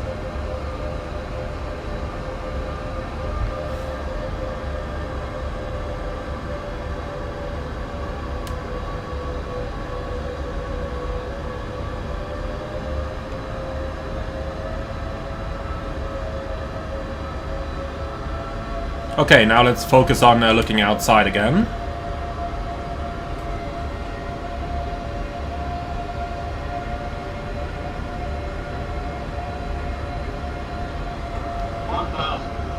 So Brandon says go around just for fun.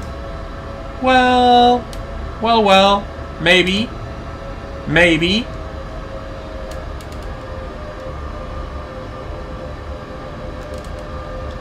Vacate at runway 30 left, Emirates 182. Thank you very much, Emirates 507 on 2 mile final, 30 left.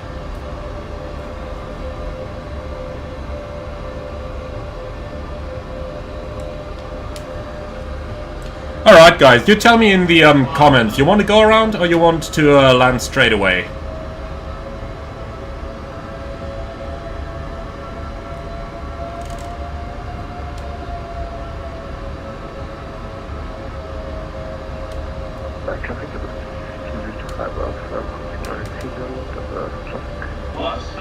Okay, that's so many guys saying go around. In that case, go around. Flaps 20. Minimums. Emirates 507 going around. So, positive climb. Gear up.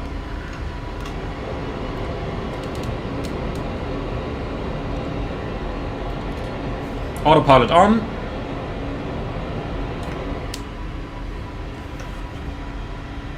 There's a guy landing in the opposite direction. Lovely.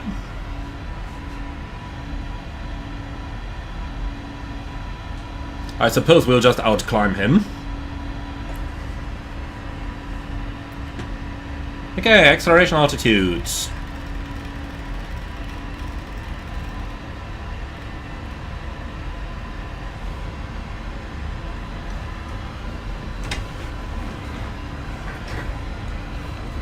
Do you guys see how easy it is in the 777?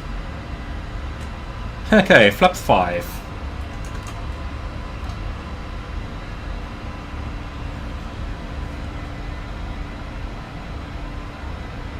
Dubai traffic, Emirates 35 crossing runway 30 left back, kilo 11.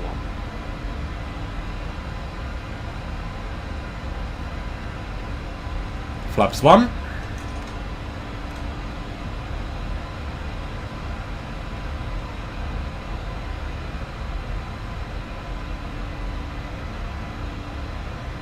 Alright, AC30 tribal.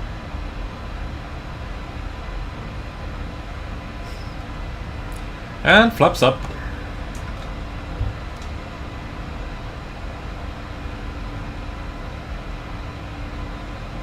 Speed alt. And well guys, that's it. So, after takeoff checklist. After takeoff checklist complete. And in that case, let's go for a radar vector. Probably gonna climb like 4,000 or something so that we don't fly over the city too low. So 4,000, level change, and then we can do heading select and left turn back on a 120 track.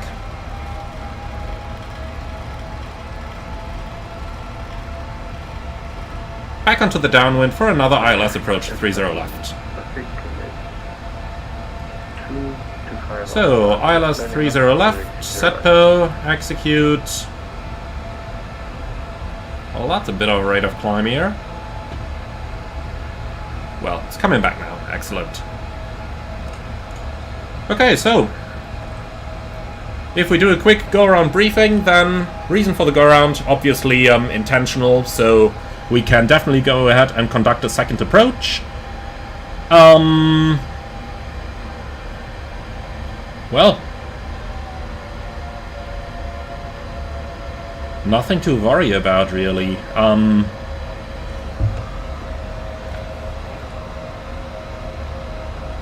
Yeah, well, in that case, we'll just enjoy the lovely views right over the city. By the way, what's the MSA over here? Are we at the MSA right now? Yeah, 3,800. Well, I can see where that comes from. That Burj Khalifa definitely is a tall building. Gotta see that from the outside, huh?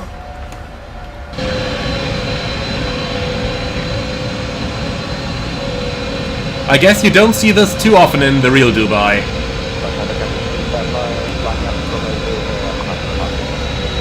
So the scenery over here is the IndyBuilds freeware combined with the OrbX payware, and there's a great mod merging the two available in Flight Sim TO. So that's what we're using for the scenery here, for the city of Dubai. Man, this looks awesome, doesn't it? This looks really awesome.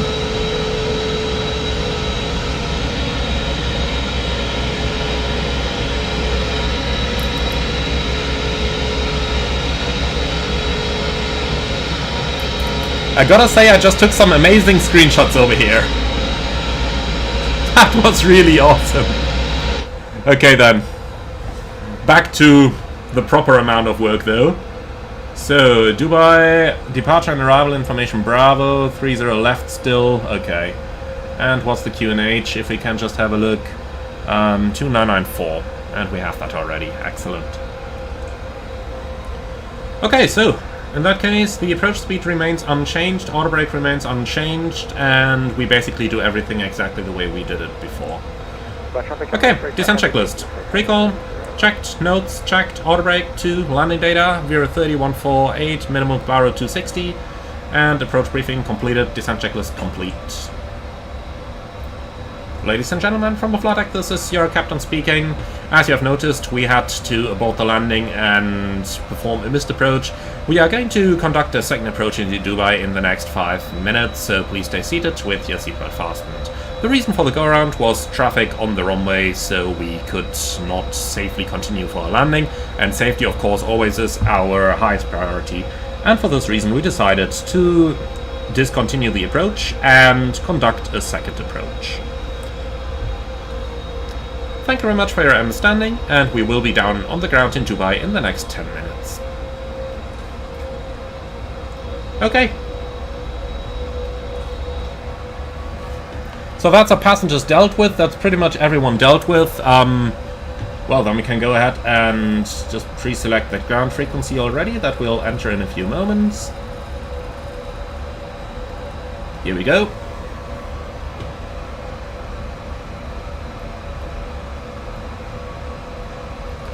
Okay, excellent. So, back down towards 2000.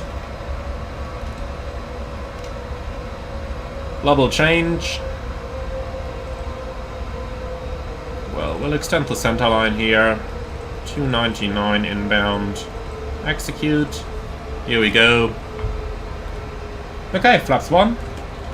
Speed checked. So, one guy approaching over here, we'll sort ourselves in behind him.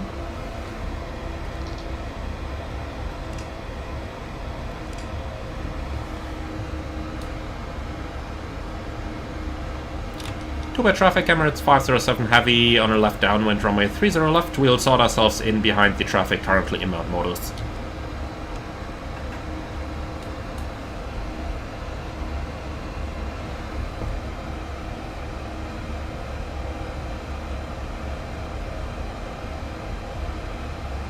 And Neen, do I plan on making a go-around tutorial? Yes, absolutely.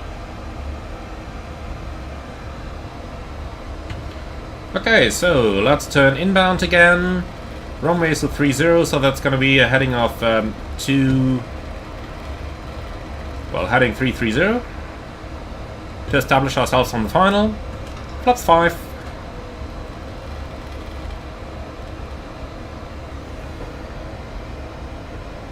Alright, well, it's funny that you guys asked for the go-around, since I just recorded the go-around tutorial this morning. It's going to be available over the next couple of days on the channel.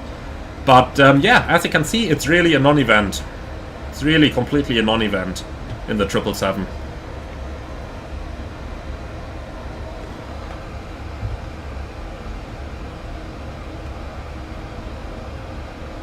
And Triforce Gamers, how much money does a go-around cost? Well, we're looking at a fuel usage of about 2,500 kilos extra. So, something around $4,000 or $5,000 probably. But honestly, as pilots, we don't care about that. That's not our problem. Okay, approach armed. Let's do a little bit of manual flight again. Dubai traffic, Emirates 507, 12 miles final, 30 left. Good luck. Thanks. 2500. Alright, gear down, flaps 20.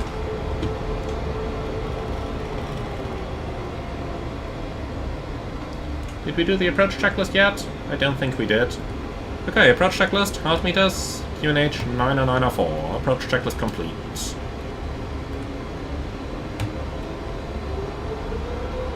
Localizer alive. Localizer captured. Didn't I deactivate the autopilot earlier? I was wondering already why the airplane stays in trim so easily, but, well, now we know.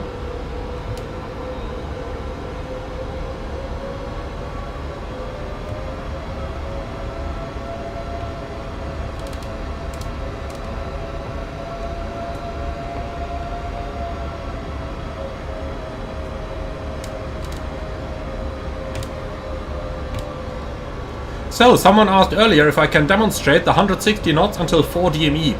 Of course. We can definitely do that over here. Even though it's really easy. I mean, at the current weight, 160 till 4 basically is our final approach speed.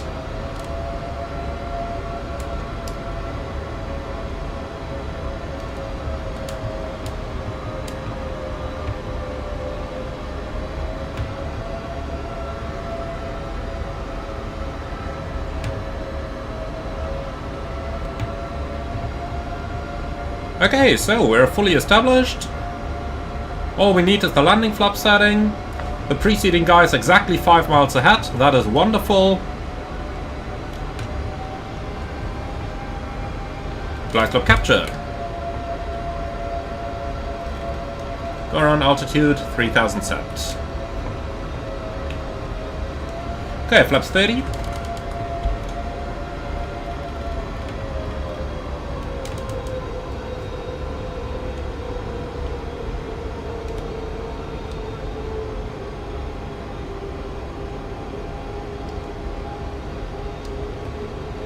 Alright, approaching 4 miles, we can definitely set our landing speed already.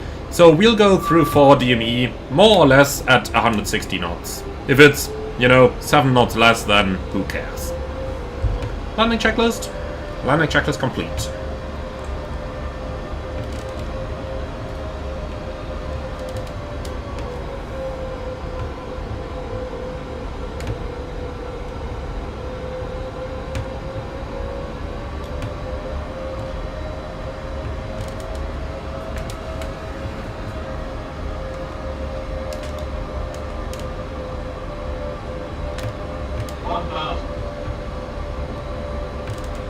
Checked.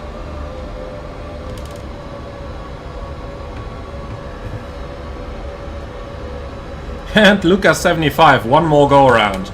No, not intentionally at least. Dubai Emirates 507 heavy, 2 miles final, 30 left.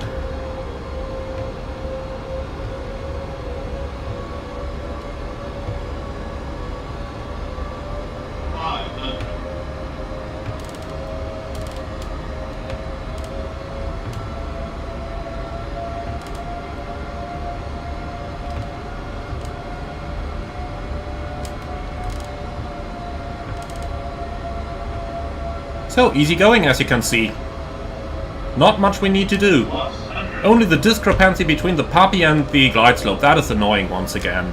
And the glide slope is too high. We are never going to be able to touch down on the aiming point down here. And if I now go below the glide, gotta cancel that. 50, 40, 30, 20, 10. Come on. And here we are. So, spoilers, reverse green. No, wait a moment. Speed brake up, thrust reverse normal. That's the Boeing version.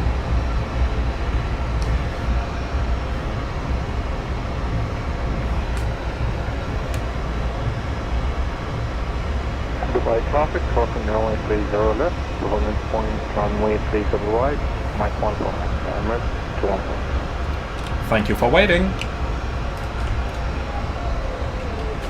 No worries, nice landing. Thanks. Good job, A330 driver. Thanks. Okay then, manual brakes, and then we'll go over to ground.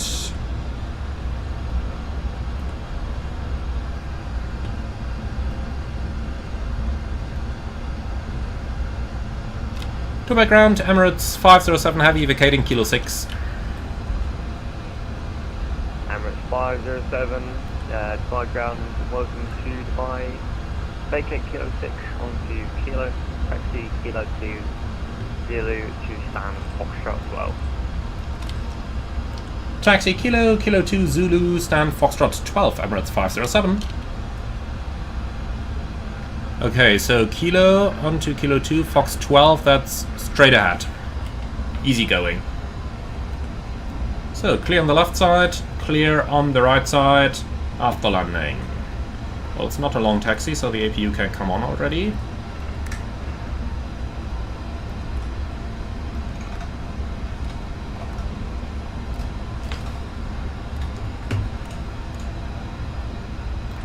So, gotta catch Kilo 2 into Zulu. That's probably gonna be somewhere over there.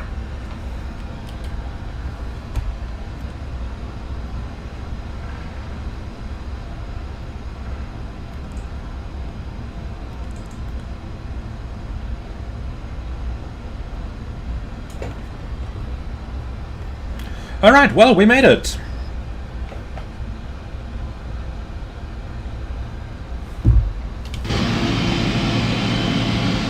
Let's see, any flat tire down there? No. I'm sure we would have felt that though.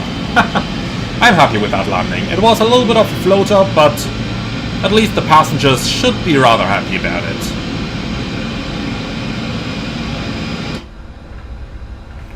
Okay, so Kilo 2 onto Zulu. Well, Kilo 2 is over here, and Zulu over here, Fox 12. Okay, so over here, 90 degrees, and into the stand. Okay, well, that was fun. That was definitely fun.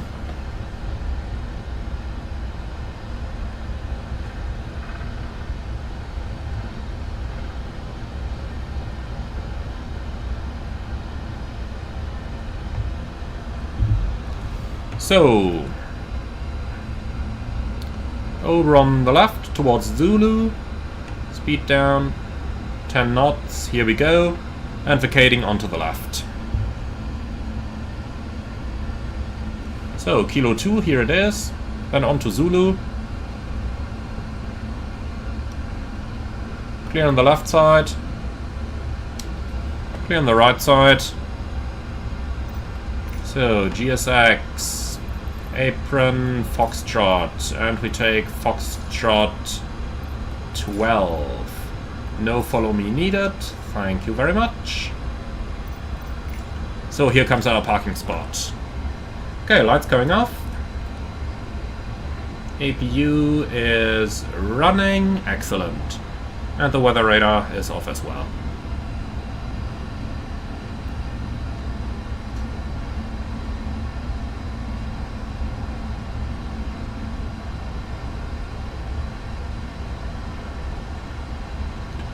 So, the docking system is on,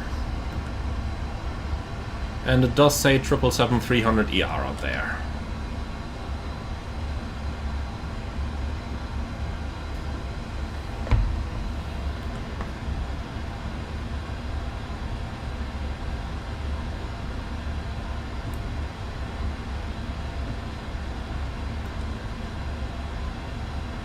Rather hard to see the numbers here, but here we go. And here we are. Okay, brake set, APU running. 6 Alpha uniform, taxi, Zero, hold Kilo, Foxtrot. Zulu, Hotel Zulu, Foxtrot, 6 up again. Cabin crew, all doors in park.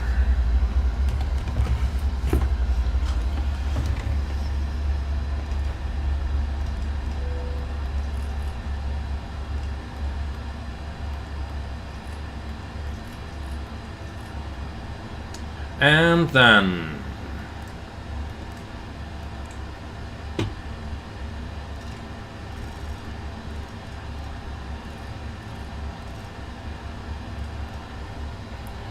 So, let's just do all the connections immediately this time. So, both engines are off. Beacon can come off, and that's normally the sign when they're going to connect all the ground stuff. So, chocks in place, ground power request, air conditioning unit request, jetway request. We know they are going to connect them, so we can turn the packs off straight away. And here we go. Okay, and since the brakes are in place, we can go. Since the chocks are in place, we can go ahead and release those brakes. Okay then. Shutdown checklist. Park and brake released. Shutdown checklist complete. Well, and that's basically it already. So ADRU off, emergency lights off. No, sorry, emergency lights off. You should have been on auto anyway, my friend. Okay, and that's it. That's our aircraft secured. So let's go ahead and open up those doors. So, is there anything unusual over here? No, there isn't. That's all expected.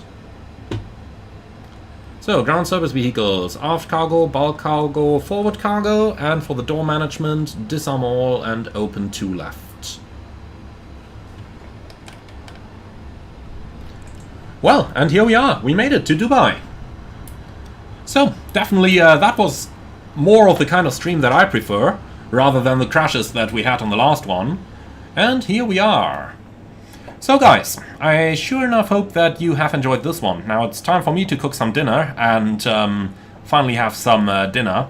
So thank you very much for watching, everyone. Hopefully see you over the course of the next couple of days. And in the meantime, if you liked the stream, be sure to leave a like, comment and subscribe. And finally, if you are interested in reading up on everything that I've done in here, on understanding the procedures, have a look at my Ultimate 777 Guide ebook. More on that, it's going to go into the video description below. So, thank you very much for watching, everyone. I hope you enjoyed it, and then I am seeing you all again right on the next one.